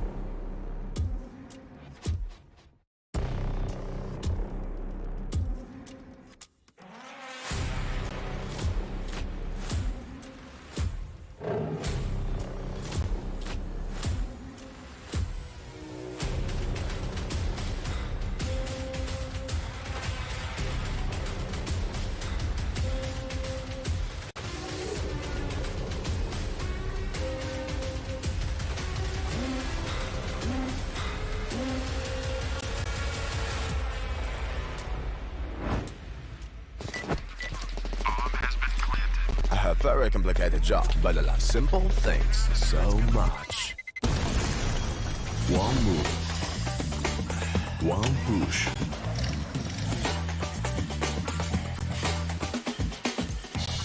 One touch.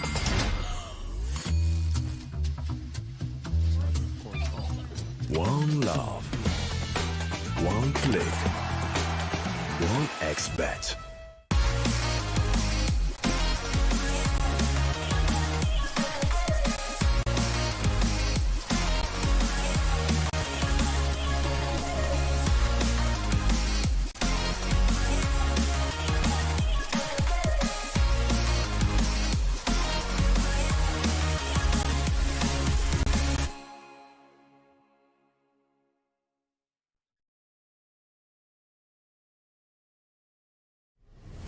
Win up to $1 million with your CSGO esports predictions. Simply guess the kill scores of the 10 players in a CSGO match. The more you guess correctly, the bigger the prize. You'll need at least 2 correct predictions to win a prize. Guess all 10 correct and win $1 million. Experience the exciting new way to add a little prosperity when watching esports tournaments. And register now to receive a free entry ticket upon sign-up. Predict kills, win millions, prosper. Are you sick of just opening cases? Join the events. At each event, you can find special cases from which tokens fall. Tokens are your ticket into a world of unique awards. For tokens, you can buy a skin, premium, or special balance. Try your luck in the skin generator. Also, you can leave your tokens at the token vault. And the more tokens you keep, the better skin you'll get. Add variety to opening cases with Hellcase.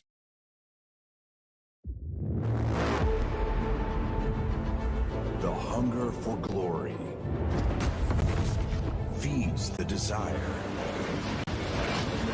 the courage to look for a challenge, to feed your ambitions.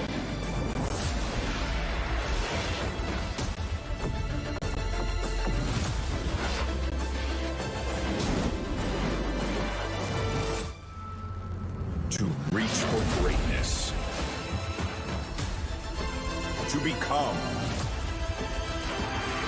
the champion of champions.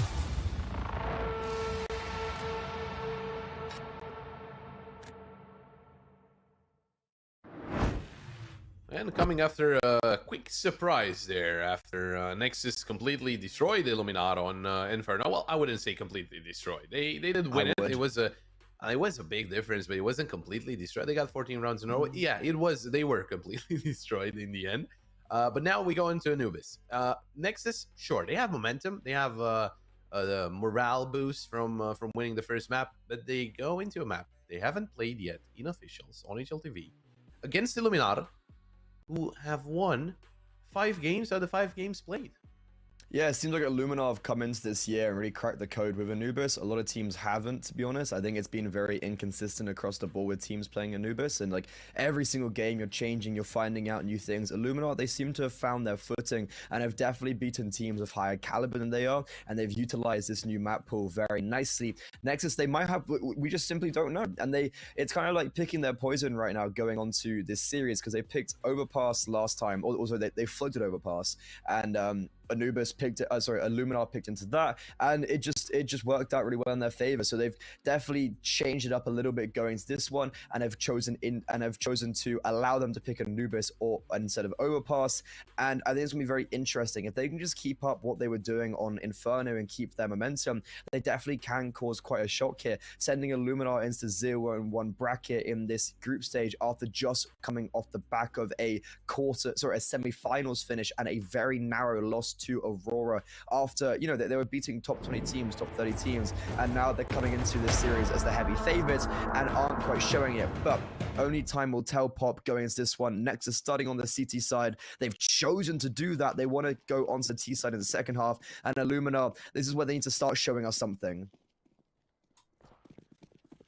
Well, let's see how Nexus will fare here, because of course it is it is them that haven't played the map just yet in an official, but I do feel like I know their permaban is overpass, so they probably did practice this one. Now there's been a quick duel there, and BTN is down to 11. 12 was tagged up as well. 3 players on the B side to start things off, although Morels looking to go into that A side by himself. A lot of pressure on it, and the fake works, but is it a fake? Is they're coming back here? Illuminati next is looking better in terms of odds, as we see Adam S taking down Morels, and they might just go back over to B. Although towards A through mid is also interesting, an interesting approach from Illuminati. I quite like this. I think that they're opening up the map quite nicely. They found a really good gap here as well. I don't know if this is a read or just by accident, but they've definitely got this quite nicely. They're going to be basically single-handedly going towards Adam S, who, with this USP, as they're closing him down, it's going to favor the Glocks at this close angle. Beanox gets the first frag. The headshot puts them into the advantage with the retake coming through. There's no kit. It's just 3 pieces of armor. Smek's already been found on the flank. They're going to target him. Gooshed away. The other 2 players coming from CT just trying to search and find for something, but they're not seeing anything. Right now, they're just going to be heard making some noise. Modo in a 1 versus 3, and Beanox will get his 3rd of the round. Very nice from Illumina. Very good pistol round. Really good approach to the round there for Illuminar. They read the situation right, and that nets them the pistol round. But Nexus, I would say that was pretty interesting. Their approach is to have only 1 player on that A side, concentrating on the B side. And at first, it wasn't the wrong call, because Illuminar, they were setting up for that B play. But in the end, it wasn't the right call to just have 3 players on that site. Now, the guys over on Nexus, they're going to be forced back. Everyone is going to be forced back by this molly. Or maybe not everyone. Smek almost going down. Raga just choosing to go down in the molly there.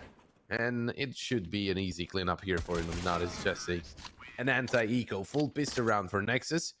2-0. And let's see what Nexus will do on their buy round. Yeah, it's a very simple loss round there. Nothing really too much we should be writing home about. 5 rifles, a lack of utility though, and not a single kit. They'll definitely be looking to try and deteriorate Illumina before they can get towards a bomb site.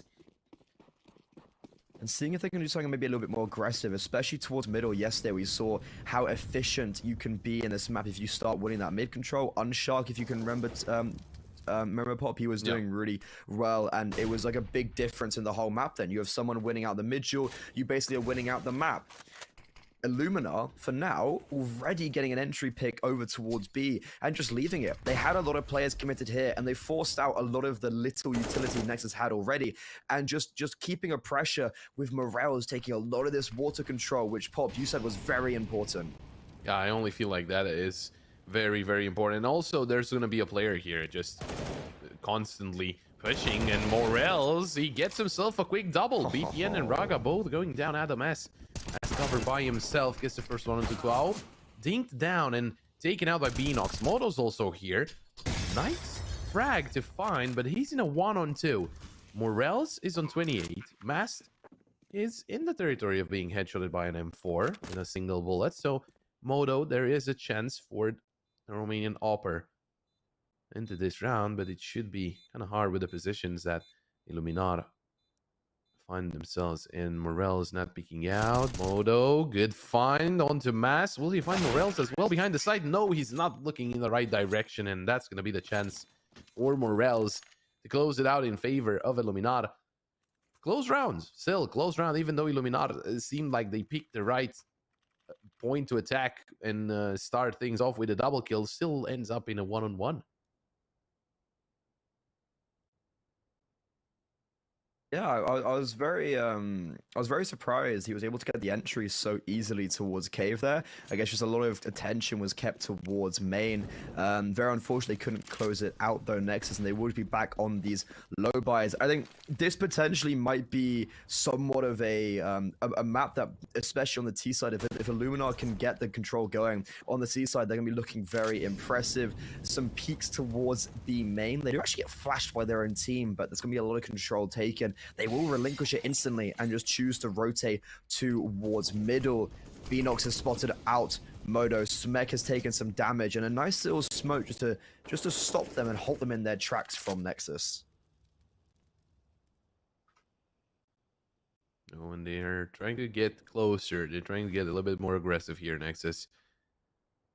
Using the pistols in close range duels, but for now, Illuminati, they're looking to play into that B site, a free and open site, I might add.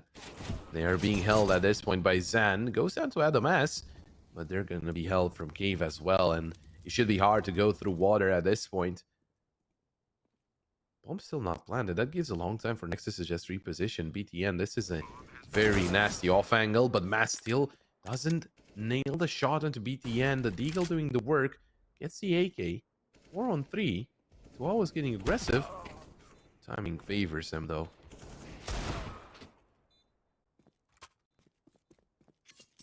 Now, I guess this save is the only good option for Adam S, as the bomb has passed the half point. And he will be falling back to the A side, getting himself an AK. Not a bad round, considering it wasn't a half buy. They get themselves three frags, deal some economical damage to Illuminar, trying to keep their economy fairly low. So they do have to reinvest, although Morels into they are racking up the money. 4 in favor of Illuminar, and the Nexus are going to be on their second buy here. A lot better a buy as well. You can see they're going to have just a little bit more to it. You're going to have a AWP for Modo, a few rifles across the board, and just more utility.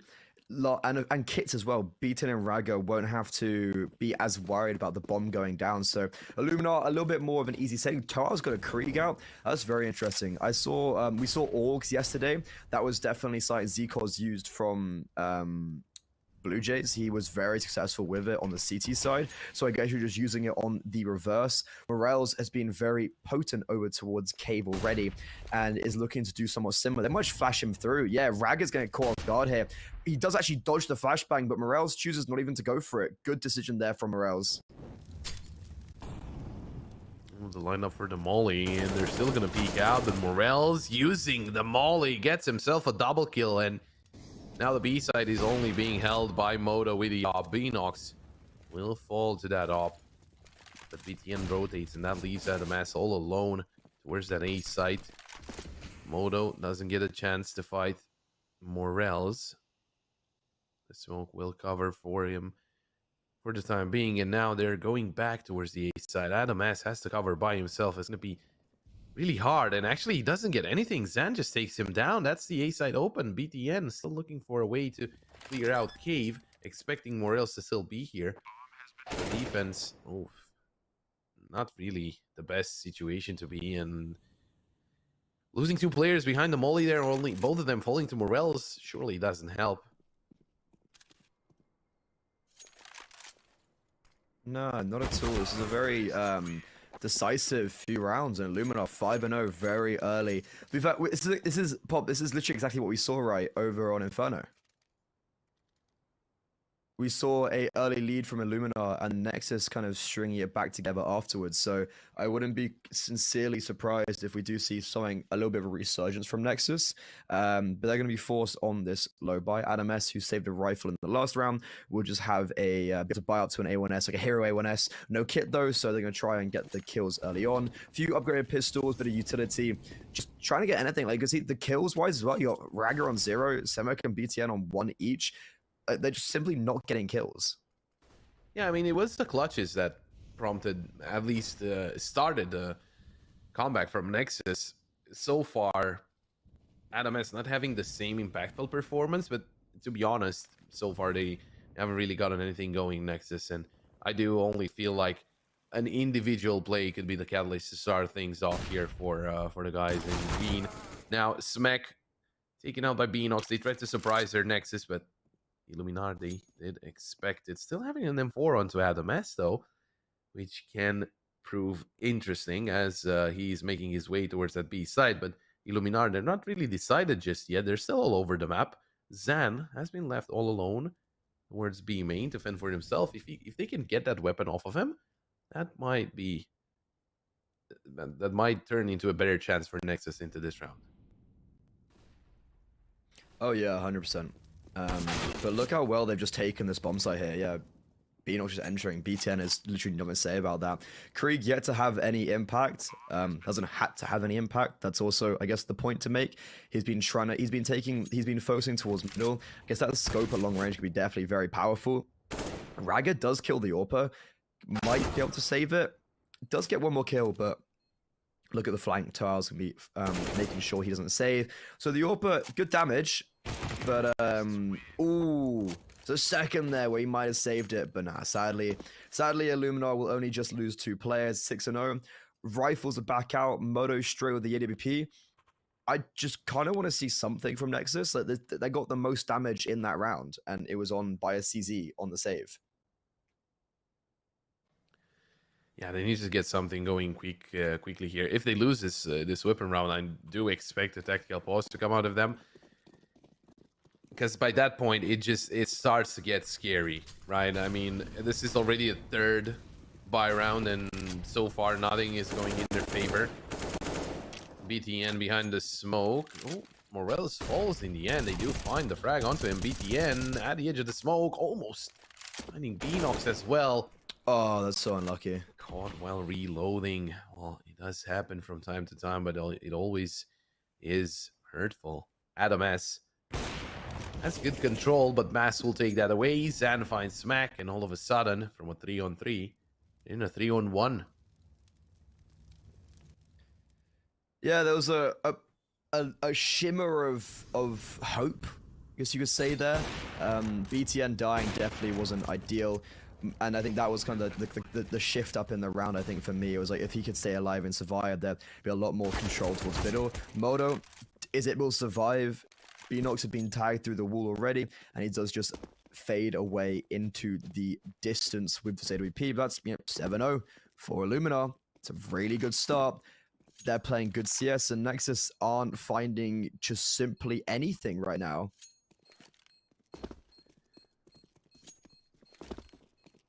No, and I feel like Illuminati, they're just playing default Anubis, and as Nexus hasn't played this map before in an official game, things are not really leaking up for them, and Illuminati are just getting round after round. 7-0 so far. Now, Moto does save that up, and technically they could go for a buy here. And I think that's the plan, because Moto can draw for Raga. Or actually, they could even go for a half buy, of course, and try and get a little bit more aggressive. That's what I would like to see from Nexus. Let's see if that works, right? At least in water they were in the previous round. They got the first frag, but then they stopped. They didn't really necessarily take control of water. They did lose a player in the process there. Now let's see what Nexus has to offer in this round. Moto taking down Toao is a good start. They start with the opener to the round, but can they convert this one to a round win and stop the streak of rounds from Illuminati? It's a good start for sure, and it'd be some way to get the first round, especially when you've got the lower buy. Moto, the AWP, he has been smoked out. Very good one way from Adam S there, but Zane just reads it perfectly. And it's the AWP that I'd want. You have to see him getting more impact, but Illuminar are doing so well at not even allowing that. You can see the smoke on the entrance there, the Molotov on one side. He's just completely boxed in and just can't do anything. So there was a start there where it was like maybe a potentiality. We could see the AWP go and play, but I think he had to make the bold decision to progress further onto the site and almost high risk, high reward, but it's just going to choose to save it into the next round, I would assume.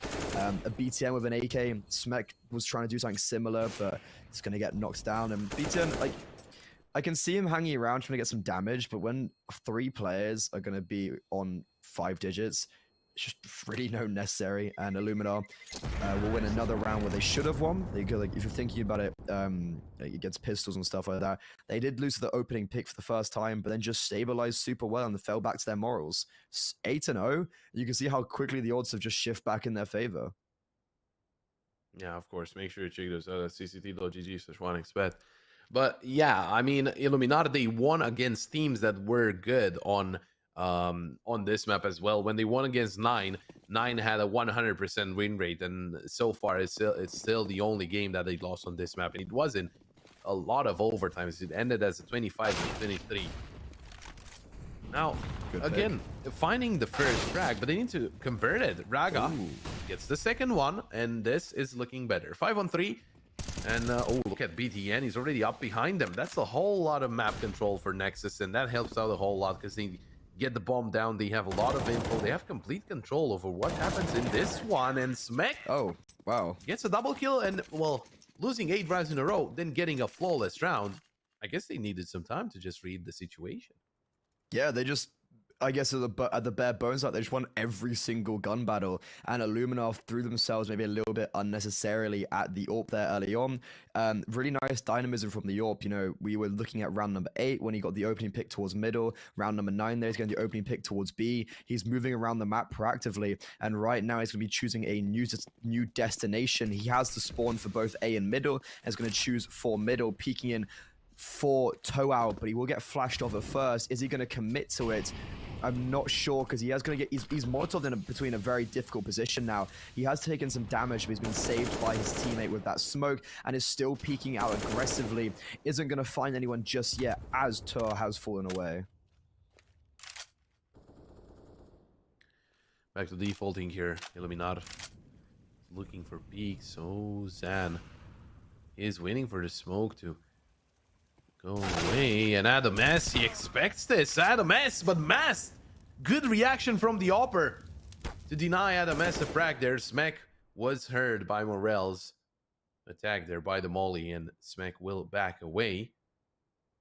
Modo's there to help him, and onto the A side. It is BTN covering all by his lonesome. 3-on-4, and while the Op of Mast is kind of low HP, it will still be a whole lot of pressure just being thrown onto Nexus by how Illuminati are playing this. They're just really slow. 40 seconds left, not giving anything away. No positions, no nades, no nothing. Nexus, they have no idea what's happening at this point. It's always very difficult when you're so spread out and you're not able to take any map control. I would like just someone to do something together, but right now you got Smek over on the back of that bomb site in a position I like to call Ninja. He is going to have potential help from Modo. Okay, he's rotating in now. Is it going to be here in time? He hasn't been smoked off yet, so Modo coming from Palace could actually do some damage, but Smek, oh my god, what an entry. B-Knock just destroys him, and Modo, okay, will have some sort of impact, but it's just a little bit too late. Naded, smoked. He's been spotted. BTN has come in to have some fun as well, but equally being spotted.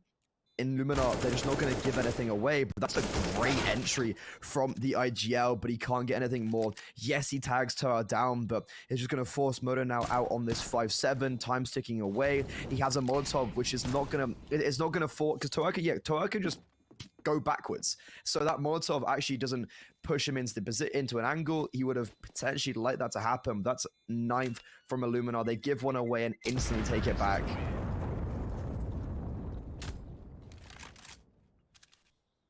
Well, still, I do feel like a pause would be needed here for Nexus. They do not have a coach at this point, so I know before when they had one, tactical pauses were used very efficiently. But for now, winning that flawless round and losing the one right after doesn't help at all. Maybe you thought you understood what the enemy team is doing, but just by losing the next round, it just throws out the window everything that you think you got.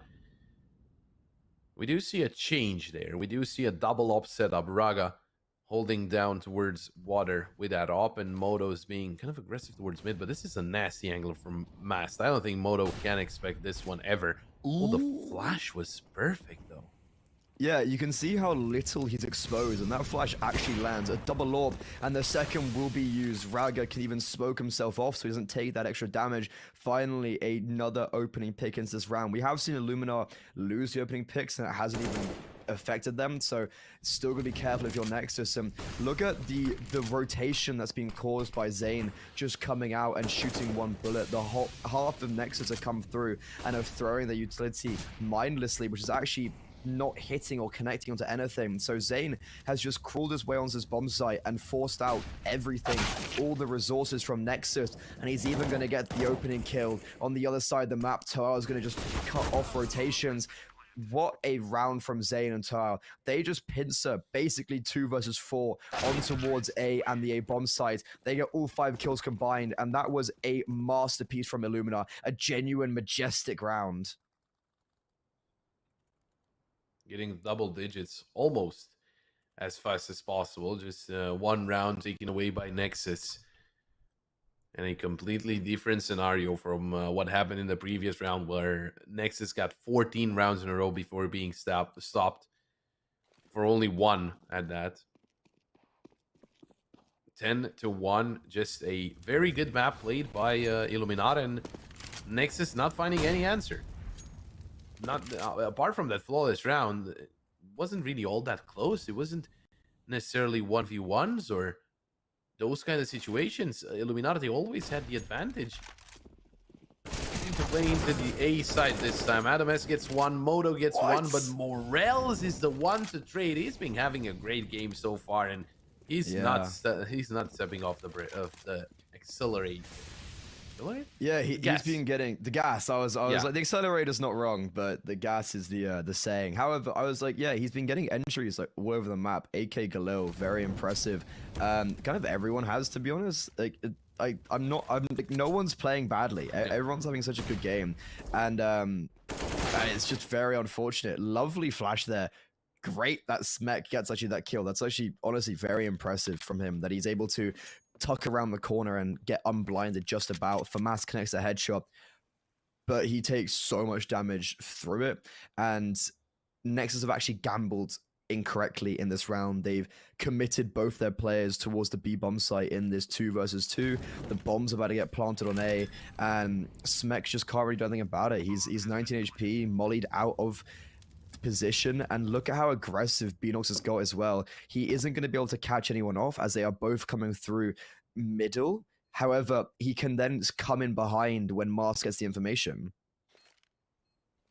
Oh, Mask gonna throw the nade, dealing some damage, but Smek still staying alive. Oh, not for long. The op nails the shot in BTN. He has to hurry up with his duel because Beanox is right above him. And that's round for Mast. Yeah, that's gonna be the round for Illuminata again, as we are used to saying here on Anubis. We've been saying it for basically 11 times, right? It's just a one-sided affair on this map. It's not really something we can, something they can do about it. Nexus, the strats are not really working. The defense is not really working. Illuminata, they're just powering through, and I can only see this going to nuke. It would be very unexpected for Nexus to come back into this one.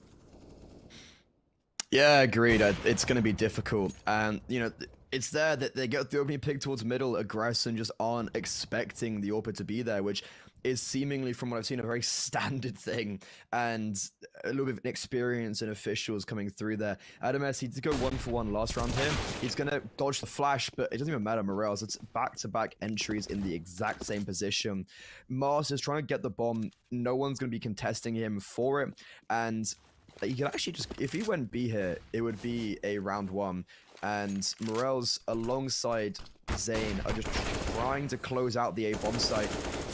Morels might just kill all of them. That also works too. And yeah, they're going to commit over towards B now. Mast is inclining his way over. Zayn is coming from water. They've got the play. They're going to have the bomb site. They've got the timing, even if they're going to shift. BTM, if he drops down, is going to make noise. And it's just information from Zayn. But this, ooh, I like this. Very fast flank towards B main. He is going to be very close, and they might not anticipate him to be that close, literally identically where Mars came from. Oh, Mast is going towards main, and yeah, BTN finds that frag. Now they need to get through Zan. Raga and BTN. Raga spotted. Zan missing the chance, and BTN shooting Zan in the back as well. Well, a good retake here to the site. The 2-on-2 situation working in the way of Nexus. And now going back into the game, I wanted to say, well, I did say it would be really surprising for Nexus to come back into this game, but with 11-4 scoreline, it wouldn't be all that bad. Although, even if they get 2 more rounds here on the CT side, they still need to go through a whole of T side where Illuminar, they're going to be on the defense, and they're going to have some strong defense, I expect. And Nexus, if they haven't played all that much of Anubis, I do think their strategies might be lacking. But it all comes down to if they can get 2 more rounds here and get themselves in a kind of a better spot. Not a good spot, but a better one that they're in right now. Yeah, you can't really use the term good spot, especially when you're losing by so many rounds. It's always saying like just better than nothing. However, that's not ideal. Nexus, they've been getting the opening picks in some rounds and still struggling.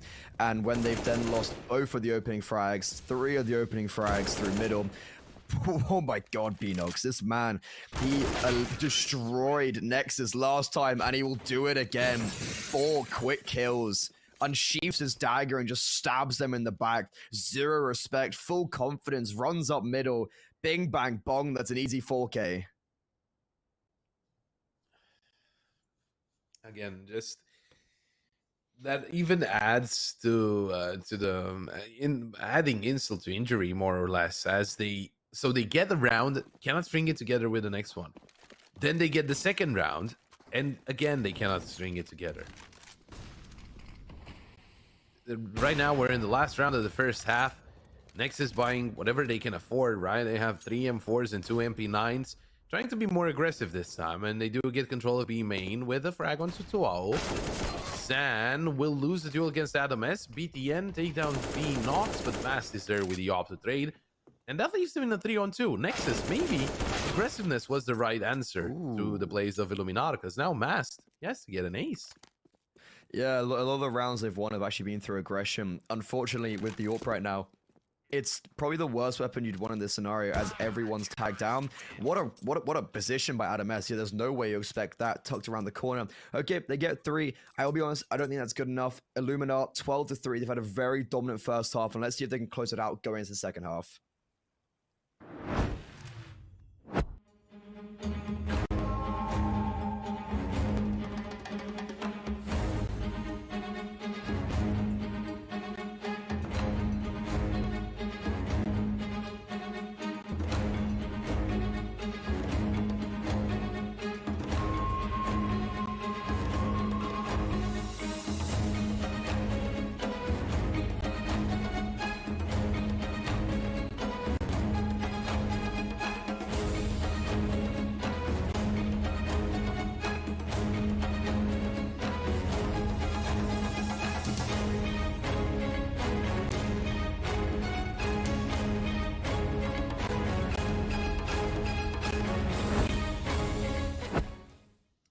12-3. Not the best half from Nexus. A very good half for Illuminar. So let's see if Nexus can get anything done here on the T side. This is interesting. It is a split towards the B side. Beanox has the dualies inside the cave, and there's going to be smokes coming in. Good flash there. Beanox puts out 3 players, gets 2 of them. The third as well, and never mind. I was saying how it was looking promising from Nexus splitting towards that B side, but they lose all of the players and they get no kills. That is just hurtful for Nexus. And with that, I do feel like, as Freddy was saying, it should be not enough. It should be the map for Illuminati at this point. 13-3. Nexus are going to force into this one, so there's a high chance Illuminati gets to 15 before Nexus buys up. Beanox is unreal. 18-9. He was not a familiar face to me, or a face I'd actually recognize going into this game today, so I'd never seen him play before, but he's definitely impressed me with his individual ability, especially with his openings on that just 4K. He really flexed to us what he can do. If he's able to have the space and the confidence to do that consistently, such a dangerous equity that Illumina have on offer. Right now, Nexus, they're throwing everything in the kitchen sink at this round. They lose this, they're pretty much guaranteed to be looking down the barrel of 15 rounds, and that's not a great start. Raga, corner timing, FAMAS just peeks out and kills them. Morels, even though it was half HP, still has that confidence, and Nexus are grouping up towards middle. They're still wanting to follow in the footsteps of their fallen comrade, but look at the amount of space that's been taken by Illumina. They're going through water, and Mars will then drop the bomb and just throw pandemonium in the air. Adam S somehow does not expect him to be there, loses a lot of HP, but he does get saved by his teammate. And yeah, just the constant force of aggression from Illumina. Nexus cannot handle it. Morels gets one onto BTN, and he will be the one to close out the round in favor of Illuminar. Now it should be Nexus on an eco and Illuminar getting to 15.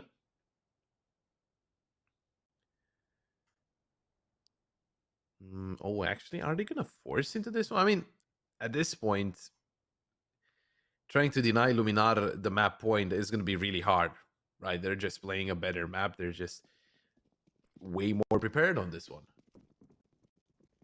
Yeah, they're just putting them on a 6-win streak, if I'm not mistaken, out of 6 on this map. They're looking like the one team that have definitely cracked the code at this level, and it's giving them so much value going into the future games, because a lot of teams are struggling to deal with the map pool, and they didn't play any officials going. Yeah, they played only one tournament this year so far, so they have focused on practicing this map, and it's working out quite nicely. This round is identical. They've closed out the A bomb site quite nicely. Raga has got 2 kills, but the bomb's been dropped in no man's land. And if you look at how fast the rotations are, Nexus just aren't able to deal with that. Yeah, they only keep 2 players alive, but you've put yourself on 15. You've got enough money from the last round to bring over. Nexus, they've got 3.3k across the board. They're going to be on full Galils, AK no head armor, not much utility. Now trying to get 12 rounds in a row flawlessly, or we're going to nuke. Yeah, I think this, well, the decision has been done to just rely on nuke from Nexus. I don't think it was of course it was a try here at the end, but they could have ecoed and buy fully into this one, but again, the chances are pretty slim, right, to get 12 rounds in a row. As I say that, they did do that on Inferno, but this time it is not the same proficiency that they have on Inferno into this one. Yeah, it is 4-on-4. Raga got himself a frag. Morel speaking into mid, dinked down to 61, but he gets the frag into smack. Oh, Raga almost going down. That's going to be BTN actually going down in mid. 4-on-2. And that could very well be the end of this map, although that nade didn't really bounce in the right direction. Zen was awfully close to his own nade as it exploded. Yeah, that could have been worrying.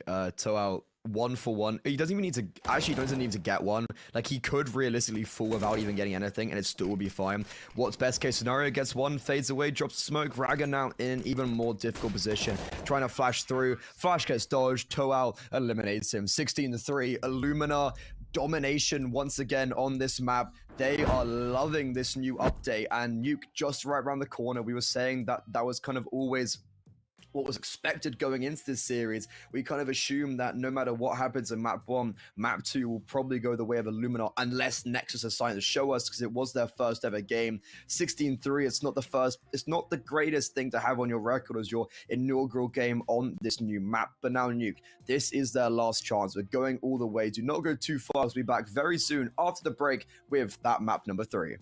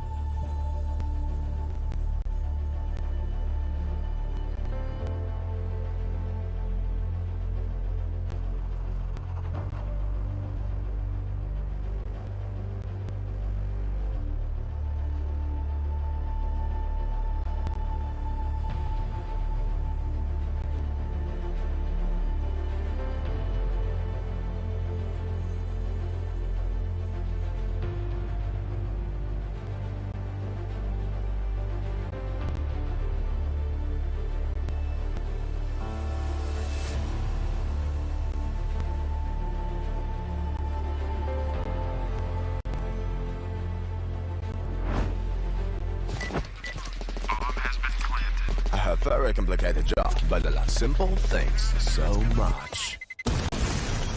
One move, one push.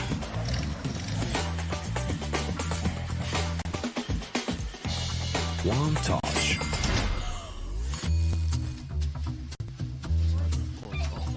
One love. One click. One expert.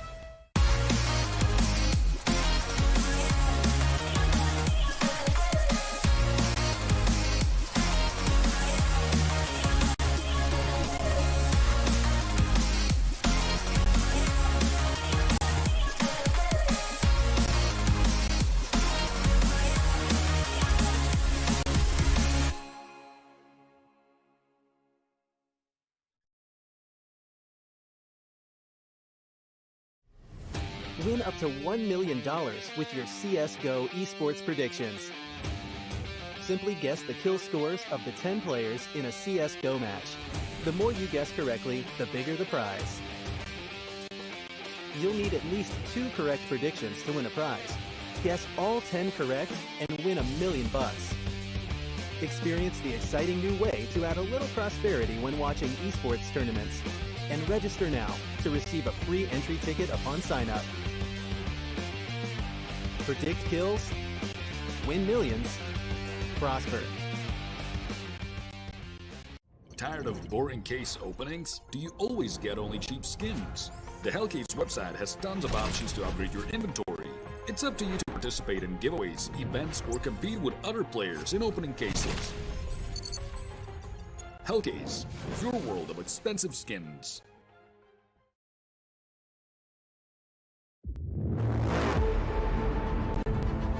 The hunger for glory feeds the desire, the courage to look for a challenge,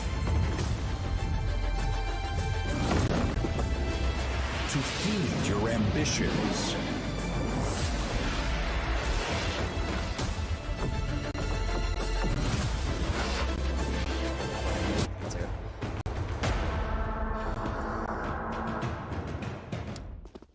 And we are back. Welcome back to the third map of the third series today. Nexus demolished on Inferno, Illuminar demolished on Anubis. It's been a tale of 2 games. And now let's see if Nuke will be close or will Illuminar continue their momentum from map 2. All they do start on the favored side, and Zan, he gets the first frag of the match onto Smack. Morels will find BTN as well. Fast push through ramp though. And Zan is still holding. Nice headshot there onto Raga. Going for more. Zan is having a great pistol round. Going for the quad as well. And it will be Toao to steal it away from Zan. But still a very good effort there. And the triple kill, just a whole lot of damage there to stop the push from Nexus. A good start from Illuminati. And they're looking to get a lot of rounds here on the CT side, as it is the favorite side of Nuke. Looking into, well, to get a lot of rounds, just to have an easier side on that T side, of course. And we do see the odds favoring Illuminata, as you can check those out at cct.gg/1xbet.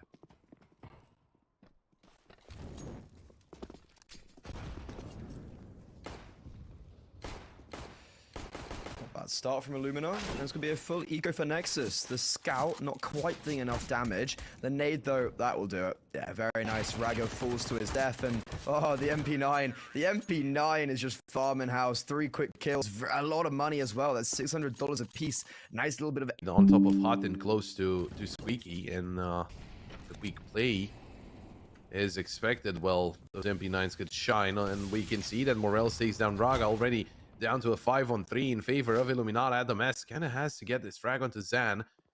BTN is fairly low, 24 HP. Adam S, not the best spray, down to 5 HP. And Moto lands the headshot onto Zan. He's still full HP.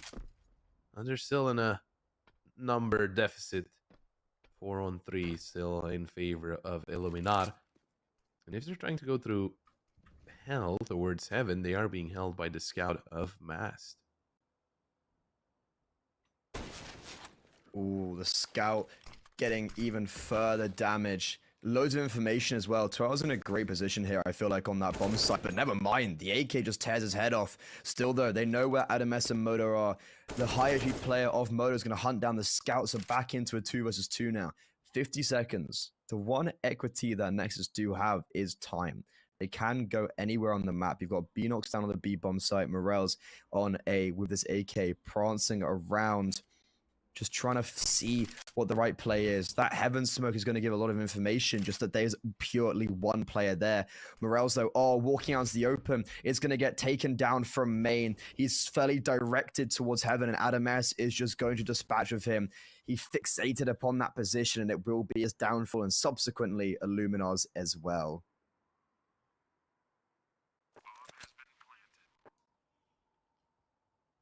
Well, Beanox, he's slowly making his way towards A main, 48 HP as a molly to force out Moto from behind the site. And he makes it into the site. No one was speaking just yet, so timing favors Beanox. Getting closer and closer, but Moda will peak at one point, and, well, Beanox, he just goes down, wasn't paying attention to the right angle.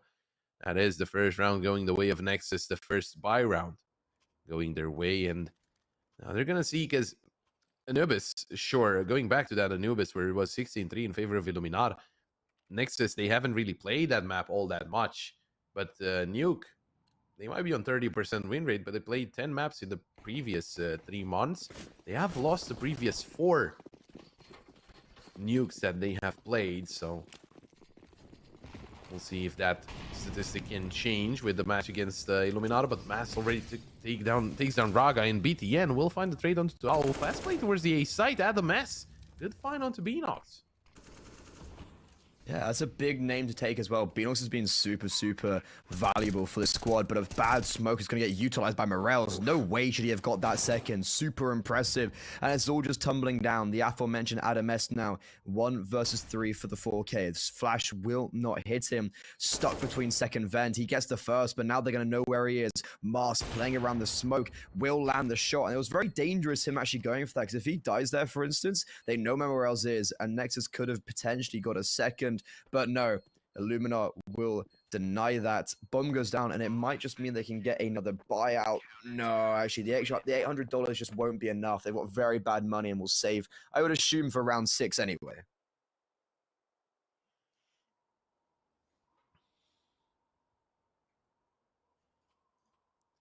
Well, just looking at the percentages here for Nexus in their previous 3 months, their city side is, of course, looking better.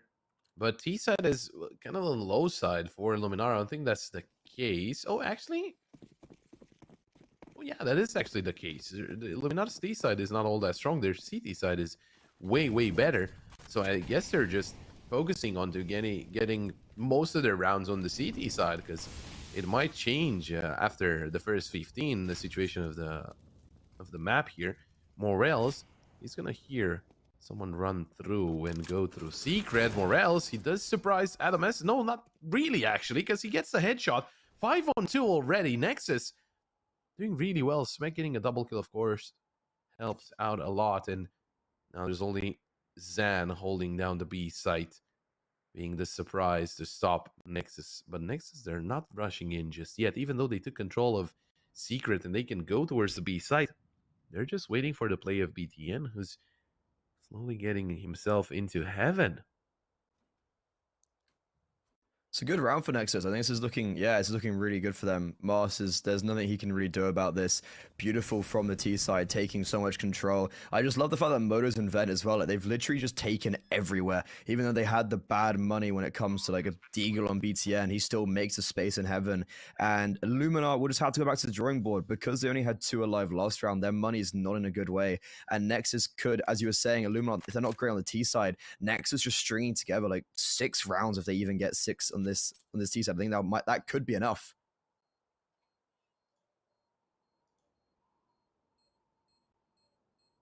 Well, as the bomb is slowly getting closer to explosion and getting the round to Nexus, that is a way better answer. And I really like this from Nexus. I guess that they weren't really all that affected by the loss on Anubis, and as a team that didn't really play all that many matches, well, that was their first technical match on an official match on that map.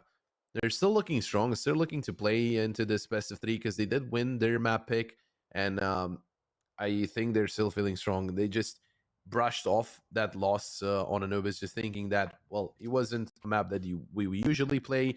And I think maybe since they saw the veto, they were thinking, we're just gonna go for the first and third map. Second map wouldn't even count. We're gonna try, but I guess our best chances would be on Nuke and Inferno. And technically, I would support that decision.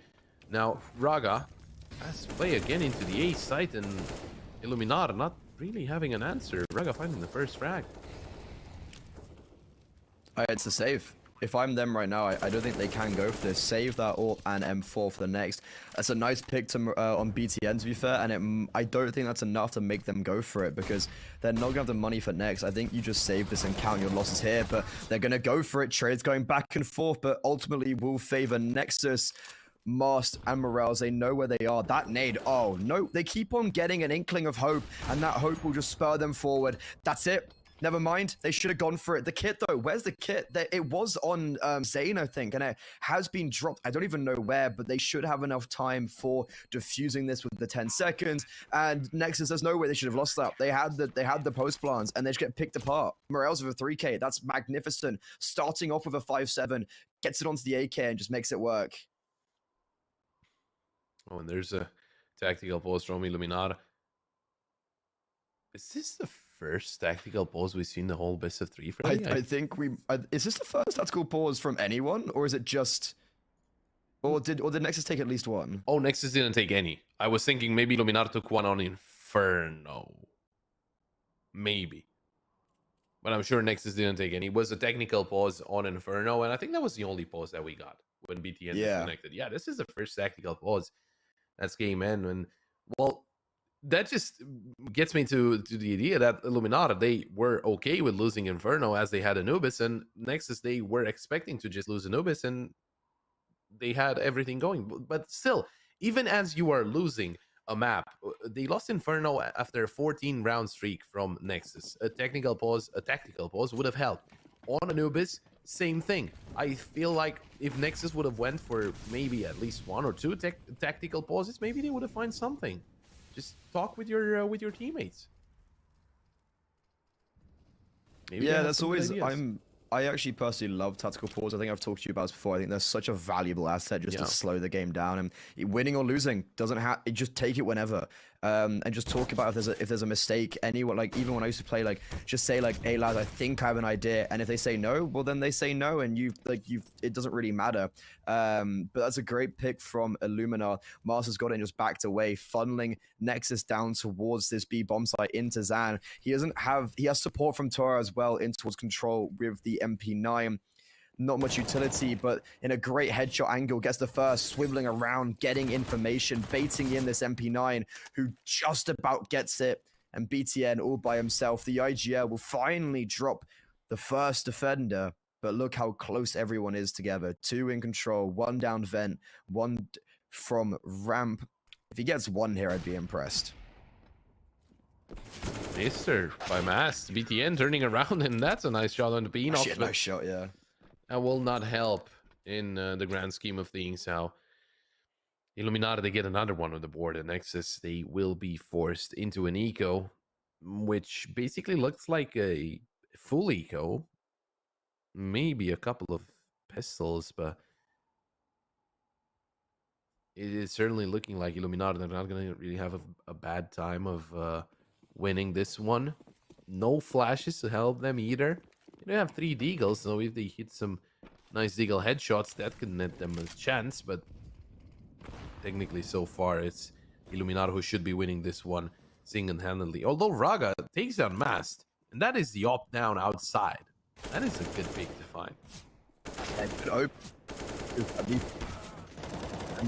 Especially when you've got such confidence on these players, just swinging out, taking every single fight they can, giving no confidence to these non-armored deagles. They will lose 2, and they'll be looking to make sure they don't lose anything more. Morel's 13-3. My God, this guy's had a godly 2 maps. Oh, BTN is still waiting with that deagle. And Svek is slowly pushing in from ramp, so he could surprise Illuminati, but the longer he takes, the more they will expect it. Now time is slowly running down. 12 will peek out and he will take down BTN.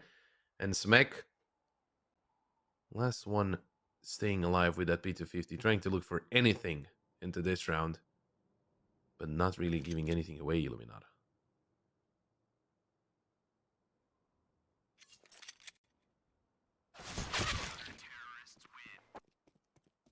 Uneventful finish there with Beanox finding the head of Smek, and it will be yet another round for Illuminati as expected. Nexus will get their buy though, so we'll see if anything changes up. No money for an op, which in the duel against Mass, they did win it with the Eagle, but with an AK it might be harder. I wouldn't necessarily say this is too alarming for Nexus just yet, Pop, with this scoreline. 6-2 on the T side. well, trailing mode 4 on the T side of Nuke is like, it's not that bad. It's a very CD-sided map, and these rounds haven't necessarily been completely one-sided in some instances.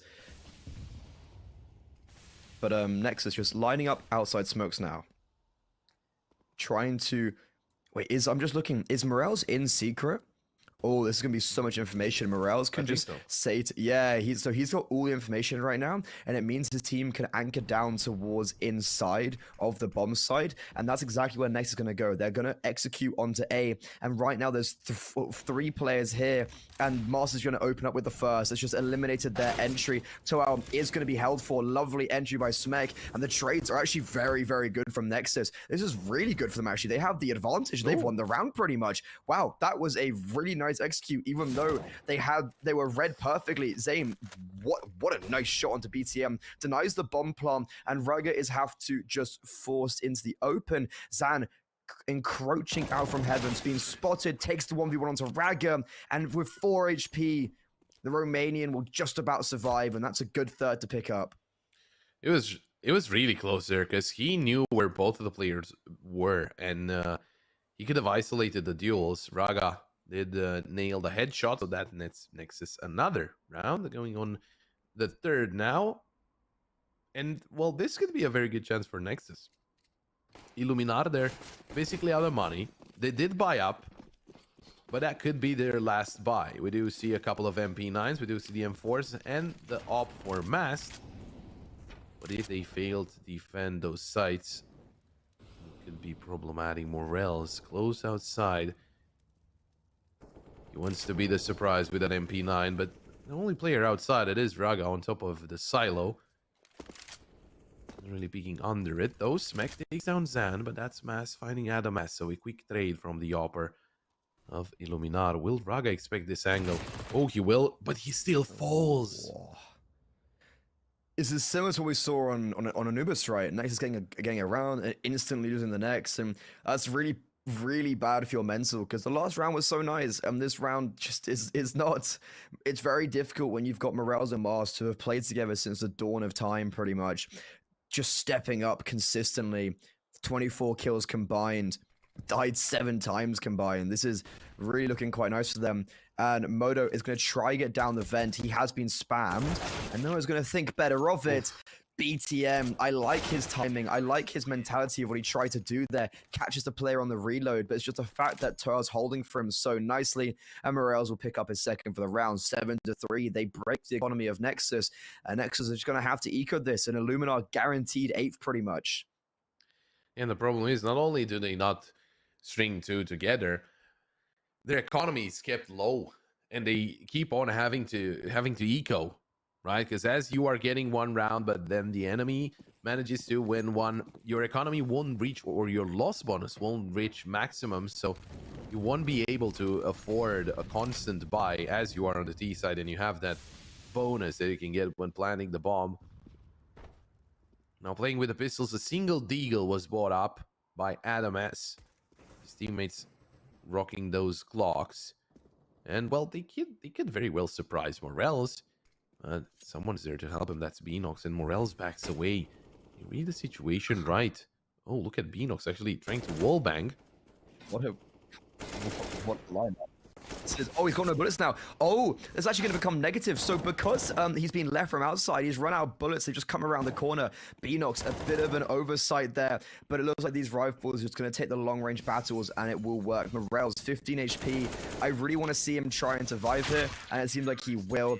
The fact they only lose 1 player there, I think, is actually quite good. And careful. Bit of miscommunication, I'd say there, right, Pop? Morels leaving his post, and Beanox maybe not anticipating that. I mean, they were trying really hard to get rid of the player on top of the hut, or not on top of the hut, but on top of main, right? Because Morels got in behind the blue box, and he was trying to get the frag on top of main, but that leaves the way of Nexus just pushing into main, and as at the same time, you hear a player on top of main, yet you still use almost all of the bullets in your clip, and you don't reload. And well, that's the point when they're gonna push in. Even if they have Glocks, you have only 1 bullet. You're not gonna line up 4.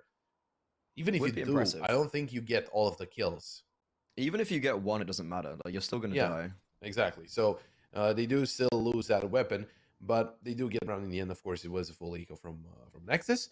Now, this is important, and Morales, he gets aggressive outside, finds the frag onto Moto, and he actually manages to step away to go back into safety, and that is not what you want to see if you're Nexus.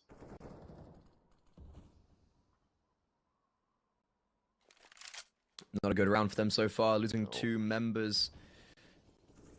And BTN trying to take some space towards outside with the rest of his team coming through door. Toao's been really good here, getting at least 1 kill every round and just minimizing their attack. That's the lurk dealt with. Toao's got great support from Mini. Isn't looking at door right now. Doesn't catch a timing. Can't actually see them. Oh, they're coming around. Yeah, he spots them. And bit awkward, but he will just fall on the top of the head of Adam S. And it's such a hard position to clear on top part, especially when you haven't been seen for so long. They've come out and just maybe assume no one's there. Great round again. Toao is a really strong anchor, in my opinion, over on this A bomb site. We've seen him getting a lot of key kills. And Nexus, once again, is going to be on a low buy. This T side isn't really giving me much to be happy about. Yeah, he's not looking particularly strong, and I was saying how their stronger side is the CT side, but then again, a 12-3 is really underwhelming. Morel is still trying to fight outside, doing some good damage, and being pushed by Raga. Interestingly enough, he gets aggressive in front of the smoke. Nice headshot there from Smek to trade out his teammate. 4-on-3, and Mast has to cover with the op.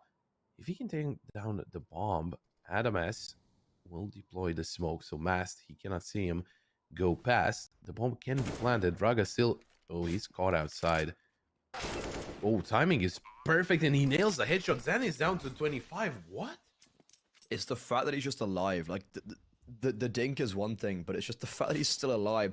He's kept 2 defenders here, and he's still keeping them at bay. Raga is playing such a good round right now. He single-handedly won the post plant for them. He just hasn't died. Okay, and he gets another dink. How has he just got 2 dinks there? Yeah, that's the round over. Raga, that was incredible from him. You know, the rest of the team, really nice for them to get down on the bomb site, but it's the fact that Raga just doesn't allow them to come away, and BTN's even just hunted Beanox. He had 1 bullet left, and because he was on 1 HP, he's allowed to use that 1 bullet effectively, and that is going to be a 4 from Nexus. Finally, they break through, and they do it so on a low buy with the Tech 9s. Yeah, surprising there. I mean, Braga, I think the point there was just to try and get the frag on the player that was already spamming for quite some time, so he should be out of bullets. But still, only just by being there, he was, as you pointed out, he was keeping 2 players next to him, and that made the retake all that much harder. Mast not getting anything given to him, and that op couldn't really shine against the guys on Nexus that were on the B site itself. Just the right approach for the situation from Nexus. Everything fell in place for them. Just a wonderful round to take. Now they need to be careful. Mast taken out by Modo. The flash was perfect. That is good. Yeah, that's a really good first pick. Mast, one of the 2 Goliath, well, 3 Goliaths, I guess you can Toao in this one. But kind of Morales and Mast, these 2 dastardly duo, you already have 1 out of the server.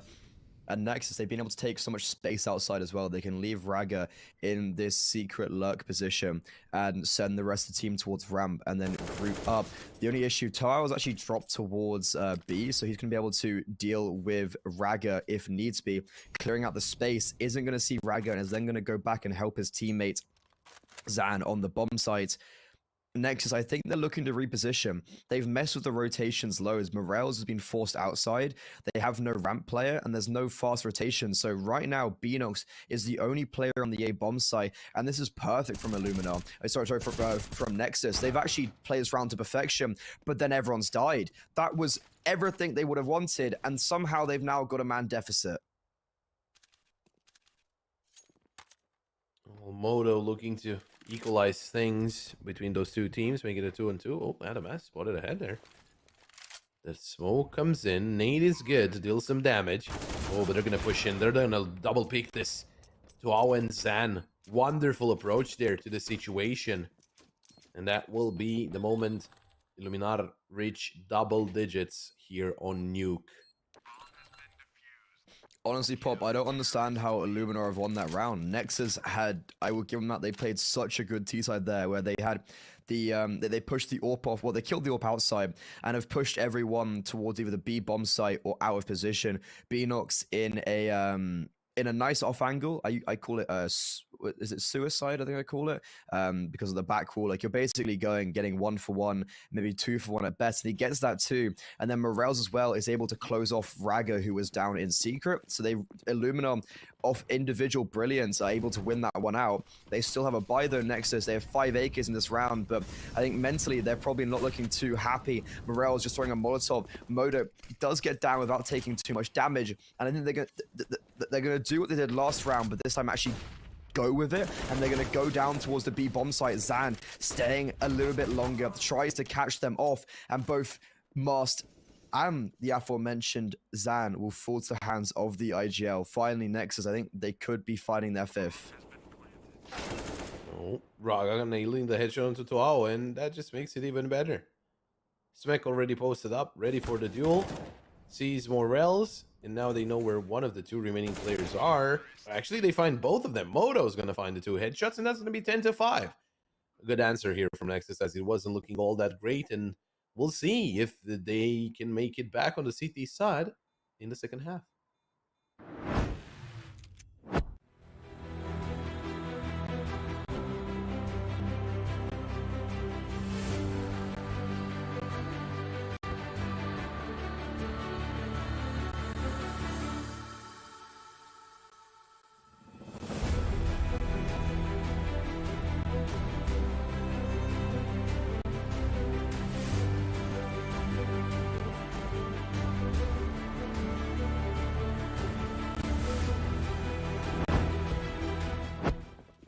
Potentially the last half of this series, unless we see an overtime. Illumina 10-5 on their CT half.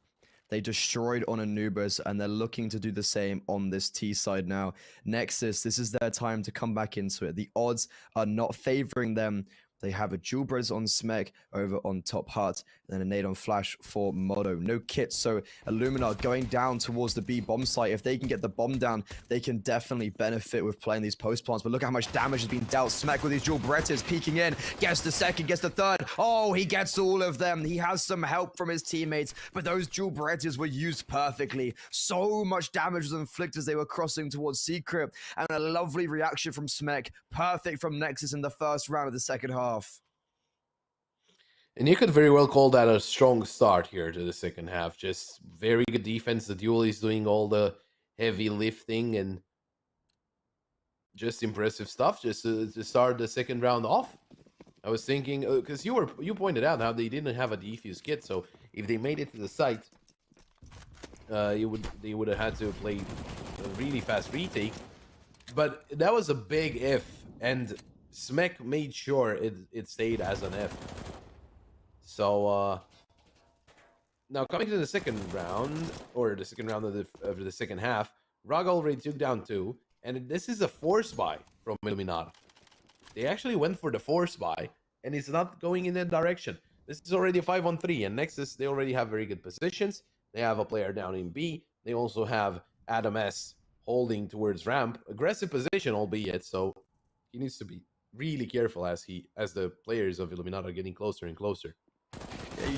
You tend to put a player like Adam S on ramp who's just individually talented, because you have that ability just to multi-frag. Very nice 2 shots there from Zan. He's going to pick himself up an A1S, but this is looking rather unwinnable. If he goes up heaven, which he might do just on the gamble, Smek is right there above him. So going around now is going to get spotted out by Modo.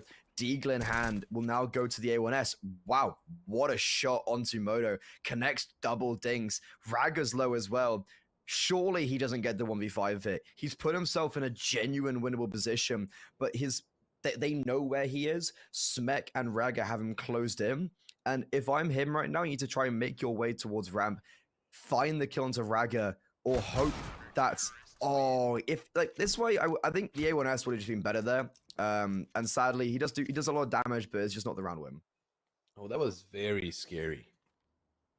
Very, very scary. Good try. And does some decent damage to the guys on Nexus.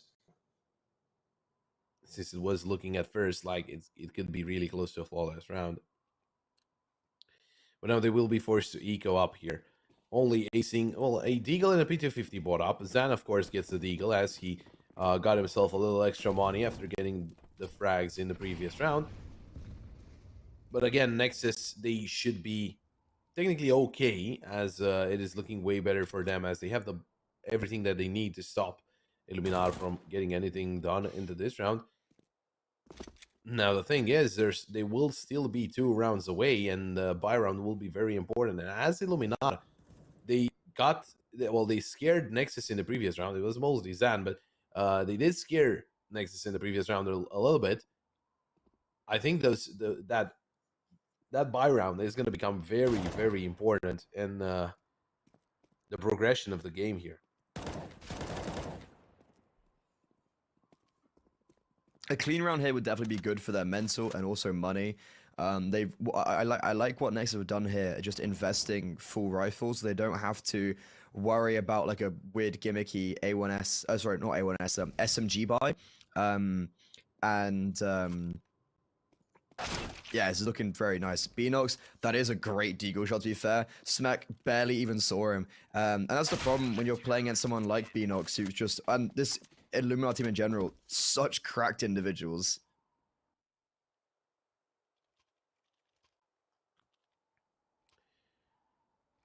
I'm really curious, as there's not going to be an op for Illuminati, so outside plays without smokes are out of the question. Well, I am really curious to see how they can handle this attacking side against the defensive Nexus. So far, Nexus, they're being led in terms of strategies and also in terms of kills by BTN. Of course, their IGL. And at some point, this has to get you fired up, right? You are playing in a team where your captain is also, well, usually not the best performer individually, but now he's feeling himself. He's getting the frags here and there, and that is another round found. Very ropey. I might be cursing them from time to time, so I will apologize for that. But they do get the first opener, the opener to the round here. Nexus and Illuminati, they are grouped up here, but it should be really hard to get through BTN and Raga.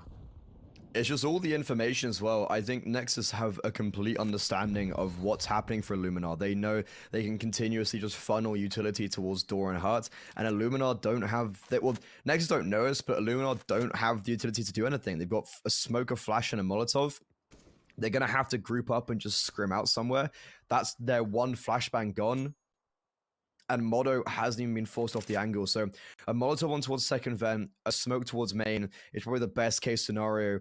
Raga will get forced out from the Molotov. BTM will get shut off. So that's kind of what I want to see from them. But Beanox just contacting out. The setup is good enough, and they haven't budged whatsoever. The Molotov was on Beanox, so he's died, so they can't flush Raga out, and that's a lovely hold. 3 easy kills, plays around second vent, and that's Nexus putting themselves on a 9th, now 1 round away from evening up 10 to 10. Illuminar, no bomb down, no party.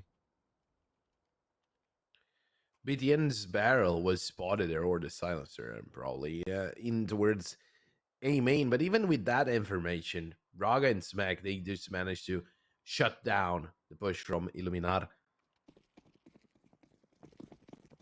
And well, this they're gonna use the pistols, they're gonna use the Tech 9s, the CZ. Trying to go for a fast play against Nexus might be pretty hard. They have been playing this nuke for quite some time now in different with different players, and still from time to time it is not looking bad overall. From time to time, the problems come in as they're trying to close out the map. Not there just yet. And Illuminati with the pistols just gonna rush down into the B side. That's where Moto is trying to hold by himself with the op. Gets a frag onto Morels. Adam S is here to help as well. Nade deals a lot of damage to Moto.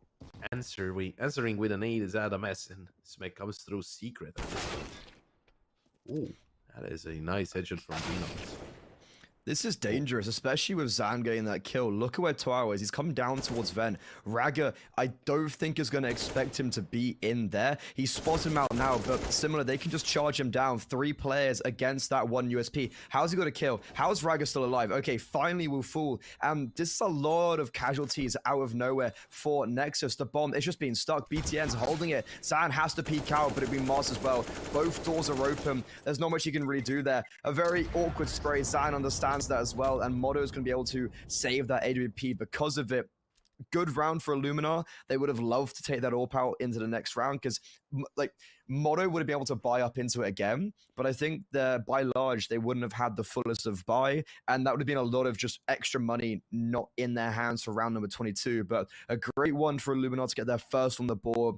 Tech9's great entries. I like Toa's lurk, and I'm going to be looking for that a little bit more now, going into this map when Illuminar are around all as like a 4, and then Toa on a lurk. Ooh, the double play towards ramp. Are they going to push? Well, so far Moto's holding the angle, and Adam S will get. Oh, they're both going to get closer. I like this. Moto gets Beanox, and Adam S. Surely he was spotted on the death cam, so they should know that they've got control of trophy room, advanced control of ramp. And well, they're not in bad position. Smek was a little bit pushed up as well. Adam S, he will concede that control, but still, that's a lot of info. And as they do that, they do hear the smokes outside, so they could be fooled into thinking that there's no one getting close to the A side. Smek gets to Owl, getting aggressive on a good timing. And right now, Illuminati, they need to reconsider their choices because they're in a 3-on-5. It's going down B, the best idea, as Moto was usually spotted towards that ramp and B area. He got a frag outside this time, took down Zan. Morels, he's looking for a chance to trade and take down the Opper, but then again, the defense from Nexus is just really solid. A lot of proactiveness. They're playing their own game right now. They're not allowing Illuminar to walk into them, pushing when they lose space. It's like a push and pull technique, right? You lose control outside, you push into lobby, you have the advantage, you get one, you just fade away with it.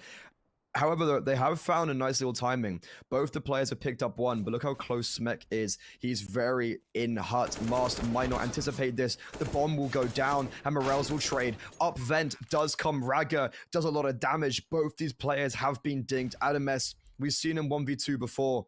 9 kills, lowest in the whole server with Beanox. This would be a time to put his team in a very nice position. That's the first, knows the seconds in heaven. He has no kit, that's the only issue. Trying to pick one up. There he is. And on the back foot as well, Morels will fall. Very little bullets, but Adam S makes it work. The Spaniard, the Romanian, he's stepping up when needed. I feel like that was way too close. Illuminar should have won that. They did get themselves in a very good position. But I feel like by the way that the run started, it was looking pretty good for Nexus. Now, they do get the round in the end, and Illuminati, they do concede one more. Economy not looking all that great. Only one round ahead. They had a big lead at half point, but right now, Nexus, they're on the verge of coming back into this one. And again, the CT side is the favorite side on this map. Big fast play into the A side. Raga and Smek covering each other. BTN, that's a teammate, but he gets the headshot onto Mass as well. 5-on-2, and Nexus, they shut down the push from Illuminar. This is really dangerous now for Illuminar. You're in a position where you are being trampled on this T side. You've got one round and it was a gimmicky Tech 9 round. Every single else has been rather dominant. Really strong as well for Nexus to do this one flawlessly. We were talking about how they didn't have loads of money coming into this round number 22. Morels, he does get one, but he's just discombobulated, trying to clear every angle. And in that, he will get pushed. 11-11, Nexus. They've got 6 rounds to the one of Illuminar on the second half. They're pulling away, and they might just complete the upset on the Polish Inform squadron.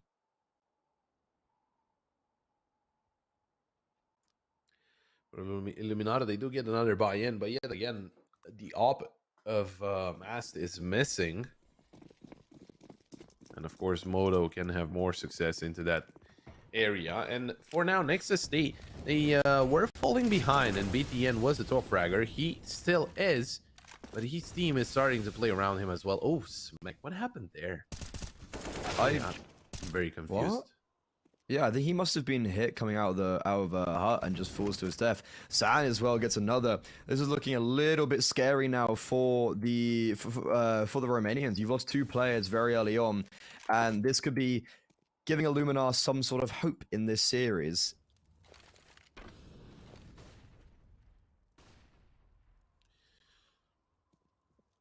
Oh, Illuminar, they do get a player into secret. The bomb is still in front of A site. And if they only fake the B side and Nexus doesn't rotate, BTN has to cover for a lot of players, right? There's the re-smoke for Squeaky. Moto's there with the op to help out as well. This is a very interesting scenario for Illuminar. What is the play? Going through ramp and attacking the B site. Sure, it looks like the better play, but Moto's already here. Will he expect Zan? No, he won't. Hard. Had no idea there's an enemy already there. Zan takes down BTN, and now Adamas is on for the 1-on-5. Gets himself a couple of kills. Gets the smoke onto the bomb as well. Tapping the bomb, but not sneaking the defuse, and Beanox gets in position before Adamas can get the frag through double doors. Not a bad try there from Adamas, but still, it didn't go in the right direction. And Illuminar, they get themselves in the lead once again. The fact that if he stuck that, it might have actually been better. I think if he'd stuck that, he might have actually won the round. He had a flashbang as well, and there was no one really in position apart from Zam. Beanox with the AWP, like, you can't really be spamming that with the AWP, and the odds still favoring Illuminar, and I'm not sure if I'd agree with that. I think Nexus might have this momentum in their bags, but this is a really awkward round for them. They're going to be relinquishing their actually, like, pushing the lead even further away. Illuminar should be trying to find 13 here, and because we're getting quite late on in this game and in this series, you don't want to be giving them edgeways, because if they take an inch, they'll take a mile. BTN in a 1 versus 5, that's the round over. That's going to be them getting 2 pretty flawless rounds, building up an economy, and Nexus, they got to be a little bit scared if I was them. Yeah, as I was mentioning at first that Nexus, sometimes they do have some problems with closing out the matches. Now, they're not there just yet. They're going to be led by 2, and their economy should be okay for another buy. But still, it's not a nice sight, right, for Nexus, as they were coming back into this game, as they got onto their favorite side, as they got 6 rounds already on the CT side, whereas they got only 5 in the first 15. Illuminar picking up the pace here and starting to link rounds together surely is not a good side for Nexus. And I think I overshot that. I think it's going to be actually a half buy. Is it going to be They'll get it out. They'll get it out just about. Smack will probably be on an SMG, but you're going to have at least the AWP out for utility on 2 players. Smek goes for the FAMAS, actually. Not bad. Round number 25. This could be it. If Illuminar win this, I think that might be somewhat of a GG. That could be indeed the case, right? Because they should be able to get to map point. As that happens, Moto tries to get a little bit more aggressive. Ooh, that's a good pick. The edge of the smoke, gets the frag onto Zan, but Mass trades onto BTN, so that peak goes away. Peak that Moto got at first. They tie things up again, Illuminar, and it just gets harder to just defend those sites with only 4 players alive. Yeah, they committed a lot outside utility-wise, and with manpower, Moto's a great pick onto Mask. He's definitely slowed down in the later stages of this map right now, and that could be one of the main reasons on the T side they're struggling. T side AWPing is notoriously very difficult. A lot of AWPers do struggle on it. And Moto right now is just farming away. He's dancing around these angles and is taking everything practically for free. Adamas putting the nail in the coffin right there. Beanox is all by himself. 1 versus 4. with the bomb on his back, is going towards the B bomb site, and this could be Nexus giving themselves one last chance.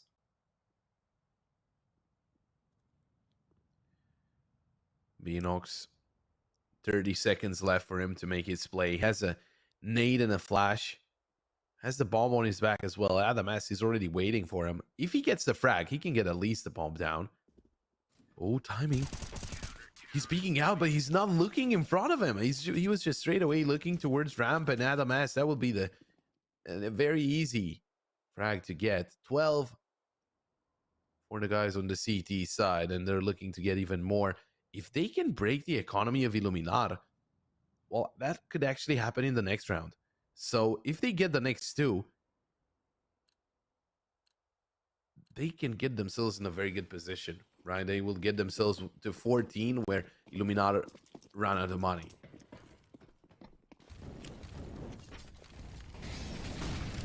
Yeah, this is really coming down to the wire. Round number 26. This could dictate a lot. Morel's going for a fast play, jumping down. BTN and Raga caught off guard, but they'll still make it work. Spam through the smoke, drops the bomb. And this is looking pretty good for Nexus early on. A lot of damage though. Raga and BTN on quite low. And then you've also got Smek dying as well. But Modo, once again, getting kills everywhere on the map. This time he's taken aggression towards ramp and is still holding here. The flash is going to force him away. He's going to be lucky to just about get around the corner. Beanox trying to bait out the shot, which he does. But the quick scope comes through. Masked 1 versus 4. Money on a tripwire. And Nexus looking to even up 13 to 13. They will pop. No one wants to give up.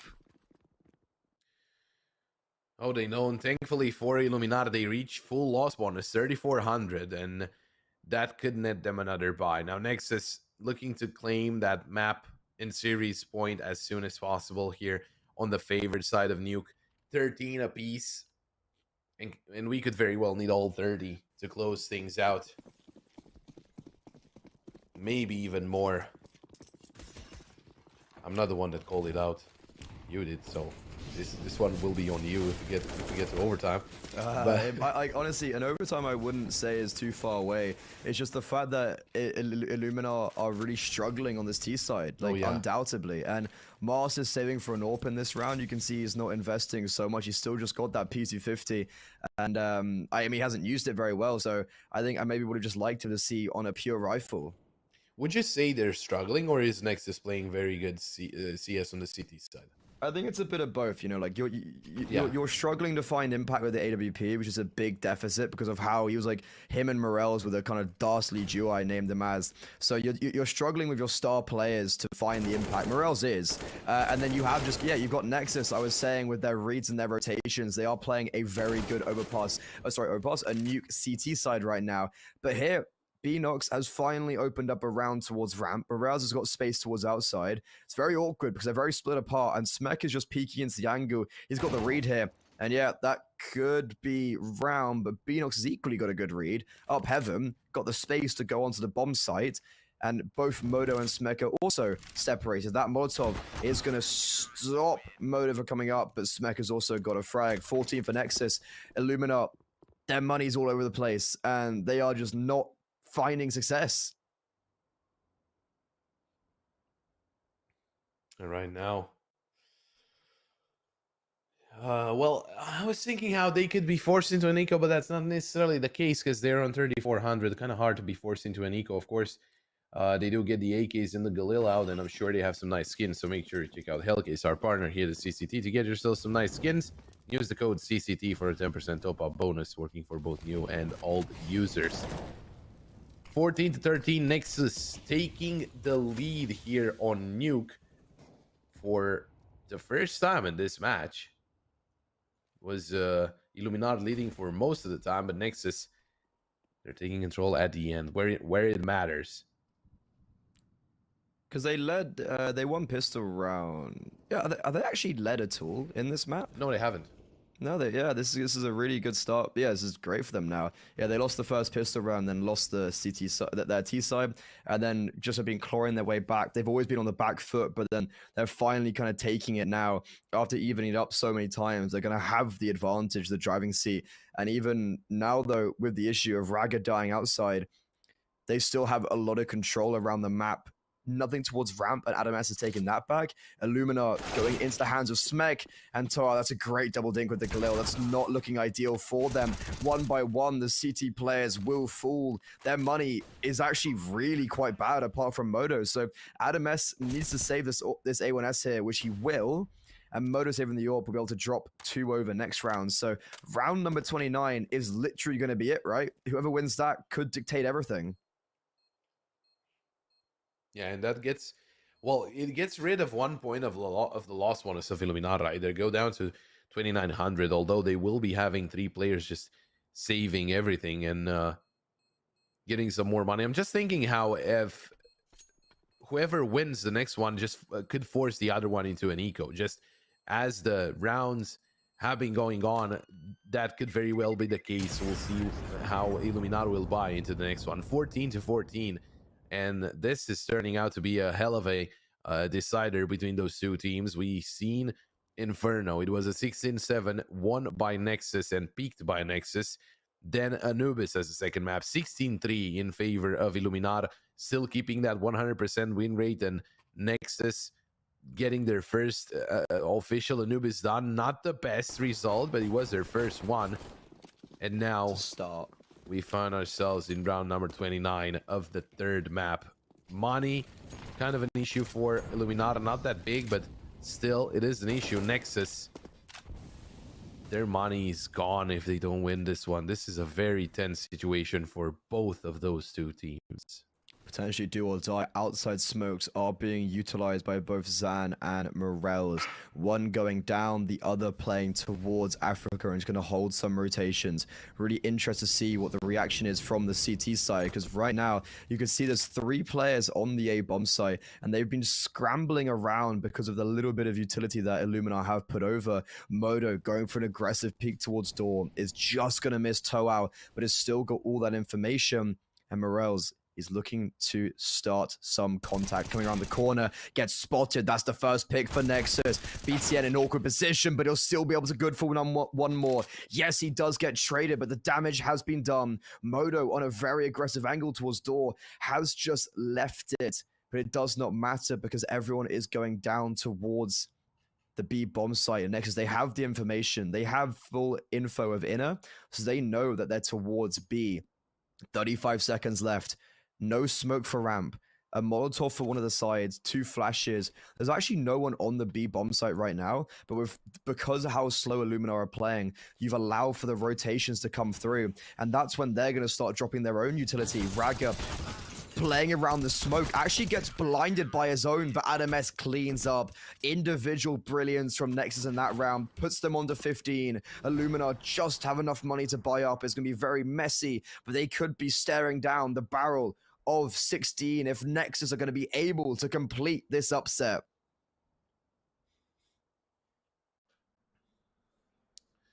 15-14, 1 series point for Nexus is all they get before things go further. Only 2 outcomes, and none of them include Illuminata closing out the game. One of them is overtime. That gives them a chance to close out the game. The other outcome is Nexus winning and sending Illuminata to the lower, or not the lower bracket, but the 0-1 bracket. Modo. Oh, they line up, and he gets a tag. I think it was through the wall. So that is already a lot of damage. The AWP is down to 24. Beanox doesn't have an AK anymore. He has to play the Deagle. Swapped weapons with Morels, I think. And Raga. Oh, the smoke comes through, but he peeks. First one onto 12. Going for the second. Morels will trade. Going for another Morels, but Smek is also down the site. And at the mess nails the headshot. Smek finds one. Zan will trade. Zan with 2. Modo answers, and it's all down to the AWPer. But look at BTN. He's behind him, and he nails the headshot. 16-14, and Nexus, they do the unthinkable. They win 2-1 against what was looking like a very strong Illuminata. Yeah, that's really impressive. I think that's going to fill Next with a lot of confidence going into the later stages of this tournament. They came through the close qualifiers. They did do it pretty well. We were saying how they beat like the likes of Coalesce and stuff. But now you've got them taking down Illuminar, who are very much in form. And that's, I'd say that's the second pretty big upset right now for this tournament. I would have expected Illuminar to at least follow in the same manner of what they did over in Northern Europe, but that won't be the case. Pop, your Romanian brothers did it, and I got to say, they very much impressed me. I found it very ironic there at the end that it was Rager on top heart who killed Toal first, and it was like the old A anchor dying to the new A anchor on the second half, sign that Toal was doing really well at. And yeah, Illuminar, they just dropped off at the end there. They couldn't sustain the success they had, and Nexus just took hold of that and ran with it. Yeah, and well, your boys did it yesterday, my boys did it today, and we'll see what they can do going further into the group stage here at the CCT. But the day is still not over. We have one more best of 3 to go through. It is Young Ninjas taking on Ungentium. Before we go to the break, make sure to check out cctour.gg so you can find the schedule, the regional rankings, the CCT bingo brought to you by Prosper, and the CCT stats brought to you by cover.gg. I'm so excited for the next best of 3 as well, and we'll see it right after the break.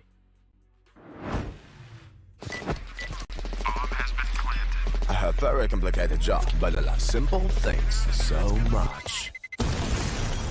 One move, one push,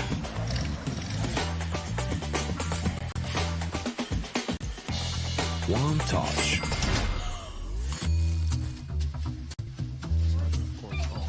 one love, one click, one X-bet.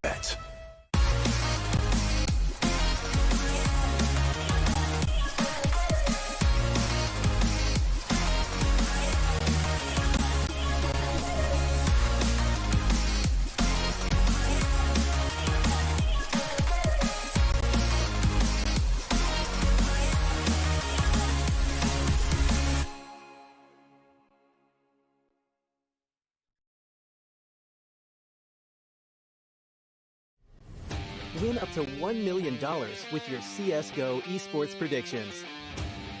Simply guess the kill scores of the 10 players in a CSGO match. The more you guess correctly, the bigger the prize. You'll need at least 2 correct predictions to win a prize. Guess all 10 correct and win $1 million. Experience the exciting new way to add a little prosperity when watching esports tournaments. And register now to receive a free entry ticket upon sign-up. Predict kills, win millions, prosper. You look into your inventory and there's only... It's time to forget about this garbage. Here you will find everything to play with really cool skins. Open top cases. Upgrade drop skins and turn your junk into a cool gun using the contract system. Every day, thousands of people upgrade their inventory with us. Hellcase.com. Look at yourself in a new way.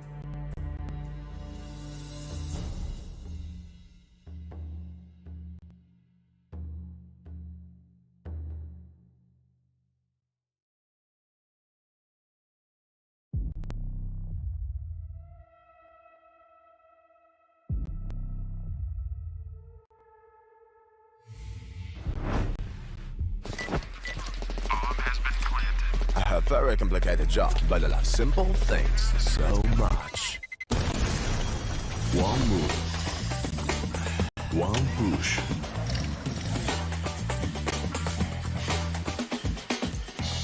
One touch.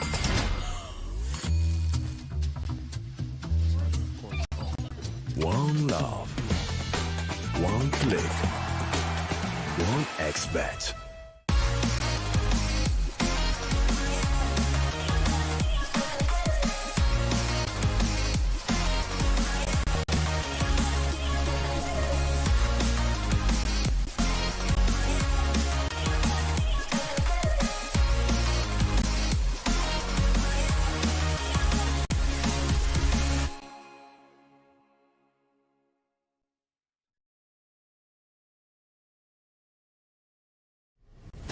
Win up to $1 million with your CSGO esports predictions. Simply guess the kill scores of the 10 players in a CSGO match. The more you guess correctly, the bigger the prize. You'll need at least 2 correct predictions to win a prize. Guess all 10 correct and win $1 million.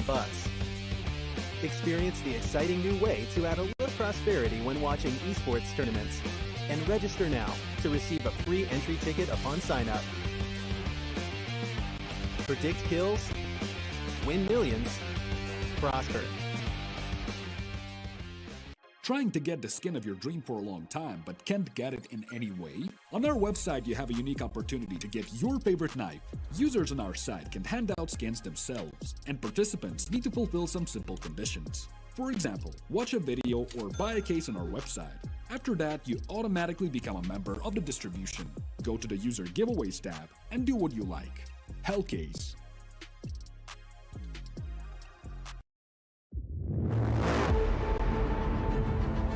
The hunger for glory feeds the desire,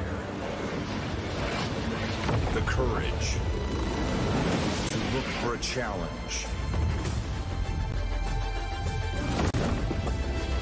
to feed your ambitions.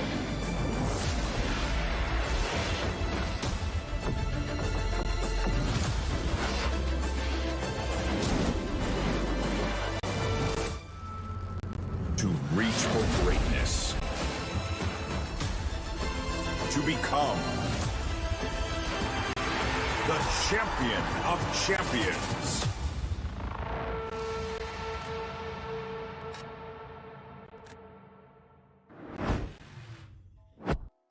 Hey guys, and welcome back to the final series of the first round in the group stage. My name is Freddy or Grimmy Rana. I am joined by Vlad or Pop. We've seen some banger games on already today, and I think this next one will be the same. Young Ninjas, who I personally really rate the squad and think are going to be a very good academy team, pulsing out a lot of very high-level players up against ex-UNGENTIUM, if I'm not mistaken, actually. They parted ways with their roster only 5 days ago, very fresh off it. They have been struggling to find success regionally and internationally, and this is definitely a good start to prove themselves. Yeah, and let's take a look. Like, I'll add the rosters, right? Because we were talking about, you were saying how Young Ninjas are looking really good, and they are. I'm not gonna lie, they are looking like a really strong team. They are ranked 73rd at the moment, but I do feel like they're still a really, really strong team. And now the addition of LNC is interesting. It's been in the team for 25 days, replacing ZTR, who went on to play in Godsend. And well, LNC, he's a young player, and he's looking to be the good replacement for ZTR, who was he was performing well in this team alongside Maxer, Adam B, Nilo, Era, and Abdi as their coach. And I kept on talking how I've seen some of those players. ZTR was included, but now not anymore. And when they represented Sweden and in the European Championship, and they were really, really strong. I mean, Adam B, again, we were talking about how he's the brother of Susp, who played for Juggernauts, and he was a really good player, and he still is a really good player. And Adam B still is a really good player by himself. Yeah, I was going to say, you've also got this Young Ninja squad who have won the last season of the Academy League, if I'm not mistaken, season number 6. They've just qualified for Norway. There's this event going on. It was the Misfire Heroes. They've qualified for a LAN in Norway. As it comes to Academy squads, they're definitely proven themselves to be definitely one of the better, because you've got the likes of Era as well on the Yorp, who's played for Gamer Legion at like RMRs and stuff. LNZ, he's been around the NIP division for ages. He's stood in for NIP, the actual squad, for a significant amount of time, and has IGL'd over there. Now looking over at the UNGENTIUM squad, I'm saying they've just been dropped by their roster. You've got a lot of potency when this roster first got formed. Prism, Matty, Ponzek, Sydney, and Gruby. I think they do have a lot of potential, but we're just unable to show it. Matty with the AWP is definitely someone that I do rate quite highly. Same with Sydney as the IGL. They came second actually very, very recently in the Polska Liga, and they only lost out to Luminar in the finals. So that was a very impressive result on LAN. But that was at the end of last year. But the problem is they haven't been able to quite replicate it in this year, as they've already played one CCT. They lost in the close qualifier of the the most recent Northern Europe, and you can see the vetoes right here. It is actually the old vetoes. We haven't. This is the Nexus Gaming versus Luminar, which we have actually already seen. Luminar, obviously, that Polish team that Ungentium actually beat in the finals of that Polska Liga. But we are going to be going straight into the game. I think the game's actually starting very soon. But Ungentium, a roster that I've seen have success, but then also the opposite end of it. Yeah, well, we're gonna start here on Ancient. That's gonna be the first map in the map pick of Ungentium, and taking on Young Ninjas on this map.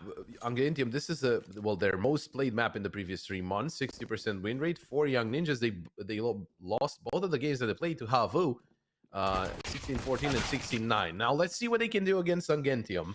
Maxter starting things off with a headshot on Sydney, and in a quick trade there, Mati gets Maxter. The bomb will be planted on that B site. Oh, good headshot by Nilo. They're coming in from this retake, all coming in from CT, and they have to take the long-range duels, although Monschik is close by, but the duel is VAD and B. They're ready to take off some heads, or only one. Yeah, maybe not as much they would have wanted, but Matthew spam through the smoke, denies the bomb. LNZ trying to play around this smoke, can't find him just yet. Time is ticking down. LNZ does find the headshot, picks up the kit, finds the bomb, and I think he might have just clutched up the 1v1. Very close for Matthew. Unfortunately, he will be denied the clutch, and LNZ, a heap of experience in a very high level of CS, will be bringing it now to Young Ninjas. And they will be getting that first on the board on their opponent's map pick. As you were just saying, if there's ever a map to take it off Young Ninjas, it probably would be this one. It does look like the percentages agree with you, right? And Young Ninjas not really playing a lot of Ancient. Mirage is the second map picked by Young Ninjas, and that's their their second most played map. And Vertigo as the decider. Always scary. Now on Anubis, I do feel like we've had Anubis on Ancient. We had Ancient for quite some time now, and it doesn't feel like a new map anymore. It seems like people have been accustomed to it, and we have grown accustomed to it, right? Yeah, I'm personally not a fan of the new updates. I think a lot of people would agree with me on this one, and it's just made it a really awkward map in total. Ponzek though and Prism, lovely entries towards middle, but then it all kind of comes falling down. Maxter somehow, and Donut is still alive, drops that smoke. Groovy cannot do anything with that. The bomb will go down. The A bomb site is in the hands of Ungentium, but the rotations are very fast. 3 for Masses, now an A1S on Maxter, a kit on LNZ, low HP on 1, but Matthew's going to try get aggressive. LNZ, oh, the timing's going to go against him. And Matty's been spotted. That's a great first kill, but he can't get anything more. Groovy, a lovely little swing in there. Pops in, says hello, gets the first, fades away. Does he expect LNZ to be coming from the same angle? Yes, he does. Tags him down. He does have this kit from last round, but it does not matter. Groovy were 1 versus 2. Lovely. And Ungentium spark back with a quick first. Yeah, they do run away with that. They did force up, and they do win the round in the end, and it is their map pick. We do expect them to do really great, and especially how Young Ninjas, as I said, they lost both of the encounters that they had against Havu on this map. So I'm gonna fire another question at you, Freddy. Hit me, baby. Hit me. Now we have Anubis, a completely new map, or at least for the map we had Ancient before it. Do you think we'll have another new map, or maybe the next map coming in through the map pool could be even Tuscan? I would like to see Tuscan. I think it's a pretty cool map to play. I don't think we're going to see a new one for a while though. As we know, CS doesn't like to update too much, and I kind of like that. I like how we do seem the same. Like you can kind of get accustomed quite nicely. And I think that's kind of my perspective on it. Do you think we'll see Cash coming back? Not the Cash we have right now. It's been made for quite some time. Definitely a different Cash if we're going to see it come back. But right now, looking at this one, the Deagles are singing. They've had to hit every note correctly, and so far they have. Chiming in. Maxter's just still alive behind that big box, and he's being really detrimental for them. Ungentium are most seemingly committing towards the A bomb side, with Matthew coming through Donut, 2 coming through A main, but they're just going to be met by 4 CT Deagles, and I don't see them breaking through here, to be honest. No. Era trying to go for a headshot. This is the chance. Mati takes both of the players behind the side down. Groovy finds Maxter, and all of a sudden, it goes south. LNZ not nailing the shot there onto Mati. Just seals the deal. Maybe Adam B. Nice headshot to Groovy. Mati's low. Prism, he has pushed up a little bit, so he gets himself in an even better spot. Let's see Adam B. If he can find those 2 kills onto the Ungentium players. Can get himself a weapon. Oh, he spotted out Prism. He has the AK, but Prism, very important headshot to nail. If that would have been a headshot from Adam B, it would have been a 1v1 with Mati on 14 HP.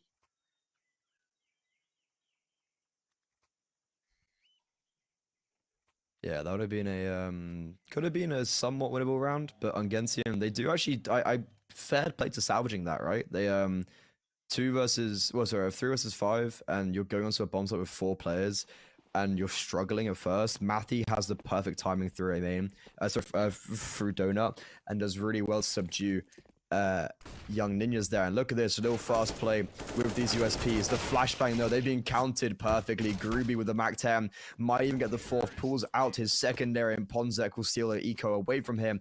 Pretty easy round, they only lose 1, and the Galeke does get covered. That's very good actually. That's really, really good that Grubby gets 3 kills on Mac 10, $1,800 plus an AK.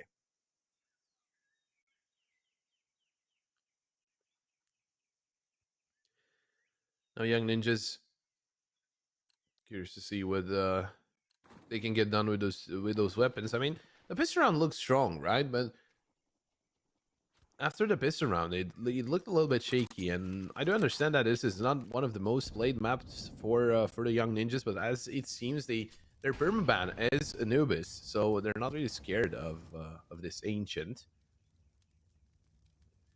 Interestingly enough, it doesn't seem like Ungentium or ex-Ungentium, as we were talking before, have a permaban.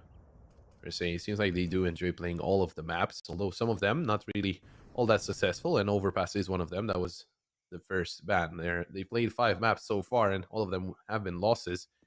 Although 4 of them were really close.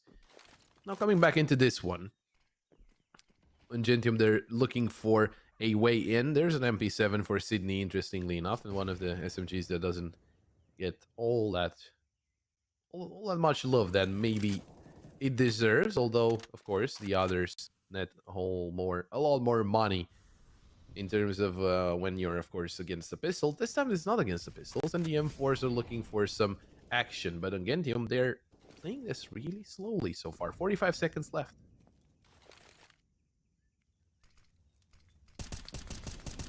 Yeah, not even committing, just faking out utility. That's a great kill by Grubby. That might force them over towards A. Just gotta be careful, like 30 seconds left and the bomb is still yet to be picked up. Any sort of speed bump they might enter could really disrupt them. The one advantage I'm seeing though, Sydney has pushed his way all up the B bomb site. He's actually seen everything and has seen that no one's there. But as soon as NIP are starting to clear out A, they're just gonna rotate over towards B. 10 seconds left. Does the bomb even get to the site? It's going to be very close. 8, 7, 6 seconds. No, he has no time. Oh, does he? Yeah, no, literally milliseconds and he gets it. Okay, fair play. They will have some sort of ability to hold off. But as I said, they didn't win any single gun battle on the A bomb site apart from that first from Groovy. So they're able just to send all their forces over towards B. And that's a lovely retake and a lovely round from the young Ninjas.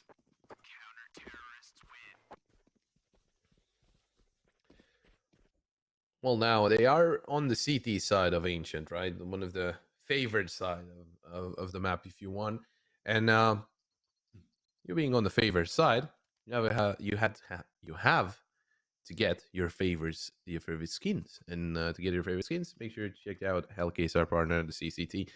But as I was thinking before, being on the favorite side here, well, it did change up a little bit after the update, right? It was the timings were changed a little bit, and of course everyone had to adapt. But I do feel like I've seen a lot of interesting plays on the CT side on Ancient, and a lot of those have been through walls as Sydney gets the first frag onto Adam B through a wall bang. I do expect LNZ to go for some wall bangs for himself, try and get some kills through the walls of Jaguar, But look at this aggressiveness from Med. This is very interesting. There's 3 players waiting here and 2 more coming in from T spawn, but everyone is being focused onto the B side.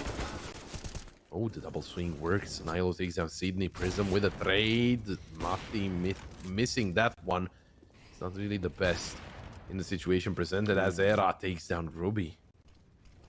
Era is an AWPer with so much experience from Gamer Legion, and it's a lovely push. Can't quite line them up, so Prison will just trade very low HP, so instant back and forth. Bomb will get picked up on the B bomb site. Matty will maybe just have to commit to this. Maxter, one of the newer players of Young Ninja's squad, very inexperienced when it comes to this team in general. He's definitely the one who's come through and is learning from the rest of his teammates, and they've brought him in because he is quite an aimer. He did really, really well in that qualification for the Misfires tournament I was talking about. He's going to try and secure this. Sees Matty, will hear Matty, should be able to get him as he's running towards Donut, and he will. 3-3. The bomb doesn't go down. The AWP's going to get saved. And just about, to be fair, seeing how well the read was, I would have expected Young Ninjas to maybe do it a little bit cleaner. I was thinking how Mati shouldn't have any idea that Maxter is that close, but Maxter was done, because I don't think he peaked early on when they were being aggressive from mid. I think he was just the backup plan, if I can say so. So even though that was the case, they still got around in the end. Not really an issue. And they do tie up against Ungentium. Prism down to, oh, even lower. Goes down to the molly. I don't know what happened there, because he seemed like he peeked into the molly. Then he went back and he was safe. Adam B, not the best spray, but he takes Mati down. Now that AK will be used by more players from Ungentium. Groovy's the one right now holding on to it, trying for some wall bangs. That was unfortunate. Funny to see how he gets dinged through the wall. Well, yeah, 5-on-3, and this should be an easy finish for Young Ninjas. Yeah, I mean, it should be. Keeping it clean as well. It's always a sign that you quite like to see. Last time these two teams did actually play, and there was a slight difference in the vetoes. Young Ninjas, actually no, in these videos they were very similar. Actually no, sorry, what I was saying, they removed Ancient instead of Anubis, the Young Ninja squad, but they don't play Anubis, and they floated it, and on Gentium they do, and they just didn't pick it up. However, the last time these two teams did play, Abdi, their coach, was actually playing instead of Maxter, and the fact that Inferno, which is the second map in this series, or no, Inferno, which isn't being played in this series, was actually so close, it went to an overtime. When you have your coach playing instead of one of your more potent players, I think this is looking quite dangerous for Ungentium, that they might not be able to have the same level of success as they did now they're playing against the full team. That's got to be a lot of pressure, playing with your coach who's not necessarily an ex-player or hasn't played for a long time, and performing worse than your coach is just a lot of pressure. You don't want to be that guy, right? Just to have less skills than your coach, who doesn't usually play all that much. But this time they're not playing with their coach. And LNZ gets one onto Prism, but he's being plated by Mati. Nilo falls before getting the frag onto Pons check. There's gonna be Era to help out with that one. Adam B holds down the fort inside the cave. Sydney doesn't land the headshot. Nice shot there by Adam B, and Groovy is in a 1-on-3. Bomb is really far away, and actually Adam B is gonna... Oh, I don't think he saw it, but he might hear Groovy coming through T-spawn and coming through the water. Oh yeah, he's gonna hear this 100%. It all comes down to Groovy. If he checks the left side, I don't know if he necessarily thinks that Adam B is that close. Maybe the right side first. Yeah, that's what happened, but that's a bad miss. Oh, okay, yeah. Adam B, so back-to-back double frags for him, or multi-frags. Very nice, looking like a very strong part of that B bomb site. Ungentium, their money's not in the best spot. They do have full loss bonus. Well, they had 2,900 coming into this round. Next round, they will have that full loss bonus. Just going to be a bit of a Tech 9 buys. And Young Ninjas doing well individually across the board. You can see the kill distribution is fairly even, whereas Ungentium have a few outliers. You have Groovy, for instance, who's on 11, Sydney on 1. Young Ninjas have everyone between 5 and 9 kills, respectively. I feel like there's a lot of not pressure. Ooh. Oh, wait, let's calm that down because Adam B, he loses a teammate to Groovy. Sydney, but in the end, it all comes down. Prism tagged by Era and taken out with the Tech 9. And things calm down for a second here. Although Group B not looking in the right direction. If he would have taken off the head of Maxter, B side would have been open. But Nilo turns around. That's his head gone. 3-on-2 in favor of the young ninjas. And Ungentium are going to take this towards the B side. But at the same time, Adam B will push out of the B side and into T-spawn, or towards T-spawn. Awkward duels, but the smoke should just... I like that. delay a lot of time for Ungentium. I don't think they will push through the smoke here. I also really like how he just smokes himself off and runs away. Doesn't want to give anything away, especially when it's only a 3 versus 2. These Tech 9s, this is not the round you want to lose to. He's playing it very passively. As that smoke fades, they're going to be peeking behind it. He spots out the Deagle, low bullets in the magazine. Needs to be careful. 5 left, and it's going to be the Tech 9 just to eliminate him. Caught in no man's land. 25 seconds. Era has rotated off with the Orf. Maxter is there to close off if they go back towards middle, which it looks like they're playing with it. They're not. They've just picked up the rifles, and they're going to go towards Era. And Maxter once again is fast on the flank. Mati, he goes for the plan. I don't think that the off shot goes through. It doesn't, no. The whole of the side, yeah, so Mati is okay, but they're both low HP. Less than half HP for both of the players, and they have to get aggressive. They have to get something going, but at the same time, Maxter comes in from behind, and Era, he will just take down Mati. Will be the 6th round in favor of the young ninjas. What I was trying to say is, I think a lot is to be expected of Abdi and this young ninjas roster, because it is a very young roster. Their average age is 19.3, so even younger than Aurora. And why I'm making this comparison is we were talking about how Aurora, even though they're really young players, they seem to be really in check.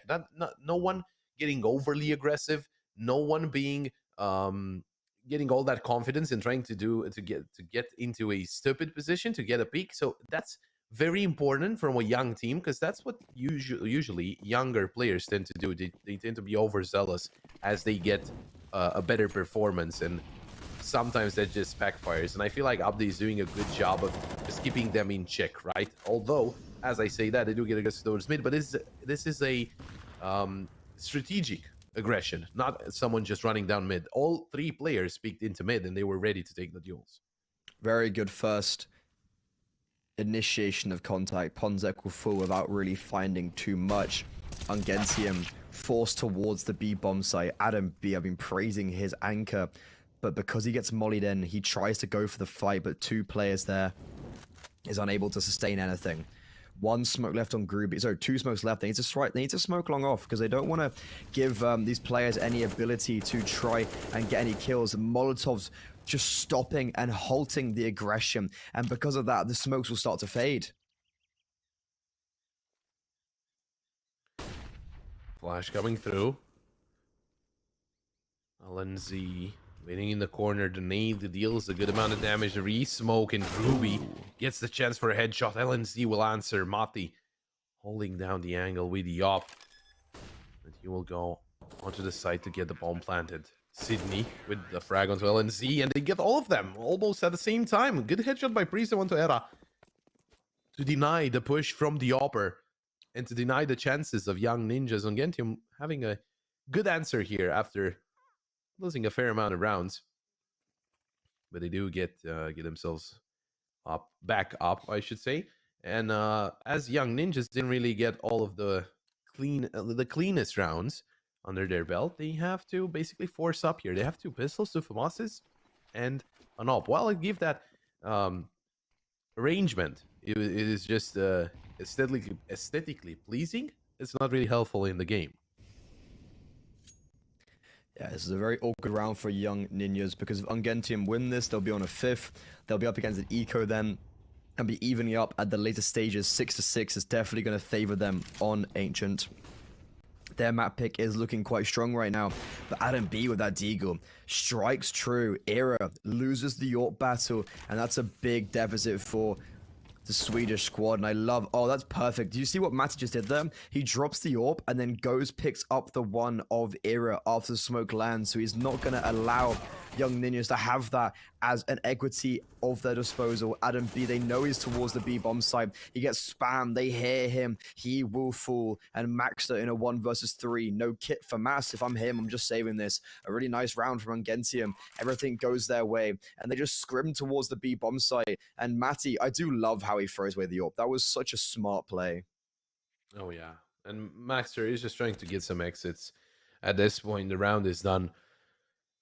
Sure, he can try and go for the retake, but he's in a 1-on-3, and the enemies, from what he knows, there's all AKs. There's a lot of util to still be used by Ungentium, and they're very happy to just save it and get it into the next round. And, well, Sydney is pushing by himself. Mati will retrieve that up, and Maxer, he takes down Ponce check, but Mati's running through the site. I'll come back onto that, because the radius is not that big anymore, so I'm still thinking in maybe Inferno numbers, but Maxer gets an op. It actually saves an op. Yeah, it's kind of ironic that Matthew throws the AWP away and is actually the reason why they save it. But they don't have loads of money, and they are going to take a tactical pause here. 2,400 lost to the next.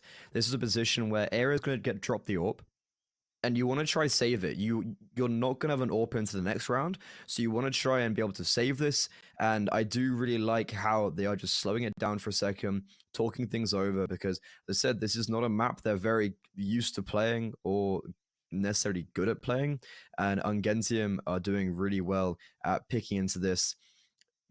Bit of a struggle coming into this new map pool for Young Ninjas. They are seemingly weird with Ancient and Anubis. They haven't played Anubis yet, but they are also not insta-banning it every single time. They said last time against Ungentium, they insta-banned Ancient and took that out of the map pool, and then just got swept on Overpass. But a big part of that was because they were playing with their coach. And now, we've seen them drop off a little bit in the later stages of this first half. Ungentium have kept it very close, and this is going to be looking like they're going to even it up 6-6. Well, once again, Ungentium not really forcing the issue, just being split all across the map and trying to look for the peaks. There's a CZ in play. Maxer takes down Ruby. Prism hits himself a quick double just to turn the tides in favor of Ungentium. Although they did take down a player, and LNZ almost taken out by a single nade. The second one is still alive somehow, 9 HP, hanging on by a thread. And Era, he's looking for something with the op. Gets the frag onto Prism, but as long as he doesn't get that one onto Mati, yeah, that should be danger averted. Adam B probably just trying to... They're not going to save it. I think Adam B is just going to run away, but he won't be allowed. Yeah, you're right. He's not going to... Yeah, there's no chance. Like, I would have preferred Era to get that first kill and fade away. I'm not a fan of him trying to go for the kill onto Matty, because, as I said, they're not going to have it in this round. And Era bought Kevlar as well, so he has, like, quite low money. Ungentium, they'll be looking like they want to take the lead hip-hop. Well, it is their map pick, so they're trying to do their best. But Young Ninjas, they're going to have a chance to answer here with the weapons that they buy. They also have the MP9 onto Era. So, as you were saying, it was just better to either get the first frag and fall back, or just save the op and not really help out in the previous round. It was really important just to hang on to it, as you are not going to use one into this one. Mati uses one in this round, and he takes down Adam B. Era goes down to Ruby. It's already looking like B is overrun, and LNZ, well, he has to put some pressure onto Ungentium, but as he's losing teammates, I think the save will just commence. Maybe not even that. Yeah, they just don't allow anything. Flawless round so far from Ungentium. Maxter in a 1 versus 5, looking to save his M4 as a Lone Ranger. 7 round, well, 6 is already good enough on the Ancient for T side. 7 is looking even better. NIP going onto the next map of Mirage will be most definitely looking to push it onto the third. But this is, I think for me, this is definitely looking like a Polish victory in map number 1 after their strong performance. And that's the flawless. No money, no saved into this next round. Ungentium should be guaranteed an 8th. And might even try get a 9th on their T side. Very impressive so far from the squad that's just been unorged.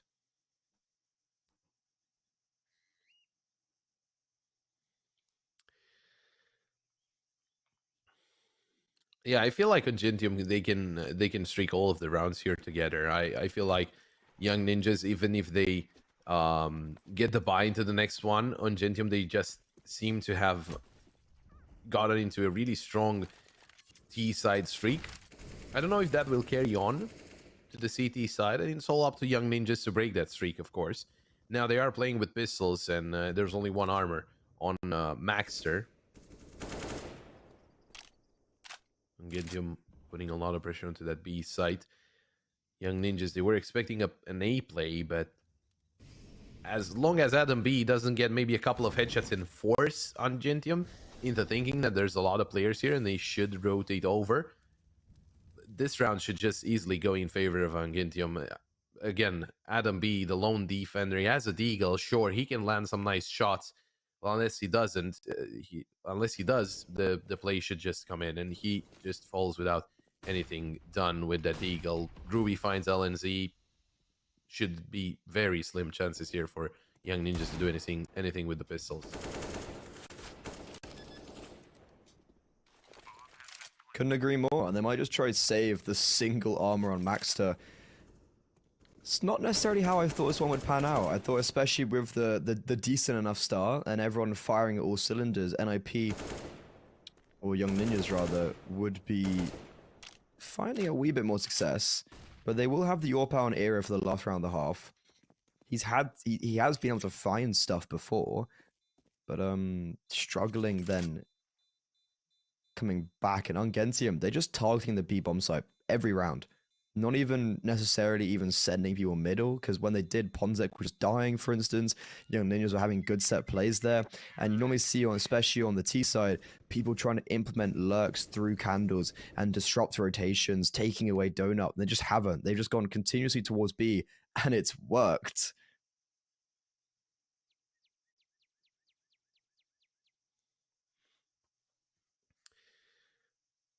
Well, that is interesting from Young Ninjas, right? And double op setup.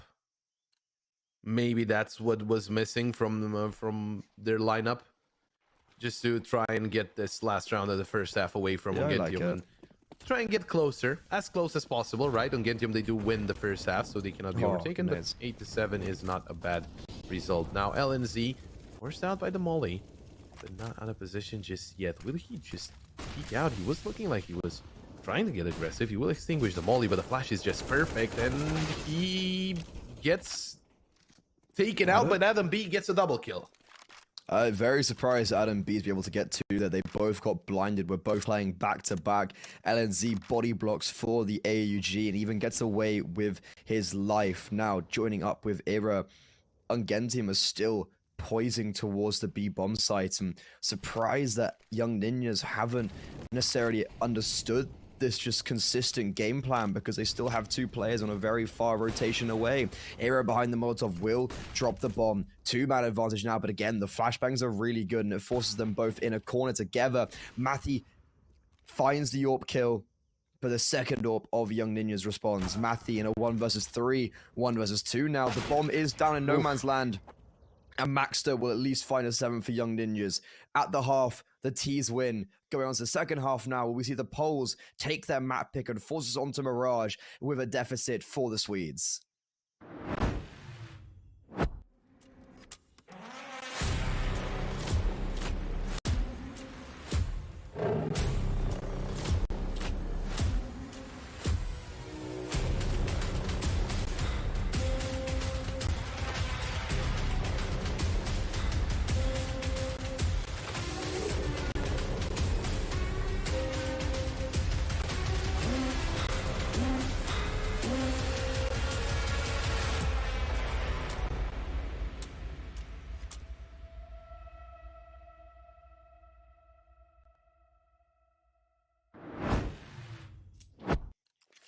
8-7. Pretty equal finish to the first half, and well, as equal as you can get in the first 15. And we do see the odds still in favor of the Young Ninjas, even though Ungentium, they are kind of dictating the pace here. Make sure to check out those odds at cct.gg/1xbet. But now, Young Ninjas, they found success on the CT side this round. Let's see on the T side what the strategy entails, because the B side is being covered only by Ponschik and his CZ. CZ, not a fan of this weapon, especially on the pistol round. Not big really. fans of the, yeah, big fan of 5-7. But I mean, I guess he's in a position to mollyfrag here. Oh, jiggles out and doesn't quite spot Maxter coming through. He's going to be pounced upon now. Maxter, with his back turned, will just find Ponzek. Easy peasy lemon squeezy. That's the bomb site claim. That's the round pretty much done. No. Now coming for the retake. And that is a nice instant shot. Prism hitting the headshot to Aram, going for more, and he turns away from the flash. That is really important. They lose they lose everyone in 5 seconds. The round is done. What is that defense? That was a disaster for Young Ninjas. Ungentium, wonderful retake. Prism gets himself the triple kill. Mati and Gruby, they get one apiece, and that's it. They only lost Ponschik. Yeah, not quite sure how that's happened. Very unfortunate.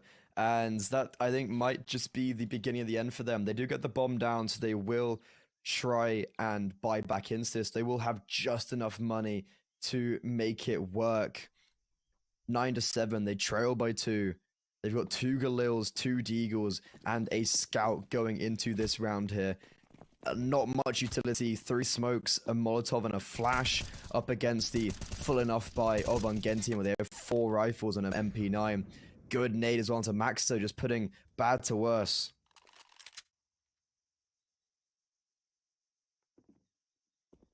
Well, that's gotta hurt for the Young Ninjas, and even if they get control of the sites, I feel just on the C side, I feel like they're always gonna be scared of the Ungentium retakes. So let's see if they manage to take control of the side, because for now, Ungentium, they have 3 players on this side. 2 of them are kind of far away, and the smokes can block their vision. Ponschik could be isolated, and he hasn't been having the best performance so far. He's been taken out by a bunch of times by the guys over on Young Ninjas. Smoke coming through. Adam B catching Ponschik out. Another one from Adam B. Wonderful take. Sydney's still alive. He will be pushed by Adam B, and that's his 3rd. Still being aggressive, looking for more. Quad kill for Adam B. And this is all he's doing, all by himself. He gets the 4K, and now Mati, really far away from the side. They're not gonna be scared of this retake from Mati. I mean, in the pistol round, sure, they were in a 5-on-4. This time they're in a 5-on-1. And Adam B is on fire. He's not the brother of Sus for no reason. He's a very good individual player as well. Or is Susp his brother? I don't know who's older. Susp is very young. He's 18, I think. Just turned 18. He was 17 when he stood into the breach and popped off. And I still refuse to believe that man was 17. Like, he looks like a fully grown adult. So funny. However, good round from Young Ninjas. They do it very cleanly. Adam B with a lovely entry onto that B bomb site, taking a leaf out of Ungentium's book. Twice in a row now they've gone towards that site, and they're putting Ungentium on a very difficult buy. Is this a T-side meta we're falling into? I've surprisingly seen a weird amount of T-side win halves on Ancient, and I really just refuse to believe that this map isn't CT-sided, but maybe it's becoming just a little bit more even. I want to say they're twins, so well, still one of them is older, but not by anything that counts. So anyway, getting into the next round, getting into round number 18, as we see the Deagles and the M4 of Mati. This could be a good chance for the Young Ninjas. They could tie it up, even take the lead, as Ungentium could fall into the abyss that is the eco rounds. But again, we've seen surprises here and there in the CCT. Molly, not the best timing. Groovy Almost nails a shot there. The nade gets him down to 64. That's a second molly, and Groovy has nowhere to go. Yeah, no chance. Stuck between a rock and a hard place right there. You've got Matthew with this solo A1S. Will be putting its good juice in candles, and there's going to be no trade for that either. Sadly enough, Ponzek won't be able to grab up that A1S, and Young Ninjas spread across the map, looking just take maybe individualistic fights.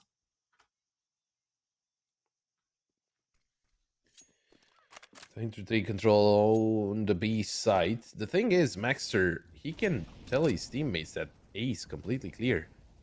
And that's exactly what's going to happen. The smoke baits a lot of players from Ungentium onto the site. But the rotation is just easy. Just run through. No one's going to stop you.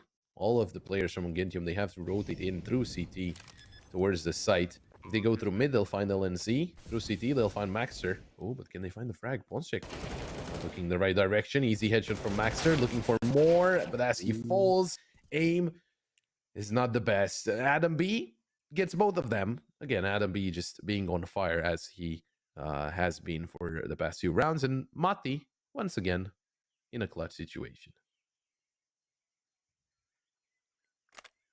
I would have maybe even liked to see them save, because they've all gambled like the B bomb site wrong. So just save your weapons into the next round, and you then still have the same almost like aura of danger around your squad, and Young Ninjas will have to respect you. Now they're just going to be up against a Felico, especially with Matthew dying there. I think it's good that you've kind of gone 1-for-1 for Young Ninjas, because you've still won out the trades. And 9-9, they're up against a Felico. This is them taking back the lead potentially and forcing T-side dominance. Well,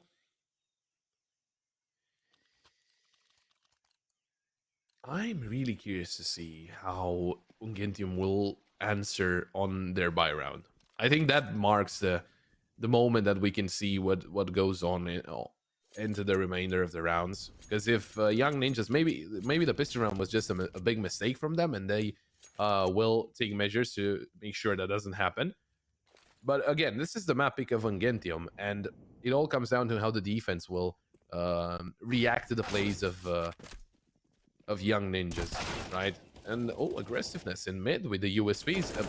Yes, who's gonna get the multi-kill? Of course, it is gonna be Adam B, getting some more frags. He's up to 22 so far. Groovy taking down Era.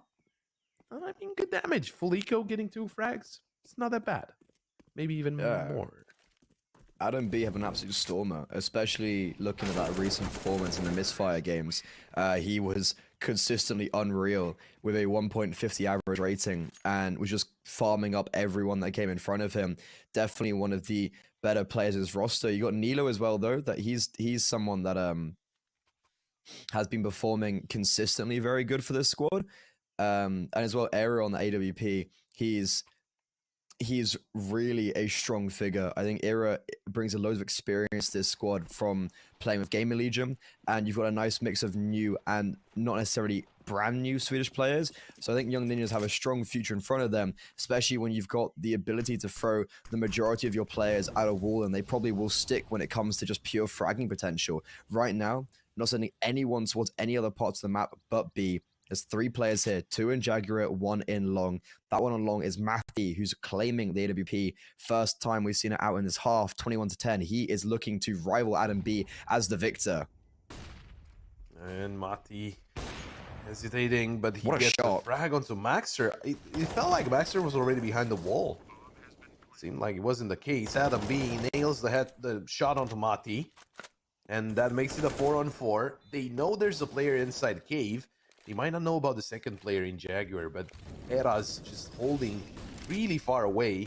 Even if Prism tries to go in from behind, they're going to find him out. Nilo, with the couple frags, should seal the deal. Era going towards Jaguar. He's going to find 2 players. Nails the first shot, but Prism manages to trade. And now in a 1-on-3, tries to run away, but Nilo catches him as he's jumping for safety towards mid.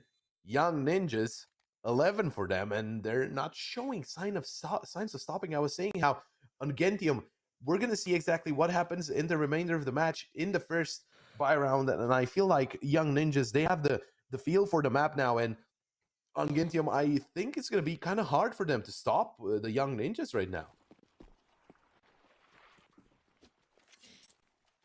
Yeah, I was seeing, I was just saying Nilo, great impact he can have in this roster, and right there, gets 3 kills, wins out the first gun round of the half. The AWP doesn't have any effect, and NIP, they actually just choose to stay with the 5 rifles on this T side. Maxter, whoa, that is clean, might even get the 3rd. Well, that's round over. Maxter just farms them up. He was the outlier in the squad in the misfire qualifier. He had an unreal rating, like 1.65 or something like that.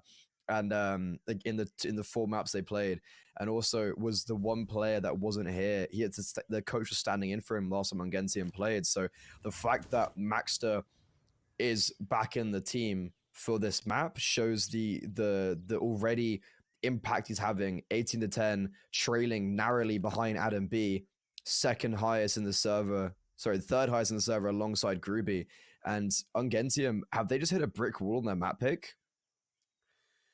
Well, that's not something you want to happen to you, right? When this is your map pick, this is your one of the best win rate that you have, and the next one is just not looking great, 17% on Mirage. Clearly the peak of Young Ninjas, one of the maps that they feel confident on. So Ungentium, if they don't manage to get something going here, it's not looking all that great for them. This Ancient clearly was favoring them just on paper, as Young Ninjas had 2 games played in the previous 3 months. Both of them were losses. But this time, it seems like the practice paid off. 12 for the Young Ninjas, and no one is going to survive getting the frags. I'm curious, when did they play against Havu? One of the games was on the 26th of January. The second one was yesterday. Yeah, soon enough. I mean, to be fair, Havu, I'd say, are a different squad compared to Ungentium. Havu are definitely, I think, in my perspective, like rivaling tier 1. But with their new roster changes, it's definitely an interesting one with Otten and Banjo coming in. But they actually, equally, ironically, they did better on their T side as well. They got 6 rounds in a row, twice as much as they got on their CT side. And on their second gun round, the half, fast mid play, Gruby gets 1, but it's quickly traded out. Very nice from Young Ninjas. Changed it up a lot. After targeting towards A and B in these last few rounds, they will go towards middle and they'll take that control quite easily, leaving Maxter now to lurk through. Bomb's going to come and join him, and they're actually going to leave. They're going to start and redirect themselves towards one of the bomb sites. I really like this this setup from the Young Ninjas, where they always have the chance for someone to trade. Even if you go down, you know that your teammate is backing you out of it, and that is just really important for a team and for things to go in your favor, of course.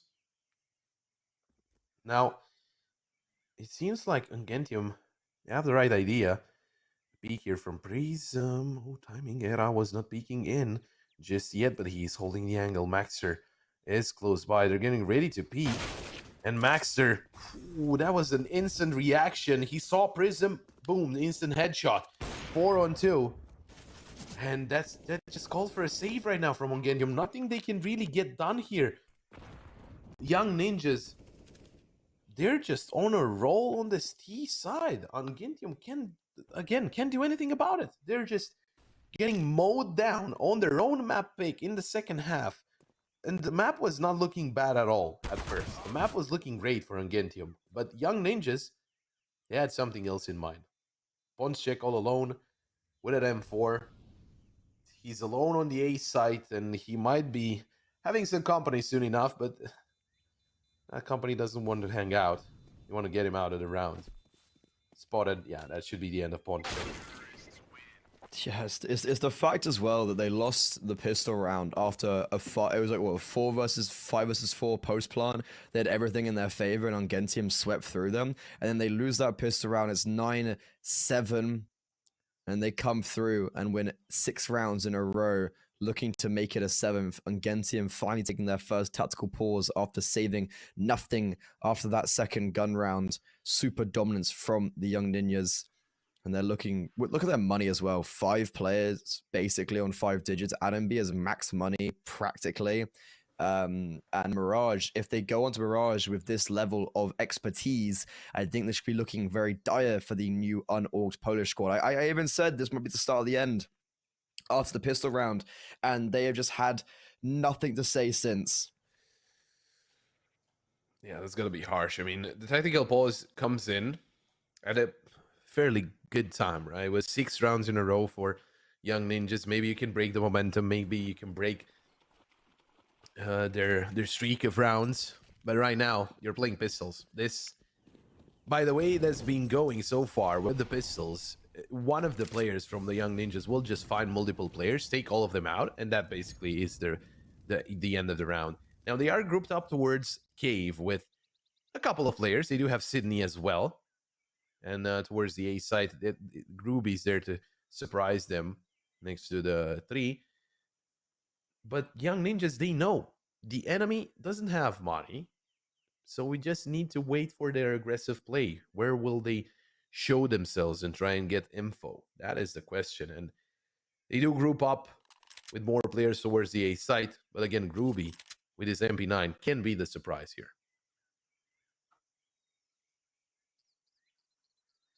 Yeah, if they don't clear him, it could be very difficult, especially with the bait and switch between him and Matty. As the utility comes out, flashes are not prime, and Max just preempts him. There's literally nothing you can do about that. There would have been the trades as well, and they seem to be very aware of that possibility. Max turns to 21. Very good game from him alongside Adam B. They are owning the polls. That's 14, I think, right there. You've got the rest of the team from Ungentium with no kits coming through.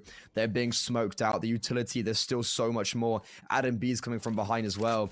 They're going to try and fade away. They're just going to walk straight into him. He gets the first. These pistols at long range aren't going to be able to deal with him that well. And he just smokes them off as well. Era with Matthew. This is looking like such a good domination from Young Ninjas. Everyone's going to be reaching nearly max money. Total domination here from the Young Ninjas. Nothing they can, nothing Ungentium can get done. And, that's a lot of dead with the bomb. Yeah, they do go down. But as you were saying, they are really close to max money. It doesn't even matter. At this point, they can just buy whatever they want. They could go for a triple upset up on the T side if they want to. Not that it helps at all, but they could if they wanted to. That's the main point. A tactical pause from Young Ninjas is very interesting here, since they're just on a roll, and certainly whatever they're doing, it is working. But Abdi has something to say to the team, and Ungentium, this could very well be their last buy. I mean, they might be on full loss bonus, but this is it could be the last good buy to get in, because if Young Ninjas, they win this one, Ungentium, if they don't save, they're going to be on 3,400, which means it's time for FAMASs and MP9s, more or less. Maybe some of them getting some frags could help and get the M4s, but everything that I said comes into play if they lose this round.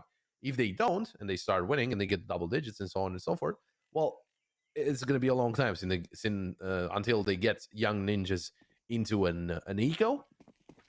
But it could be the start for Ungentium's comeback into this map. It could be a start, but NIP a fast play towards B. Prism finally does get one, but instantly traded out. Matthew will find a second on the round for his squad, but again, the trades are very good for the Young Ninjas. And this just means Ungentium are going to have to be forced into this uncomfortable retake. Ponzek in the Molotov. They've heard that. They've heard him be ticked. They know there's one towards Cave. He's going to be joined by his teammate Groupie, and just another Molotov to slow him down. Sydney has to try get something done coming from CT. As the smoke fades, Adam B has to be able to be wary of this, and he's not. Back his turn. Coming back around now. And he doesn't win the gun battle. Era 1 versus 3, misses the shot. ZZ pulled out, can't cock it in time. And Ungentium finally find double digits after winning a flawless 3 versus 3 retake. Close one, considering they didn't have a defuse kit, but I guess that was not a possibility that the Young Ninjas were thinking about, because if they did, well, Erak just could have stayed in A main and waited until he heard the defuse being started. Now Ungentium, they do get one after a long streak from the Young Ninjas. 7 rounds in a row to be precise. And can this mark the start of the comeback from Ungentium? They need to be really strong here if they do want to get it in the bag here. If they do want to get Ancient in the bag. Prism really fast inside Jaguar, but Ponschik is there to trade after Prism goes down, and that's a quick double for the player that has been struggling for a little bit here on this map, trying to go for some wall bangs, something we haven't seen from the young ninjas, right? They haven't really gone for those wall bangs that can connect and get the frags. Although Mati finds Era with Yop, aggressiveness also works. Yeah, the aggression just catches them off guard. Flashbang does not hit Matthew. Nilo does a lot of damage, gets inflicted a lot as well. 2 versus 3. Maxter coming through the smoke. Groovy has his number.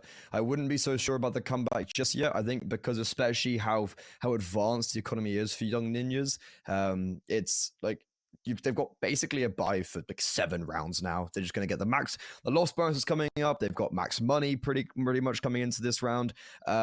And because they're not buying AWPs as well, they're just feeding into the AKs.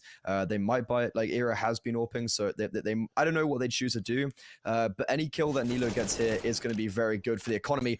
What a shot on the Sydney. That's really difficult for Ungentium now because they might not be able to have the AWP into the next round. And he's baited out that he's going back towards A, but going bound towards ramp. Groovy will just catch him off.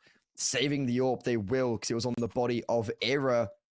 11 to 14, expensive for Ungentium considering it was like a 4 versus 2, 4 versus 3. But Young Ninja, as I said, still loads of money. Era dancing with the idea of the AWP. It worked with the 5 rifles. I might just want to see them return to that said 5 rifles.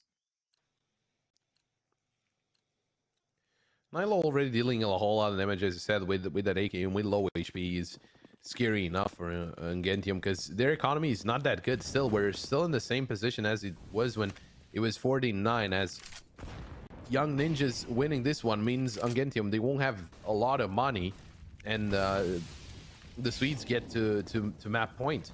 LNZ, I think he found Ponschik there. At least I think he saw him on the jump. Good spam to get some damage done, but not enough to put Ponschik in any danger. Aggression in mid. Ponschik with the wall bang again, taking down LNZ. Those wall bangs are really powerful. If they land, it's hard to do anything about it, especially when it starts hitting you. Adam B finds Prism though, and Nilo has to does. Adam B has been finding a lot of frags here. He's on 29. Ooh, okay. Ponschik does shut him down. 4-on-3 in favor of Ungentium, and Nilo losing that duel is so important. And that just seals the deal. The frag onto Maxter. Era has to clutch in a 1-on-4 with 45 seconds left. Again, looking for some damage here, especially with the money of Ungentium still not secured. You want to be out of the game. 2 frag, getting maybe 1. 30 seconds left. Could just save the AWP. Era has no money as himself. He's been spotted out now, though. Groovy in T-spawn. Era faking out a smoke. And Groovy will just swing it. Yeah, he just goes forward, swings out. 12 to 14. Ungentium making it a little bit closer now. But I said, still some money. Adam B literally on 5 digits of LNZ. The loss bonus is racking up. They haven't been getting the bombs down, so they don't have that luxury of the extra $800. But Era's just going to get a AWP dropped over by Adam B. Money, again, still good for the next round if they get the bomb down. I think they'll just be able to pull even without a bomb down, but just no AWP. Round 27, getting to the later stages. NIP with a very good T side at the beginning, but have been dropping off a little bit now. Ungentium, they just need to continue in this momentum. That's a good start of early damage. Sydney drops a nade, but Groovy gets caught. He misses the shot, and Adam B just nails him, finds his 30th, and they're going to accelerate towards Donut, taking a lot of that space, but not soloing and focusing their destiny there as Adam B in middle is going to clash with Sydney. Doesn't expect him close right, pulls out the utility at the worst time. That's a good trade. You know how constantly saying the same word over and over again at some point becomes weird to just say the word? Okay. That's what's happening with Adam B at this point. He's just doing a lot for his team. But he does fall in the end. He does lose the duel in mid, and that gives a way for Ungentium to, well, contest the presence of the young ninjas here, right? Because the Utility comes through. No smoke for where Mati is staying or waiting, which is interesting. Nilo, what's the player? But Prism still wins the duel. And there was no spam back because Maxter is all the way into B, and Era can really afford to shoot blindly into a smoke, as if he misses, someone can pop out of that smoke. Timing. Maxter finds the frag, but could have gone wrong. well, he's still low HP, and Sydney, yeah, he's just gonna swing. Easy frag there. Now again, Era, last player alive, but the bomb is not really in a favorable position, and 15 seconds left. No util. That's basically round done. 13 for Ungentium. We've been at it since 14-9. Ungentium, they are slowly coming back into this one. Yeah, they're creeping forward. They're getting just a little bit closer, and they've been doing it quite decisively as well. They can still close us out in regulation, and NIP just losing a lot of their mojo right now. You have Maxter and Adam B still fragging out, but no one else really joining them. Yorp getting saved by Era means he can have that in this round, and they should have another buy. Yeah, this is the problem. They had so much money, so Ungentium are constantly against gun rounds. They're probably thinking, like, surely one time with an eco, but no, they have the rifles out once again. Full max loss bonus, and Young Ninjas, they took a pause when they were 14-9 up, and they've actually lost every round since. Maybe a little bit of a curse there, but they're going to take another one coming into round number 28. We're going towards the end soon now, and Ungentium, they're so close to clinching victory away from Young Ninjas. Are they just going to be able to do it? Well, it was that tactical pause that marked the moment where Ungentium started to come back into this one, and with this one, they're trying to take that back. They're trying to force the issue to win the round and get Ungentium into a bad position. But at the same time, Ungentium, we were talking how if they won that round, Ungentium would have been on a bad buy. Ungentium, they have some money left in their pockets. So even if they win this one, Young Ninjas, Ungentium, they're still going to buy. So overtime is still in play here, although winning for Ungentium still is. Young Ninjas not yet on the map point, but Era finding Sydney, that is a good pick. That's a good for start. the Young Ninjas indeed. Op coming into win though is looking for a peek, and oh, with the boost, this is a very nasty angle, and Matti doesn't expect it. Near the What a boost.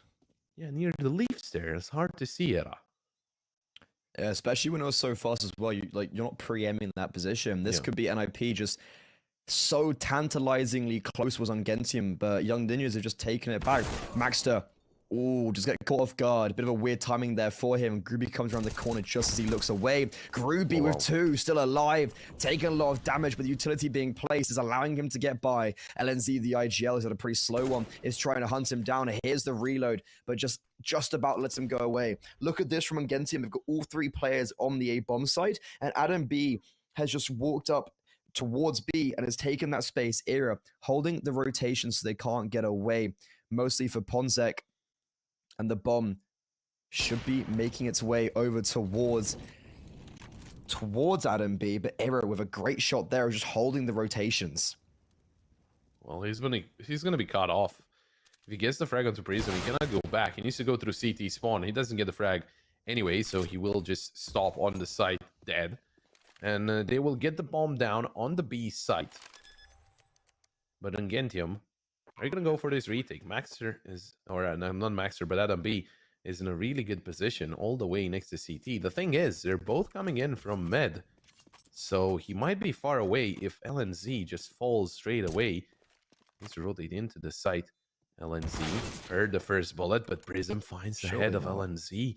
Ruby's still alive on 8 HP, but he can still deal some damage. Adam B is going to hear the jump. Prism is going to swing out, and he gets Adam B. They lose the round, even though they found an empty site. Ungentium, they managed to retake the site, and they get the equalizer. 14-14. I was getting scary at Prism just... God, just about, yeah. That was very close.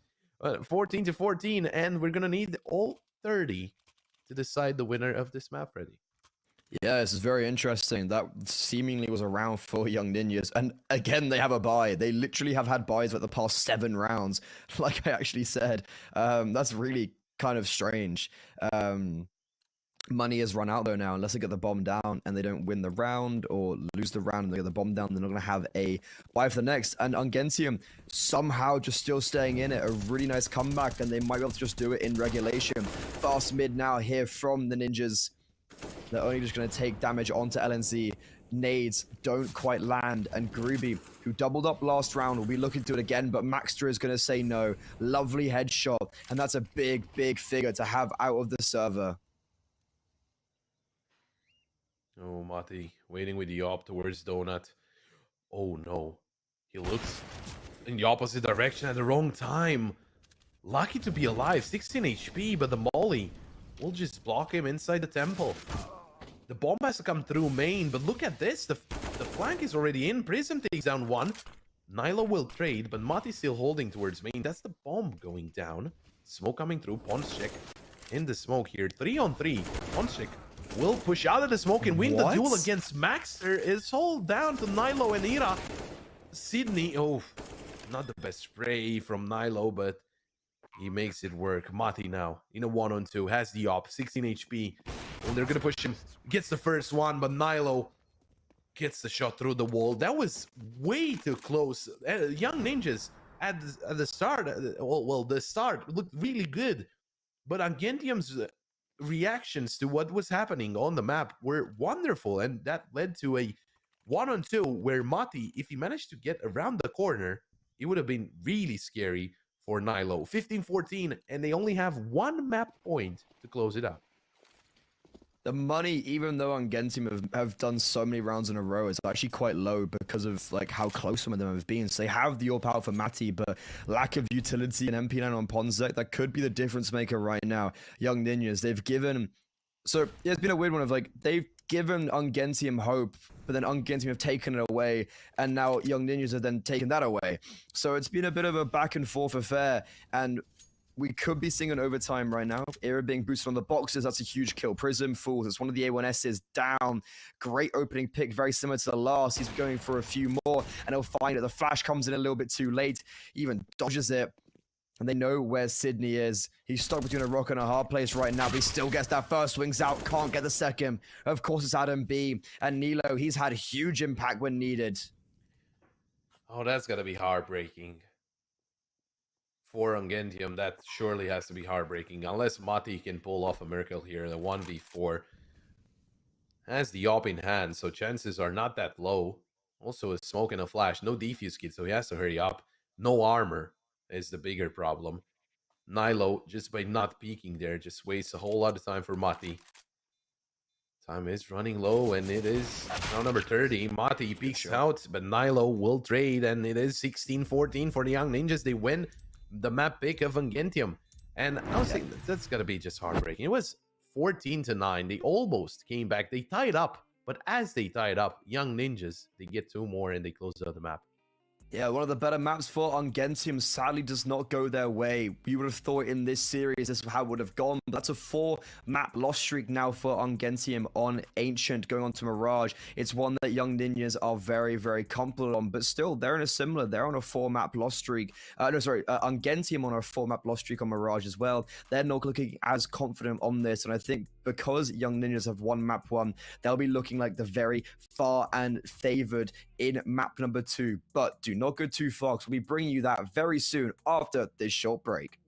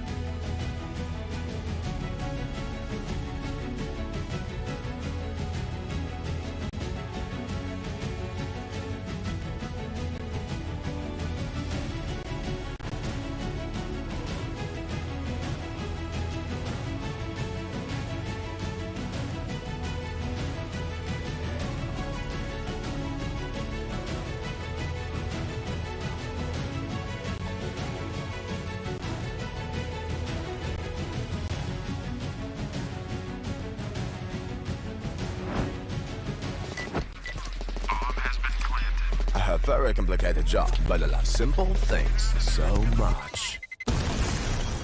One move. One push.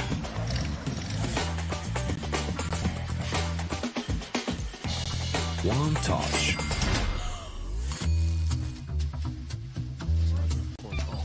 One love. One click. One X-bet.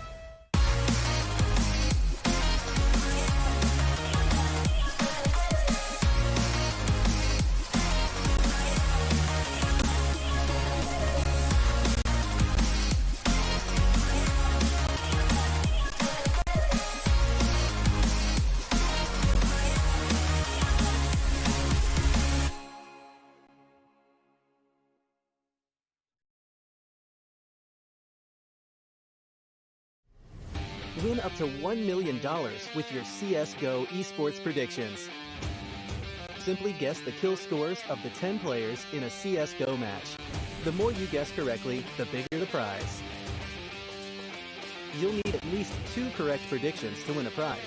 Guess all 10 correct and win $1 million. Experience the exciting new way to add a little prosperity when watching esports tournaments. And register now to receive a free entry ticket upon sign-up. Predict kills, win millions, prosper.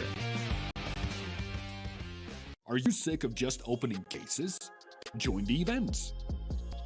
At each event, you can find special cases from which tokens fall. Tokens are your ticket into a world of unique awards. For tokens, you can buy a skin, premium, or special balance. Try your luck in the skin generator. Also, you can leave your tokens at the token vault, and the more tokens you keep, the better skin you'll get. Add variety to opening cases with Hellcase.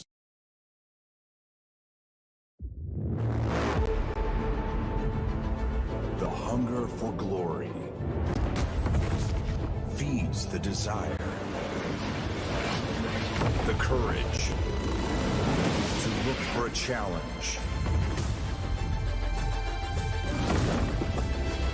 to feed your ambitions.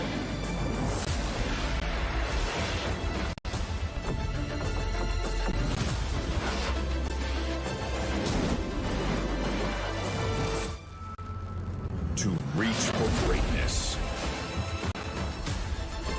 To become the champion of champions.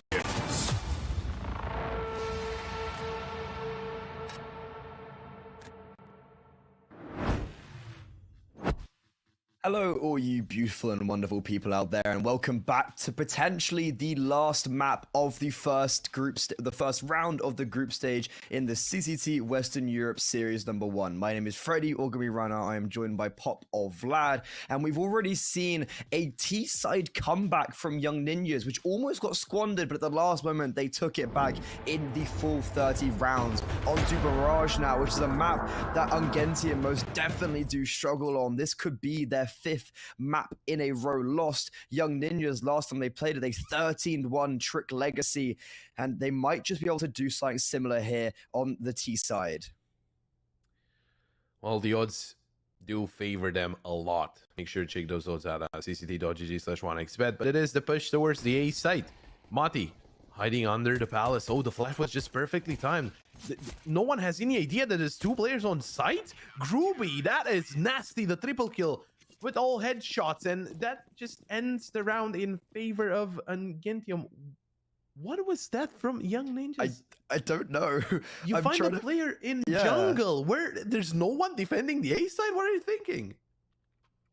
I'm like, the fact that, yeah, they just kind of ignored the fact there could be anyone on the A bomb side, and they're like, it's grand, we'll go over towards jungle. But yeah, in the end, that will be the Poles picking up the first pistol round and the first round of this map. Young Ninjas, they don't get the bomb down, they still will play into it. 4 Eagles and a Scout on Era. On the other side, you have quite a healthy buy for a second round, and Ungentium, they might get caught on a BXQ here, because NIP are grouped outside of TV, holding for a mid push, which also might come in. Prism might just give them this.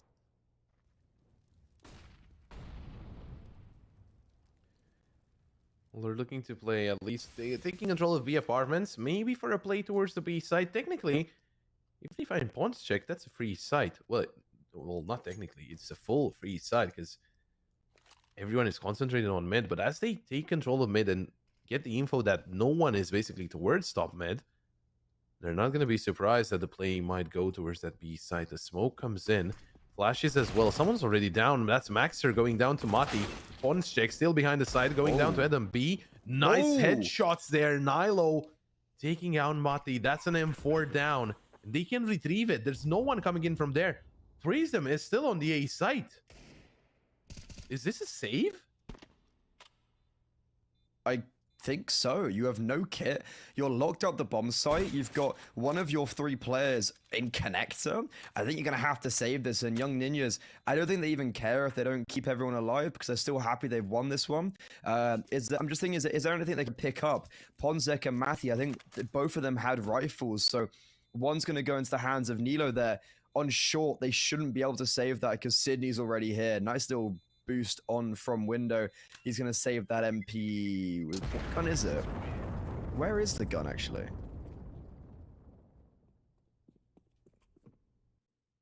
I'm confused. The gun that wasn't short, it was the M4 that Nilo picked up.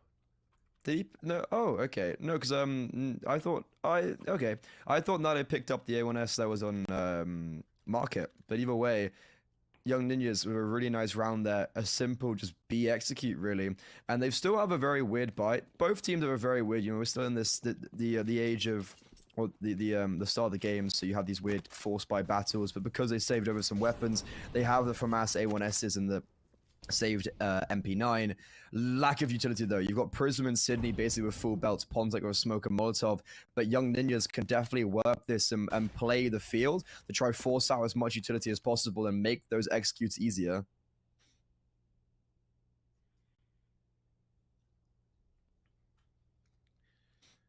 Now looking to play through under an A split. Not really coming from top mid, but Prism with that molly. Oh, and the nade comes through as well. Good damage and just holds them at bay. The problem is there's only one player defending the A side. That's only Ruby with the M4. And they're getting set up in ramp for kind of execution. But as the smoke will come in, we should be wary of the A play. Pushing through the smoke, there's Sydney to help out his teammate Nilo. Coming out of Palace. Adam B just now activates the flank through connector, and there's a player in short that can see them. Oh, Prism. Oh, timing. He didn't see him. But Sydney pushes through the smoke and he gets Maxter, but A side is empty now. Nice shot. Oh, it's not looking too bad. Yeah, good kills with the SMG. Upgrades to an A1S, and again, save for Ungentium, right? You're locked out. You've still got players on the B bomb site. Matty will save that A1S into the next round, better than an SMG. So Young Ninjas aren't quite out of the frying pan just yet, but this is a good start for them after losing that pistol round. Very clean win from Ungentium, and it's similar to what we saw on the T side of Ancient for Young Ninjas, is that they lose the pistol round so easily and then just win every single round afterwards.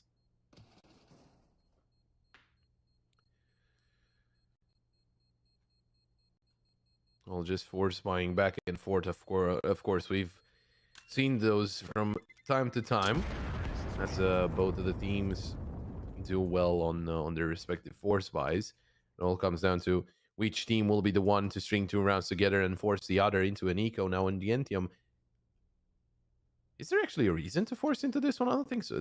I feel like they have a lot of money to they can just eco this one out and sure, give away a round to Young Ninjas. Maybe, not necessarily, because they do still have 3 weapons with armors.